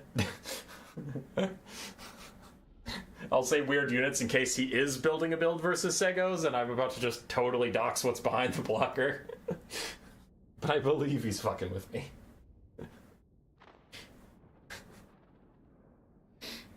Only an idiot would bring blank, blank, and blank, and then we load into the game, and I'm like, I am so sorry. I thought you were kidding.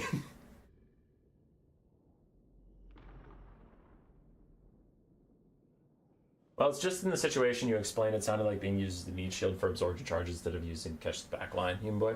Yeah, it's possible. I think I have the same complaints about it that I do with, Black Orcs without armor piercing, the shield ones. They're kind of a defensive unit, they're tanky, and they take forever to die. And kind of the same with the summons, where it's like, you could take a hero, spend your money on the hero, spend your money on the summons. And this is, like, I'm not trying to flame anyone, I'm just saying my philosophy about how I play Greenskins. And I'm not the best player in the world, so you should take that with a grain of salt. Like, I mean, I played Greenskins earlier and lost, so who cares what I think, right? But anyway.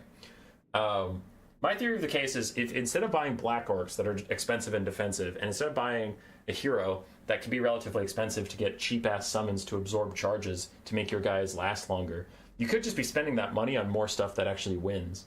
Like Savage Orcs, Savage Orc Biggins, Squigs, Stone Trolls, Orc Boys, Savage Orc Boar Boys, things like that.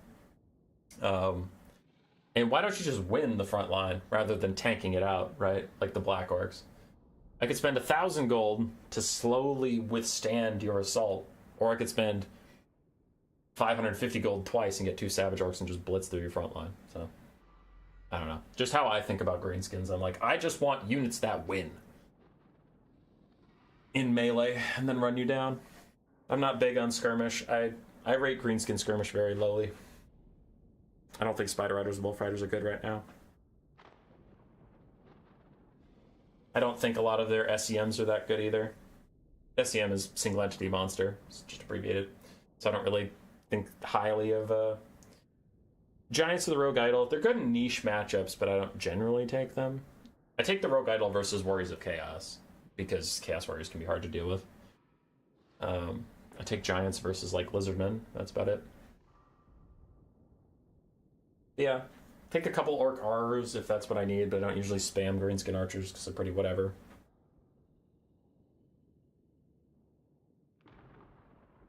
Any variant of a unit should be free updated like Tomb Guards with Halberds. Yeah. SCM stands for Single Entity Mommy. Alright, Seos must be back because he just switched over to Skaven. Sexy Boy is still sitting on that Skaven build. You think the Arachnok Flinger is good? Yeah. No, it's good. Misero, it's good. It's interesting because it's very hybrid. It's a decent anti-large duelist. Decent, not amazing, but it's decent. And it is a decent catapult. So it can be used, but it's usually used to give you a strategic advantage. It's not used for stats. And that sounds weird, but I'm stalling for time anyway, so I might as well explain what I mean by that.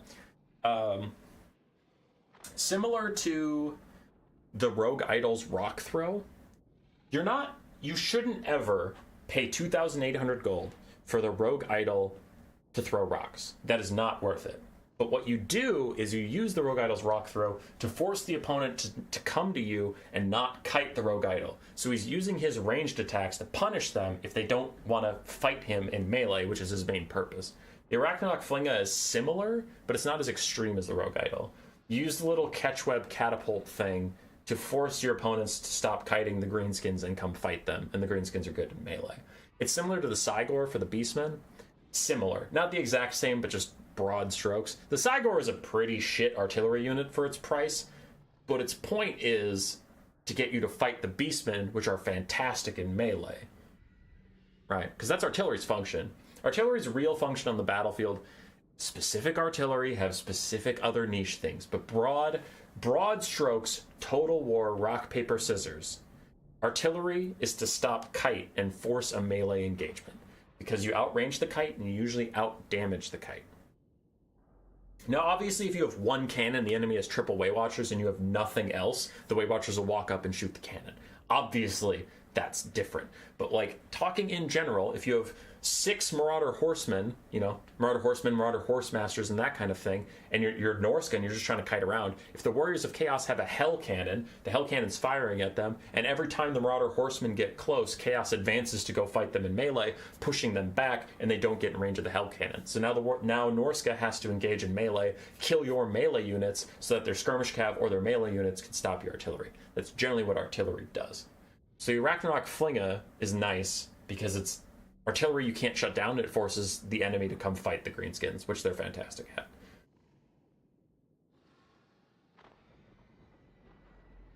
Oh. Thunder Tusk is by far the best SEM? Yeah. No, the Thunder Tusk is problematic, because it's one of the best catapults in the entire game. It has a homing, slowing snowball, and then it has amazing anti-large javelins that it chucks off its back if you get close, and those actually do significant damage too. And then it's a decent duelist, and then it's an amazing infantry clearing monster, and it's like, okay, fuck the Thunder Tusk, I guess. And if you wondered why you haven't seen it in today's tournament, this tournament's played by the Vermin League rules. It's our Discord server bot. The Thunder Tusk is banned on our Discord server bot. we have some rules that people like to complain about, where they're like, tournaments have too many rules and stuff. Not a lot of people complain, but some people do. But overall, the same people also don't play quick battles, because then they're like, well, this shit's toxic. And it's like, yeah, we took out as much of the toxic stuff as we could. Thunder Tusk is banned from our events. Landship is banned. Thunder Barge is banned. We try and keep it fun.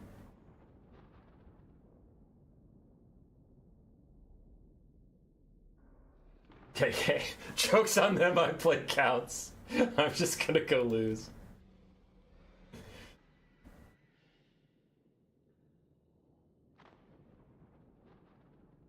Then there's the elf bolt throwers, they don't do anything. Yeah, spoilers. The Phoenix King, I did release. Not release. It's if you're a channel member tier 2 or above, you can see right now. I did release an artillery tier list. The Ragnarok Flinga is decently high up in there. Spoilers, both Dark and High Elf bolt throwers are in D tier. They are terrible. Now, you might have to use them, because sometimes you just need artillery in your army for various strategic reasons, but compared to all other artillery in the game, bolt throwers are trash. They're fucking garbage. Okay, finals is starting. Seos is back. He had to run and go do something quick, but he's back, and apparently we are starting off with a Skaven mirror. Now, Sexy Boy was trolling me, because behind the blocker he had Tzeentch, Morskatar's Hellion, and double Doom Wheel as part of his army. That is no longer the case. We have Tzeentch, but then a bunch of Eshin units and 4 Rat Ogres. On the other side, Sego's going with a bit more of a traditional Skaven build. Not for the mirror, just a straight-up traditional build. Some Doom Flayers, Rat Ogres, a Grey Seer on his bell, then some Slingers, some Plague Monks mixed in with Skaven Slaves, and 4 Wolf Rats. It's pretty strong, but this build is generic.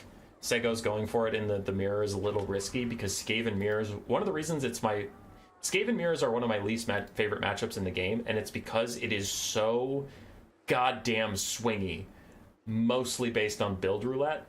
And I hate it, because as a Skaven main and as a streamer, it's really obnoxious for me to fight a Skaven mirror with somebody, anybody, and then if I lose because I guessed what they were going to take wrong, chat's just like, oh, you're such a Skaven main, you're so good, you just lost to a fucking random, and I'm like, yeah, he took double Hell Pit Abomination and Queek. That's such a random fucking thing to deal with, and of course I would have to take Flensing Ruin to punish that, but I was thinking he would take, like, Tzeentch and a Warlock Engineer and go super wide, and then Flensing Ruin's not good. Instead, I want Summons to buff up my front line, and chat never wants to hear your reasons. Chat just likes to laugh at you when you lose, so I hate this matchup. But, anyway, in this matchup, generally taking a balanced build is difficult, because Skaven can bring such extreme builds in different directions that they can really throw a crowbar in your plan and just, like, yank it out of formation. So, like, imagine, he has these 3 Skaven Slave Slingers, right? Imagine you held like a double Doom Wheel, Doom Flayer, Rat Ogre rush, like just mass rush. They'll get off maybe 1 volley, do nothing, and get run over. The Wolf Rats won't have anything to do either, and the Plague Monks will have a tough time. And if he goes with like mass shooting, this build's also going to have a little bit of a tough time. There's a decent amount of rush in it, but the Plague Monks won't be able to really get involved. The Grey Seer will be a big target, so this build is risky, but I think he'll be fine into what Sexy Boy ended up bringing. The full Eshin rush is much better against heavy ranged. Like, you took 4 or 5 globes, you took 2 or 3 Jezzails, and you were planning to just box with Skaven Slaves and shoot the shit out of the other Skaven army. The Eshin army counters that pretty well. This, they're going to have a tough time. Their Death Runners will lose to Plague Monks. The Armor Sundering and Armor Piercing doesn't matter, and the Plague Monks just have better stats at the price point. They have 3,300 more HP, is the big one. So his front line will win overall, but it'll trade poorly into some Plague Monks, and then his Rat Ogres will get countered by the enemy Rat Ogres, so I'm very scared. For the actual builds, we kind of hovered around it, but we have a Grey Seer of Plague with both summons, the Dreaded 13th and the basic Clan Rat summon. Then we have Plague Monks, Slingers, Doom Flayers, Rat Ogres, Dogs. For the Eshin front line, we have Deathmaster Tzeentch, who brought his Sigil, who immediately nets the Grey Seer down and charges up to him, gets a little bit of damage. Then we have Death Runners, Eshin Triads, and Eshin Sorcerer, who actually can be good here. Not with this. Damn it! Take the scroll! Take the fucking scroll! It's so good versus Skaven, the minus 24 leadership scroll, but he didn't take it. Plague Monks are trying to fight Tzeentch, but he does do his little whirling blades to do a lot of damage to them. Other than that, there's just some Skaven slaves and some Rat Ogres. Who gives a shit? Grayseer is ringing his bell, already trying to give his troops some more leadership. And the Doomflayers are having a bad time fighting Tzeentch. So is the Grayseer. But Tzeentch, while he is dangerous, he is also very squishy. So getting stuck in a fight with all of these Plague Monks is not going to be good for him in the long term.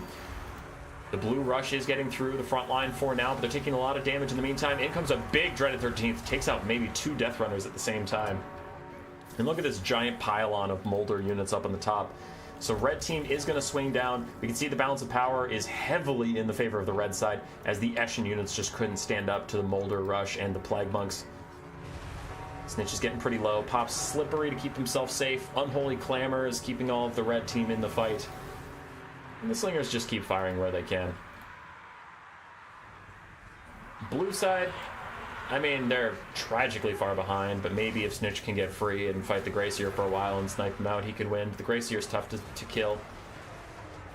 High up in the sky on his little chariot, 5,000 HP. Tzeentch is down to 2,600 already. Busy killing Rat Ogres with Eshin Triads helping him out. We still have Death Runners. An awful lot of Death Runners running through these guys. Doomflayers try and get in there and shut these guys down. I wonder if you have another Dreaded 13th already, because that could end the game if it showed up right here. Does not, just uses a Clan Rat summon for now, since that's the one's magic he has. Sego's using his Wolf Rats to chase down anything that routed from the enemy Skaven, make sure they can't come back. Retreat! Surrender! Eshin Triads getting low on leadership whenever they're near the Grayseer as Portents of Verminous Doom. Very spooky, very scary.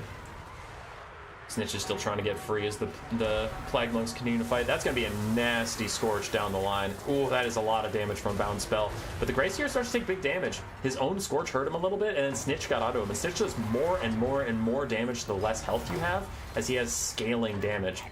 So the lower you get, the higher his weapon strength. He does his little spin. He hit the Grayseer a couple more times, but Armulus is going to take him out before he can prove his true worth. As Segos did have a 5,000 damage value lead. I guess it's appropriate.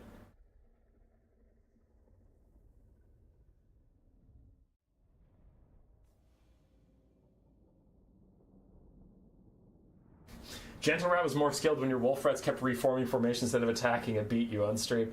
That was fucked up! Those stupid goddamn Wolf Rats! Yeah, I mean, Gentle Rat is also pretty damn good, so I'll give him that one. But those fucking Wolf Rats! I've gotten over it. I've moved on. The Skaven build roulette strikes again, as the more crowbar build ran into not what it wanted to fight. Segos did not have any armored weapons teams for the Eshin boys to hit. This is pretty tough. Doomflayers did well. Rat Ogres did fine. GG's, lads. And that is the Skaven mirror down. Sexy Boy immediately jumps onto Slaanesh, so it looks like we have something cooking, but Segos is still on Skaven, so I don't think he's actually picked a faction yet. Tzeentch can solo entire armies in campaign with World Weave Blades. Yeah, he's pretty good.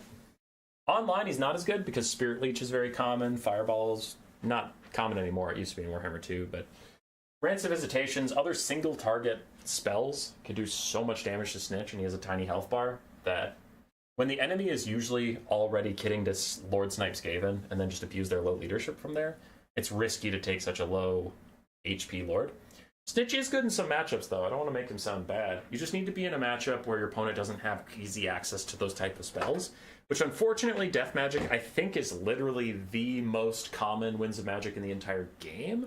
That or Shadows. I did a video on this once, but I forget which ended up the highest, but either Shadows or Death Magic is on the most rosters in the game, so there's always going to be Spirit Leech. But honestly, Tzeentch is fine versus, like, Grand Cathay, because they don't often take Final Transmutation. Is their only direct damage spell. It's a little risky, but Tzeentch is just good in that matchups in general, so you want him.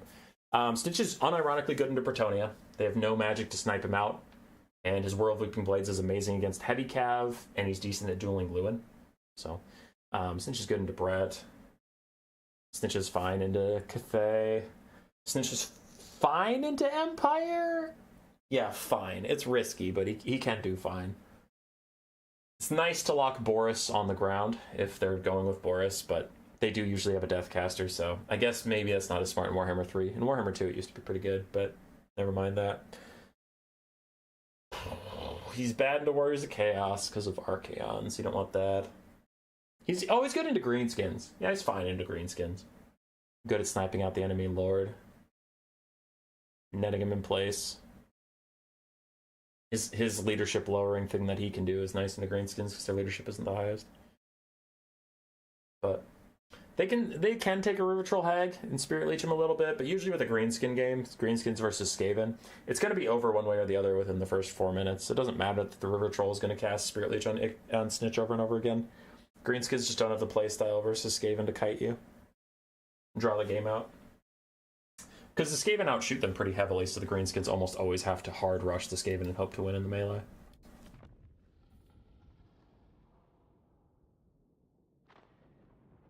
Isn't Beasts more common? Oh, no, sorry, you're talking about per roster. No. Shadows is on a lot of rosters that you wouldn't expect. So...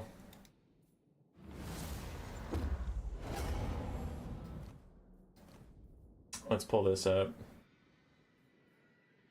Shadows is on Beastmen. It's one. I don't think Chaos Dwarves have Shadows. I don't think so. Demons of Chaos have Shadows. Dark Elves have Shadows. Dwarves have Shadows if you count Ulrika.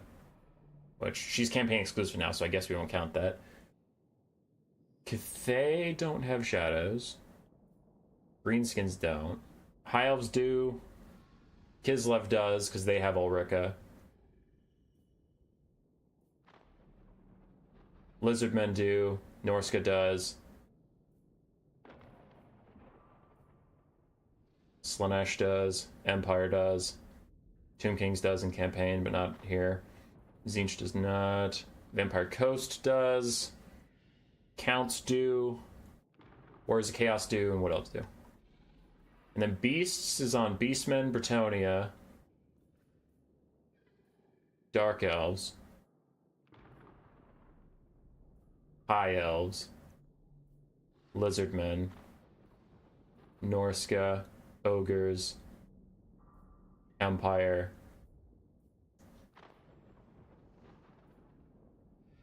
Warriors of Chaos, and what else? So it's just a couple less. Yes, it is very common, but it is a couple less. Death is on Nurgle. Death is on Nurgle, but we were talking about Beasts and Shadows.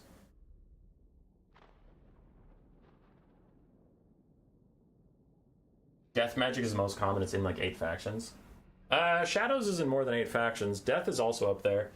I did a video at one point. I know Shadows was more than Death. I wonder if it's still more than Death after the Ogres got a DLC that gave them Death magic. So I don't know. Maybe that one more ties them or ticks it up. Death is on 13 rosters. Does nobody use the Hag Witches? No, not really. Oh yeah, Kislev also has Shadows from the Hag Witches, I forgot.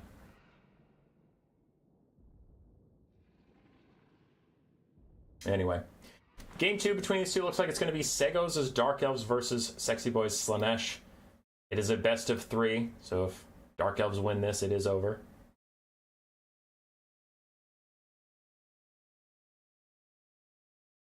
So root for Slaanesh, I guess.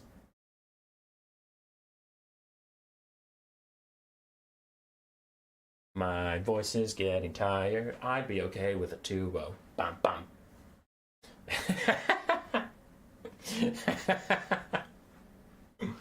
It's true though. I'm not gonna pretend it ain't true. Checking out Seos' build. Some people might like it. Some people might be excited for this Dark Elf build. Oh, it's a 0 gold spend. Holy shit, is Slaanesh? Slaanesh is a 5 gold spend. Holy. This game is over. What the fuck? He can't do it. He's down 5 gold. Holy shit. That's GG, son. Also, it's triple Blackguard. Some people might like that. Triple Blackguard. Simon Red Ruin. High Beastmaster with his Tormentor's Sword. Versus Slaanesh, bringing the Marquis of Masochism.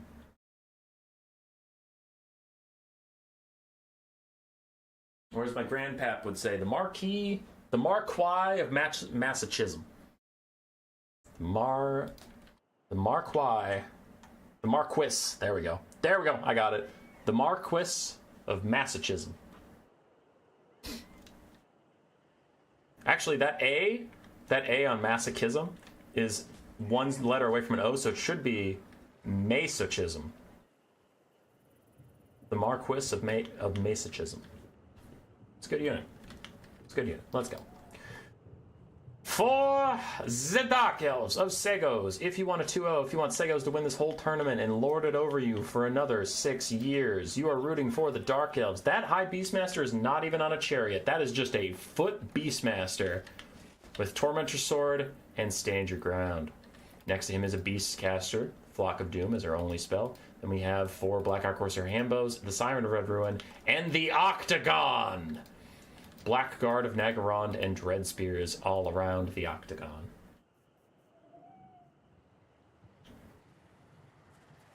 Wiki says Death is on 17 factions, Shadows on 16. Okay, Rear Assault, then yeah, Death Magic got added to Ogres, and that must have put them over the top. That got added on the last patch. I made this video like a year ago, so I feel justified. On the other side for Slaanesh, we have 4 Hellstriders with Hell Scourges, 4 Hellstriders without Hell Scourges. Then we have some Devoted Marauders of Slaanesh, some with Hell Scourges, some without, and then the Marquis of Masochism and the Exalted Keeper of Secrets with Acquiescence and Lash, and on the other one you have the Bound spells of Phantasmagoria and Enfeebling Foe. No Seekers! You just lost $30 at a slot machine at your work. You lost $30 at a slot machine at work in under 5 minutes. Wow, Bandit. Sorry to hear that.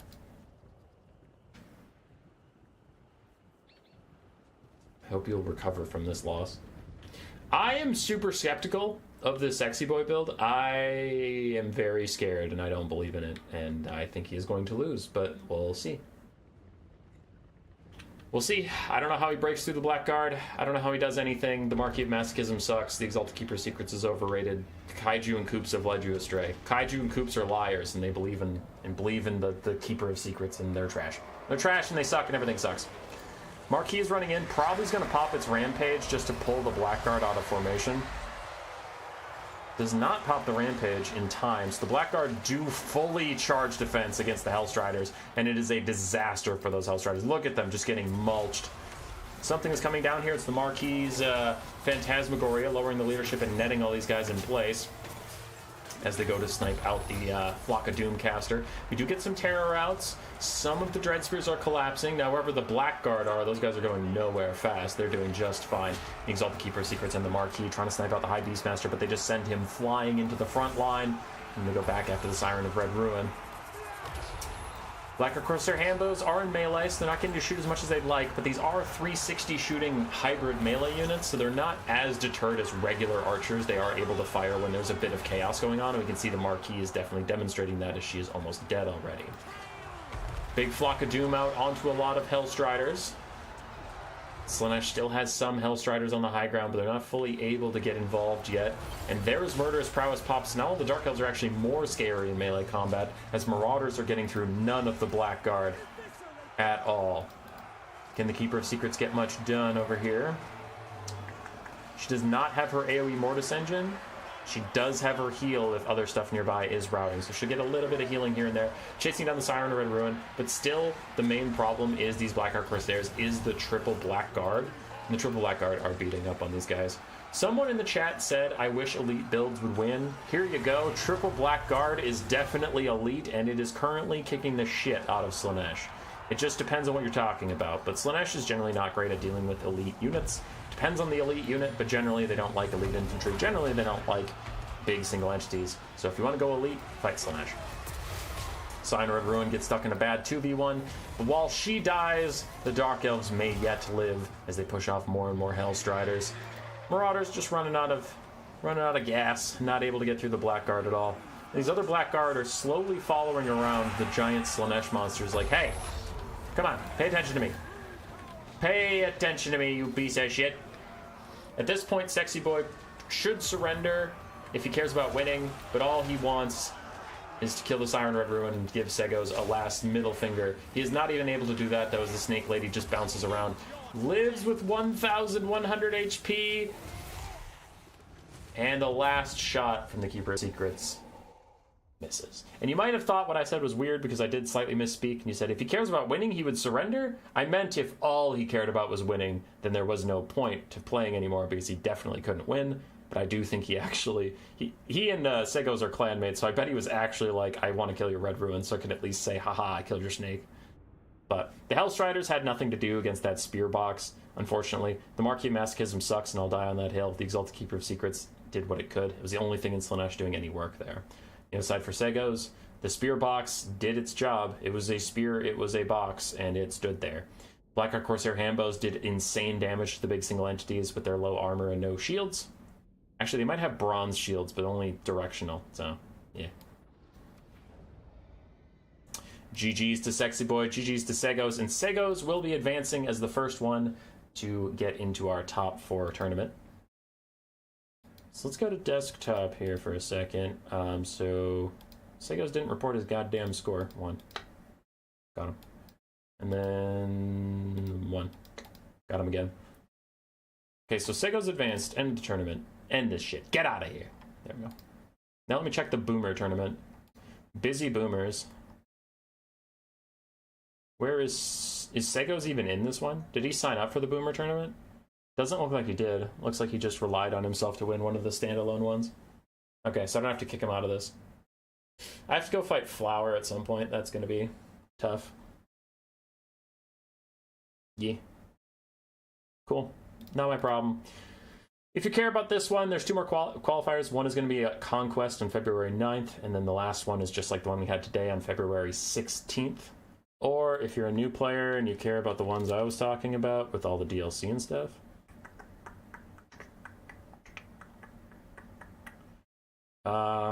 this one from JP counts on the 8th. Currently, there's only 5 people signed up for the new player Swiss single faction tournament, Conquest.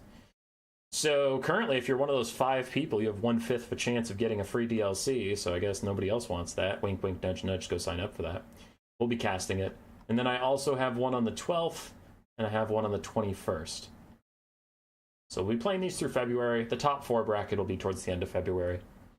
For reasons I refuse to explain, because I don't have to explain myself to you, but I do have my reasons. Sound good? Is anybody streaming that I should send you people to?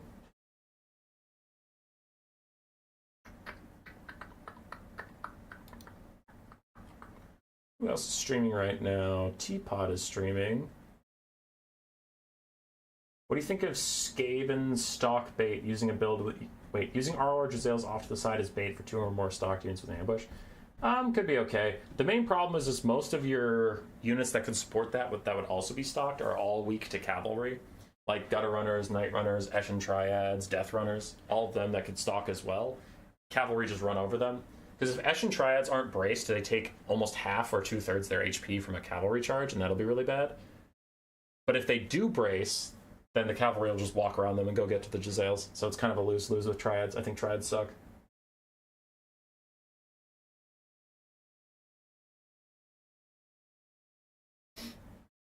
A name I can't read is saying that Sexy Boy intentionally lost. I think he intentionally lost. For sure. For sure. I don't know what all that other stuff is. You have confused me with your big words. But yeah, that's all I have. There's nobody to raid, so Teapot. Is anybody streaming Warhammer right now? Where? There we go. Go raid Teapot Total War, I guess. Go kick his ass. Put a horse head in his bed. Fuck him up.